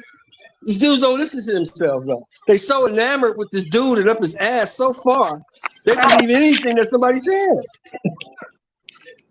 Well, sometimes people just want to be right, man. When you got somebody that want to be right, you can't tell them nothing because it is what it is, That's why I and don't even that's what we try. got. When they start talking about Yeah, that shit, I leave the channel. Okay, I'm gone. I don't even want to Coach, hear this shit. I'm out. Coach Eddie, you hit it right on the head. And that's what I be telling B3. I'd rather know the truth than be right or wrong. I don't We all gonna be right or wrong sometimes, but I'd rather know the truth. That's what it's about, having the truth, man, and putting the truth out. The truth is Tank Davis ain't never been in a 50-50 fight. The truth is Tank Davis put stipulations in the contract when he fought Ryan Garcia. The truth is he had Mario Barrios on a rehydration clause. That's the truth. The yep, truth is that's facts. You Tank can't Davis has not fought Shakur Stevenson yet. That's the truth. These facts, dudes don't want to hear that. facts. Nah, because they're gonna try to make all these excuses. They're gonna be like, "Well, Shakur ain't done nothing. What has he done? Who has he beat?" That's when you know that's when you know they start. I call that duck language right there. When they start coming up with all these excuses, why this guy shouldn't get the fight, but then turn around and fight somebody who don't even deserve to fight, who ain't got no type of accolades, who ain't never been an Olympian, who ain't never won a world championship, and nothing. Just oh no, then they try to hype that guy up like this a good fight.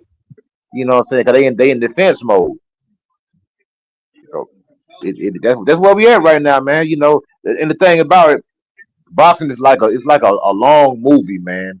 It's like if you put all the, I think people right now just want to stay undefeated as long as they can, man, because like once that old goes, your money gets short.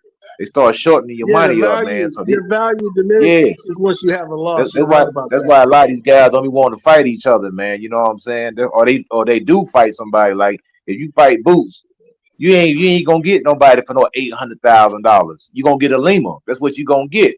Now if you want somebody to fight, you gonna have to pay them at least $2.5 million, man. Or they ain't gonna get in the No, ring with no, him. Like now Lima made 250, plus whatever. He made like 250, 300,000. That's what you yeah, get for that. Now, if you pay a that's motherfucker what you 800 get to for a 250. million, You get a you get Lima. a better class of fighter. You get a better class of You fighter, get a yeah. better fight. Because everybody, I mean, because you know this, coach. You in the game. You know this. You know this, yeah. coach. Because you in the game. There ain't too many $800,000, $750,000 paydays floating around. Those shits are hard to Heck come by. no. No, absolutely. And like even Rashidi Ellis was like, man, I need 900,000. They didn't come up with the money, man. But at the same time, look, you Rashidi Ellis, now you back on fighting Team Combat League. You know, Right, making $2,000 a week. You know what I'm saying? So, right. bro, That type of shit. That type of I shit. mean, You know what I'm that saying? Yeah. right So, there, that's the situation right there that boxers are in. Okay, do I take this 900,000 or do I go back to Team Combat League, or do I go back to being yeah, a sparring partner making $1,200 a week? Man, I need I can this make this money, man. 900,000 work. But I can make this 900 work. I can do something with that. Yeah, I can do but something with that. Even after taxes, I can do something with that. but but that's of the old. We got Turkey Al Sheik. It ain't no excuse why you can't take this fight and getting paid handsomely for it. It's not no Yeah, but excuse see, when but you got here's the Turkey Al thing, right? Sheik, But man. here's the thing, Hot Rod, you gotta remember, Turkey ain't fucking with everybody. Some motherfuckers he ain't fucking with. Yeah, I agree. But we was talking about losses. But Coley got multiple losses, and he did put him on his card multiple times to give him a payday. yeah, yeah, he did. But I Yeah, think because for see, some reason but that's he pay a different. lot of money for I can tell heavyweights, you man. I why don't know that's what it is. He be overpaying them and I can tell you heavyweights, why that's man. different, coach. I can tell you why that's different, coach. It's different because I can call Piccoli on Tuesday and say, I need you here Friday.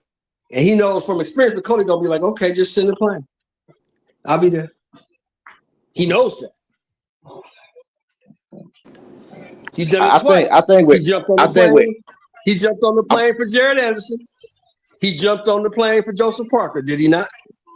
yeah, I think with Boots too. I think that Eddie Hearns, that's his ace in the hole. Because AJ's on his way out, man.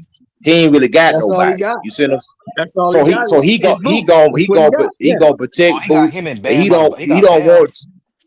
But I'm saying, He but got Boots, Bam a great fighter, but he ain't got that marketability like Boots got, man. Bam is You fighting know, at Okay. and 115, 112, man. They don't make no money down there, bro. small They weight don't make no class, money so down they there. like But Yeah. Eddie be he but Eddie be lowball. To me, Eddie is doing a disservice to the man because like man, look, if Boots had Turkey Alex Sheik, we would have saw Boots in a good fight already.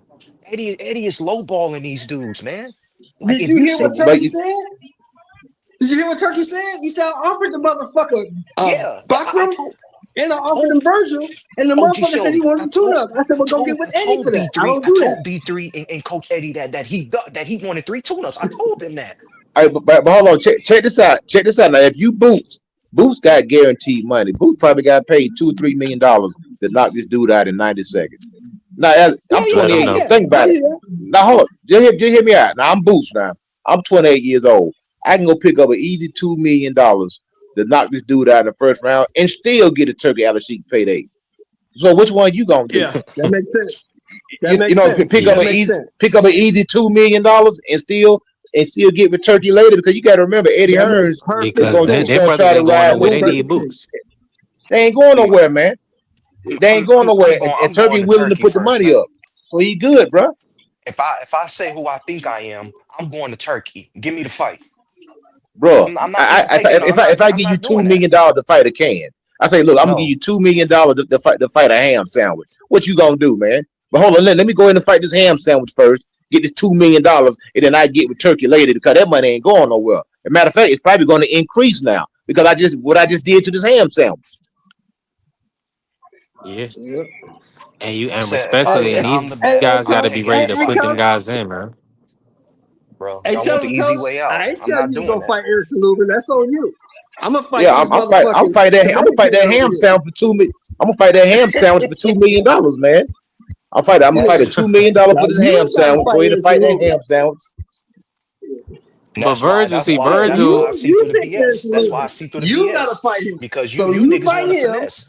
You niggas want to finesse and Yeah. credit these niggas. I ain't crediting shit until you fight That's some but that's motherfucking body. business. That's business. But see, No, Stanionis was bro. supposed That's to No, be business. bro. Hey, look. Ain't no. no, That's the no, boxing dude. business. What Look, I'm No, telling you Hot is dude. Rod. this. Ho No, Hey, ho. bro. And I'm look, telling Hot you, they Rod. just You go paid. ahead over Let there. me nah. Go You go ahead. Go ahead ahead. over there. You fight Erickson Lubin. You fight a motherfucker that can potentially knock your head off. I'm gonna fight this bum over here.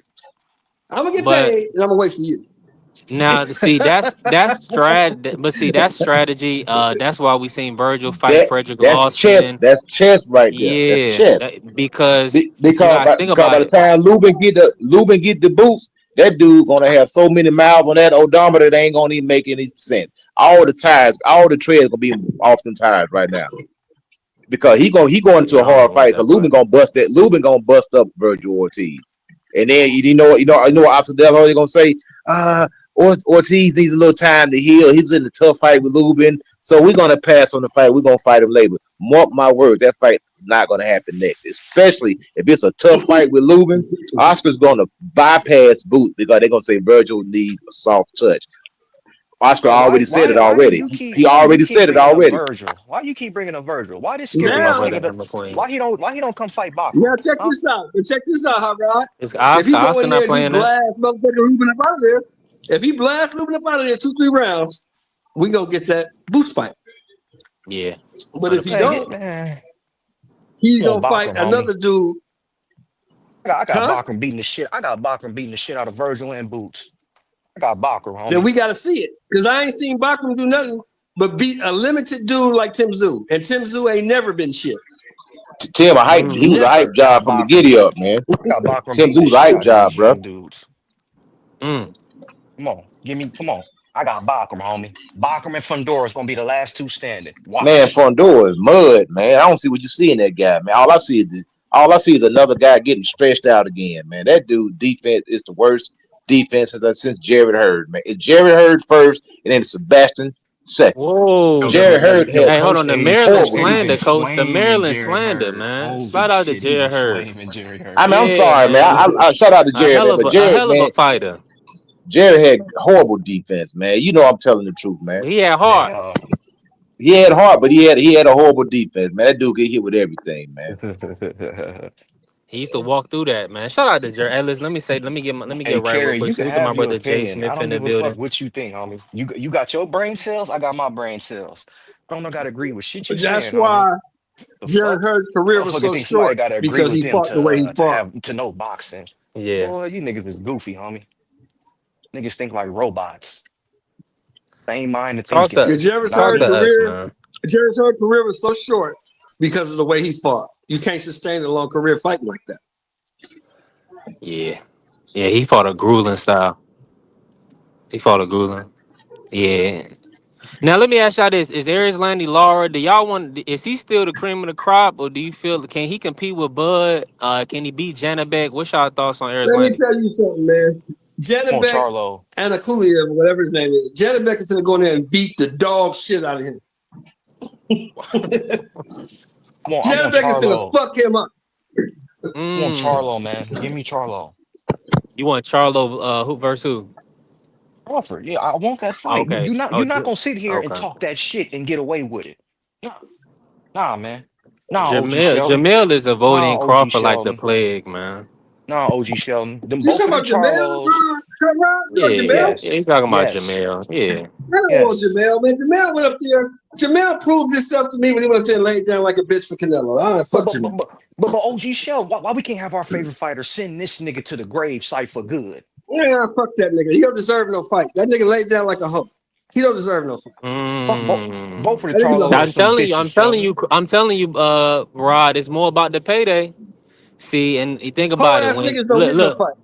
And look at that. And you see that? And that's the mentality when you talk too much, because what they were saying, what Bill was saying too much out his mouth, they were saying stall their ass out. They don't get no fight. It's just that. So that's really what it come down to in the sport. You got managers and promoters. They don't want to risk their investment a lot of times. Then you got the flip side of it where if you not performing, niggas don't want to see you. Yeah, I can't rebut that, OG B3, but I'm on the tip of both of them bitch ass niggas was talking shit about David Benavidez and Terrence Crawford. And both of them niggas ducked both of them, homie. Both of them. I want them fights, homie. You gonna talk all this shit and you gonna talk all this shit and run like a bitch? Did you hear what Bud said, Hot I Rod, would love after the Crawford Charlo, Canelo bro. fight? Did you hear what Bud tweeted? Did you see what Bud tweeted after the Canelo fight? Yeah, he said he not interested, man. I know, I know. Yeah, I'm not interested in fighting that dude. Because God you're not even damn, a challenge. man. Nigga, if I hit you really hard, you're gonna quit. If I hit Mm. you really, really hard, you're gonna quit. We really gonna let I these don't Yeah. two want to fight fucks retire and get away with this you. shit. Jamal Charlo is gonna retire undefeated. Yeah, get out of You don't gotta worry about that, Hot Rod. Oh my God. Man. And then OG Sheldon, OG B3 coach Eddie. Why Charlo bitch ass ain't fought Boo Boo still? Like, what the fuck? Yeah, somebody got to pay You know for it why? now. Facts. You know Hey, why? I agree with that because Jamal Charlo, when he fought that dude Cornflake, man, I was like, man, what is this, man? That was BS. That was bull. Man, what? Man, Jamal supposed to take that dude out like the first, second round. That dude was garbage. Cornflake was trash, man. I don't know if Jamal was carrying this dude or what, man. But Would I let y'all would y'all take Coach Eddie? Would you take credit away from Bud if Bibble went to 168? Shout out to my brother Jay Smith. Can Bud get full credit for Bibble at 168? I mean, I'm like this. If you ask for something and you get what you ask for, I ain't gonna make no excuses. You know what Yeah. I'm saying? If Bibble say, "Hey man, I want to fight you at 168," and you go down and do it, it is what it is. Just like when Chad Dawson came down and fought Andre Ward at 68. Didn't nobody ask you to come down here, man. You did this on your own, on your own accord. So no excuses, man. I mean, Chad Dawson wasn't even on Andre Ward's radar. Chad Dawson was the one that said, "I come to 168," and that's what he did. He went down Hmm. there and he got cooked. So, but you know, I just stay at 175, man, because it is. I mean, Bud, I don't know how much money that fight brings, man. I don't know if it's a big money fight. I think it's more money to be made up there with David Benavidez than fighting Bud. I'm with you. Plus, I'm it's well. all Well, it's all over Turkey out the sheet. I think Turkey out the yeah. sheet gonna try to put his boy in. If anybody gets a Bud fight, he gonna try to put Hamza Shiraz in before he would put Bivol in, because Hamza Shiraz, that's his boy, man. You know what I'm saying? Mm. So if Yeah. anybody He's gets a that Bibble. fight He's a with Bibble Bud, it's guy gonna too, be though. Hamza. It's gonna be Shiraz. Mm. Yeah, I think you're right about that. It's unfortunate. I like Hamza, tough, strong competitor. It's just the guys that's gonna build Crawford's resume and legacy is a Bivol, uh, or Boots Ennis. You know, just knocking off an undefeated fighter. You know what I'm saying? Like Benavidez. It's only a few names that really can push Crawford forward in the sport. Outside of that, he's just doing it for the money. Yeah, So if he goes in there and dismantles Boots, that's a statement mm, right there. yeah, Because I mean, yeah. cause you got this guy. I mean, you got this guy who, granted, the opponents may not have been all that. The resume may not be stellar, but the talent seems to be undeniable. And if See, Terrence goes in there and takes out a young guy, because they're gonna, if they make that fight, they're gonna build it like we have an aging warrior fighting some type of unstoppable young. You know how they do with the wordplay and everything, man. They're gonna make it sound real sweet. Can the aging warrior beat this up and coming destroyer in Jerron Boots Ennis, this phenom, this guy who is a highlight reel. You know how they Hmm. know how to make Yeah, everything sound nice and smooth, man. That's come and on, that's how you market that fight, man. The aging warrior easy. versus the up and coming phenom. Terrence Crawford 2.0 or whatever they want to say, Man, man. listen, That's that's an his easy pay per fight. view fight. That's a pay per Easy view. fight to sell, man. I'm not Man, paying that's for that's an that, bro. understatement. You sound You crazy. not paying for Bud versus Boots? Oh, Wow, G, that's crazy. oh, he ain't, bro. That nigga, That's he ain't worth my hard earned money. I'm not giving that. Not no, bro. No, mm-mm. nigga, gotta fight Wow. somebody, homie. Boost don't do nothing for my man career, homie. He don't do nothing. Mm. Yeah. If you go It's to off, fight Johnny back, and then retire. Since we can't get Charlo, fight Johnny back and retire. I ain't trying to see Laura. Laura, oh, give me Johnny back. Give me the best one at 160. I want the Shoot, best. That's the difference, man. shoot, but Y'all, both of them that's the dudes difference, old. bro. Crawford and Lord See, old, that be man. the difference for And I me and think y'all. Y'all be wanting stylistically, these fighters to take an easy win. Nah, no, man. I think that's No. a harder fight. I think the Laura fight is a harder fight for Crawford than the For real, Janabek Coach Eddie? fight. For real? I For think real? so. I Why really you say do. that? Why you say that? Because I'm just saying that just the chess match, that'll be a chess match. Lord knows his way around that ring. And I think Lord be real comfortable in there. Like I said, they're not. Lord's 41, Crawford is 38. I mean, both the guys, to be honest, both of them are old, man. In boxing terms. And I think Lord has a high enough IQ to make Crawford think. And right now, Laura's really punching right now because he's not moving as much. And Laura always had good crack anyway, but he's sitting down those shots even more now because he don't have the legs anymore. But the power's still there. So I mean, you got a Cuban master versus the pound for pound Nebraska destroyer, man, and Terrence Crawford, man. That's a chess match, man. I think Janabek may just be overwhelmed. He may just be like, oh crap, man, I'm in here with Terrence Crawford. He might get frozen up in the moment. You know what I'm saying? I think the stage may be too big for Janabek, but Laura, he's got experience on that stage. I think he'll embrace that. And I'm telling you, man, those Cubans, man, they're good, man. They're good. yeah, that's real talk. They definitely boxing their ass off. Respectfully. Hey, salute to everybody still in the building, man. Smash the like button and follow the channel. We definitely working. Man, it's been a great live. Coach Eddie came up here, cook with us. Hot Rod, man, we work. Prize, D Free. I mean, everybody was in the building. Mr. Sheldon, Marky pulled up. Juan Claudio was in the building. Irony Boxing. Make sure y'all follow my brother in the Define Irony. Shout out to Irony Boxing. Man, let me run this real quick and then we gonna get closing arguments, man.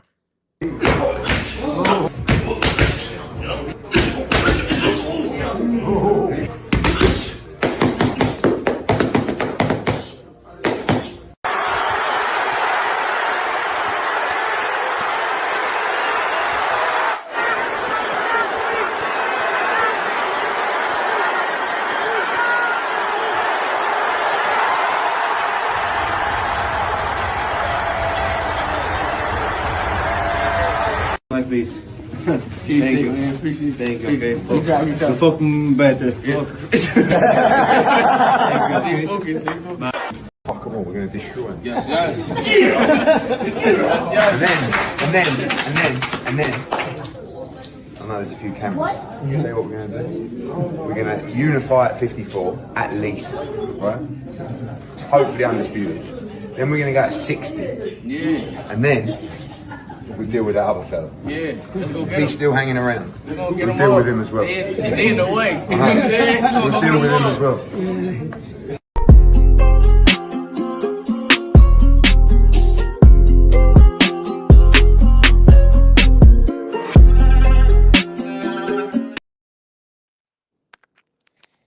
Hey, you heard what the champ said. He said, let's go get them all. Let's go get them. So I mean, I really wish Boost would have called Crawford out. I mean, I could talk about this all day, man. We gonna be back tomorrow. Appreciate Rob. Appreciate Coach Eddie pulling up for me. You got anything else for me, Coach?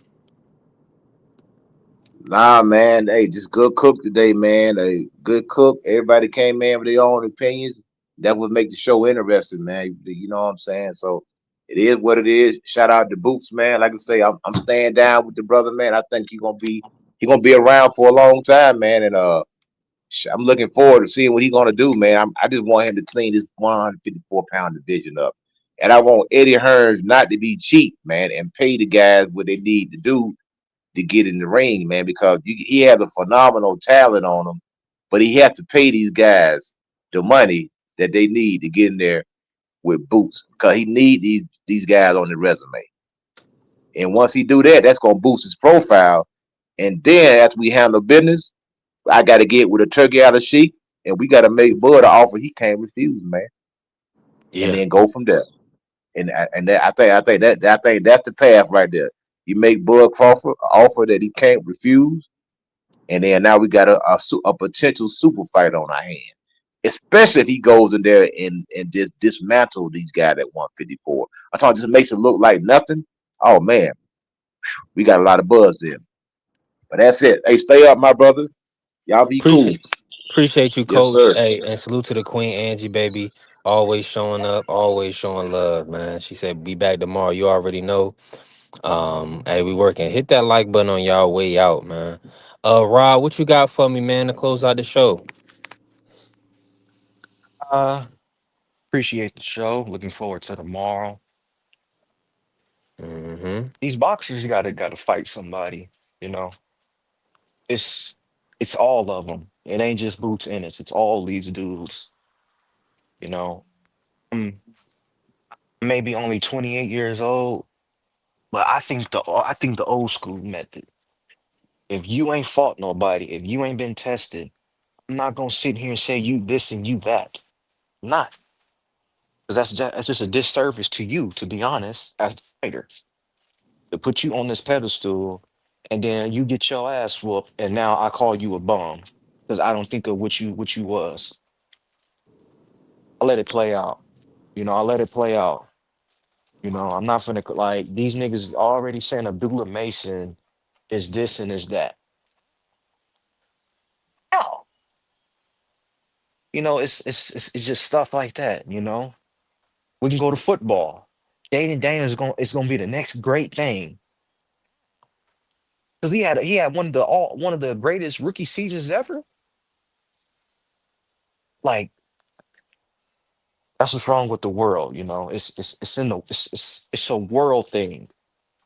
You know, Everybody lives in the moment instead of letting stuff play out. Once you let it play out, what you thought may have been right all along, or you may have been wrong, and that's okay. But at least you know the truth. And knowing the truth, rather than being right, to me is the way to go. I'd rather know the truth than be right. Because being right to me is just an ego problem. If you feel like you got to be right all the time, that's an ego. That's an ego problem, man. Psychopath shit, man. It ain't about being right. It ain't about being wrong. It's about knowing the truth. And the truth is, the fighters that we talk about every day have not been in the 50-50 fight, have not fought an elite fighter,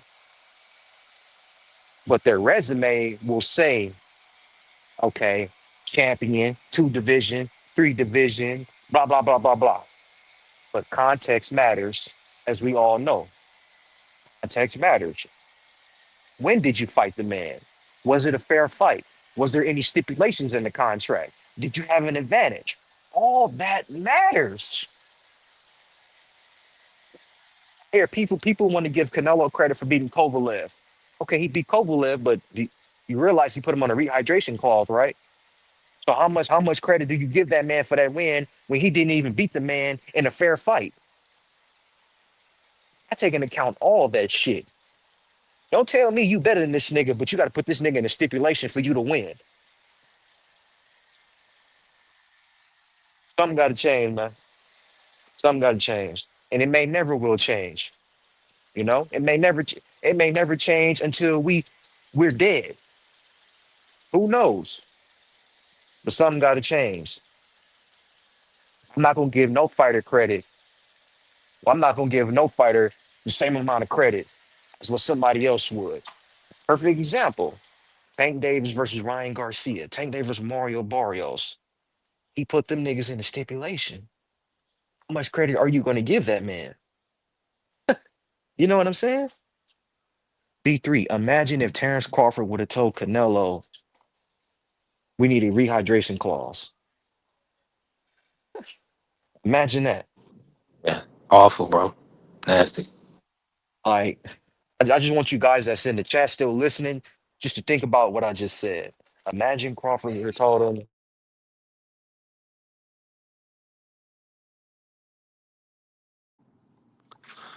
You went out, Rod. You went out.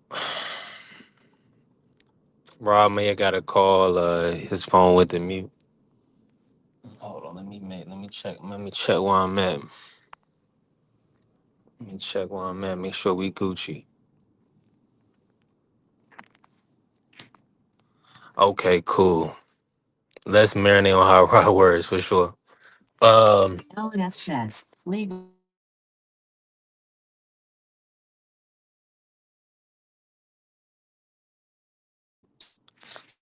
Yeah, I appreciate everybody showing up and showing love. Um, smashing the like button and following the channel. We definitely been working, been building, grinding, man, building up B3 Picks TV. So I appreciate y'all. Hey, listen, y'all already know. Look at Mr. Moore. Mr. Moore coming back in the building. We about to shut it down for the day, Mr. Moore. We're gonna be back tomorrow for a great cook. Hey, listen, shout out to the Sports Talk Network, the People's Network. Hold on, let me drop the link for you, Mr. Moore, real quick. You get final words because I heard Rod, he about to come back. Hold on, let me drop the link. Let me drop the link. I got one more thing I want to ask you too. I got one more thing I want to ask you. Yeah, pull up real quick, Mr. Moore.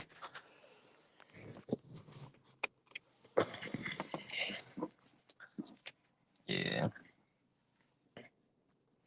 Nah, the people love the conversation, man. Salute to Coach Eddie for pulling up. People love the conversation. We can talk as as men, and we don't have to curse each other out. We don't have to show our ass. People love that. People appreciate that. Because we got to be a positive light. We got to be a representation of how men are supposed to conduct themselves. In everyday life, man. We can't be emotional. We can't be, you know, there's certain things, there's certain ways we gotta handle business. Let me see. I'm trying to get Mr. Moore in here real quick before we close out. Let's see. Mr. Moore, you can hear me? How my audio Yeah, I'm here, bro. What's the word? coming What's going on? through? All right, so I'm good. before we close out the stream, I gotta ask you this for the to close it out. Do you foresee another superstar like pay-per-view attraction in the sport, and can Boots do you believe Boots is gonna be in a position to be that guy? Yeah, I do believe he's gonna be in a position to be that guy. Don't get me wrong. I think Boots is one of, if not the most talented guy we got in the sport right now. Him, Abdullah Mason, uh, This Uber call is being recorded. the Devins, Normans, even the Teals. But I think Boots is the most talented of them all, in my opinion. I think he's going to be the one to take the sport forward because he's going to fluctuate anywhere between 54 and 68, maybe even 75. Quiet as it's kept, Bivol is 34, 35 years old. He's not going to be around too much longer. And who's the other guy that really you think can take the sport? Usyk is 40. Man, you can. Itama's a young kid, but he really don't have too much comp down there. I mean, at heavyweight. Who's going to really be his competition? Yeah, Anybody want to see him matched up with Daniel it is. Dubois? Oh, Or, okay. It's not on here. All right. you know Sorry what I about. mean? It's Okay. just Boots is the one that's going to have the most opportunities to be seen, to be on pay-per-view, and he's already hot. He's already got a name. So it's not going to take much to build him up. All Boots needs is the right fights. Boots get the right fights, superstar status because of the way he fights.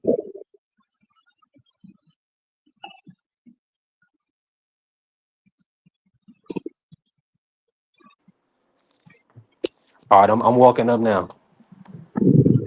All right. Yeah, my bad, Mr. Moore. But you right though. No, that's cool. Yeah, You 100% yeah, right. that's it.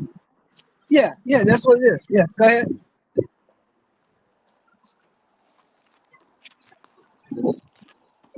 Do y'all have do y'all have elevators on both sides, or is it just on this side? Okay, perfect. Appreciate. So they're on both sides. What apartment are you going to? 227. Okay. It's all the way at the end. Thank you. I mean, is my man Rod there? Rod, you there? Yeah, Rob. I don't know. Rob must have got a call or something. I'm over here. Yeah. Yeah, I got a call. That's why I left earlier. I got a phone call to take. But yeah, because of the way he fights, man, he's gonna be a superstar if he gets the right fights. Now he can't keep, fighting this level of guy. He can't go backwards anymore. This is the last time that Boots can go backward. He can't go backward anymore after this.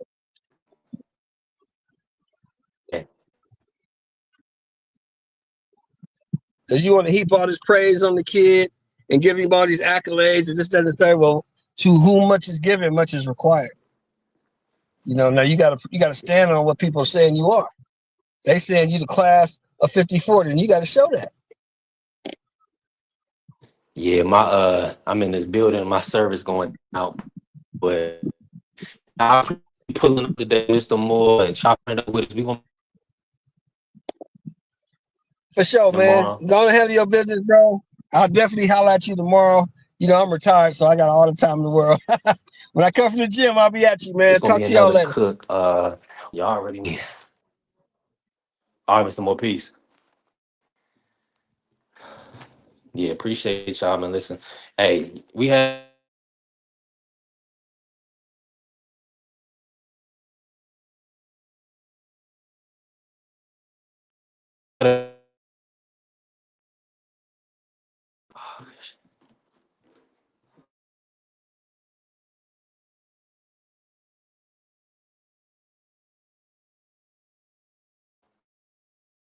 All right, is you motherfuckers finished? Y'all finished? You silly motherfuckers. You got to be soldiers, all right? Soldiers. Not clowns, goddammit. Drive, and you shut the fuck up.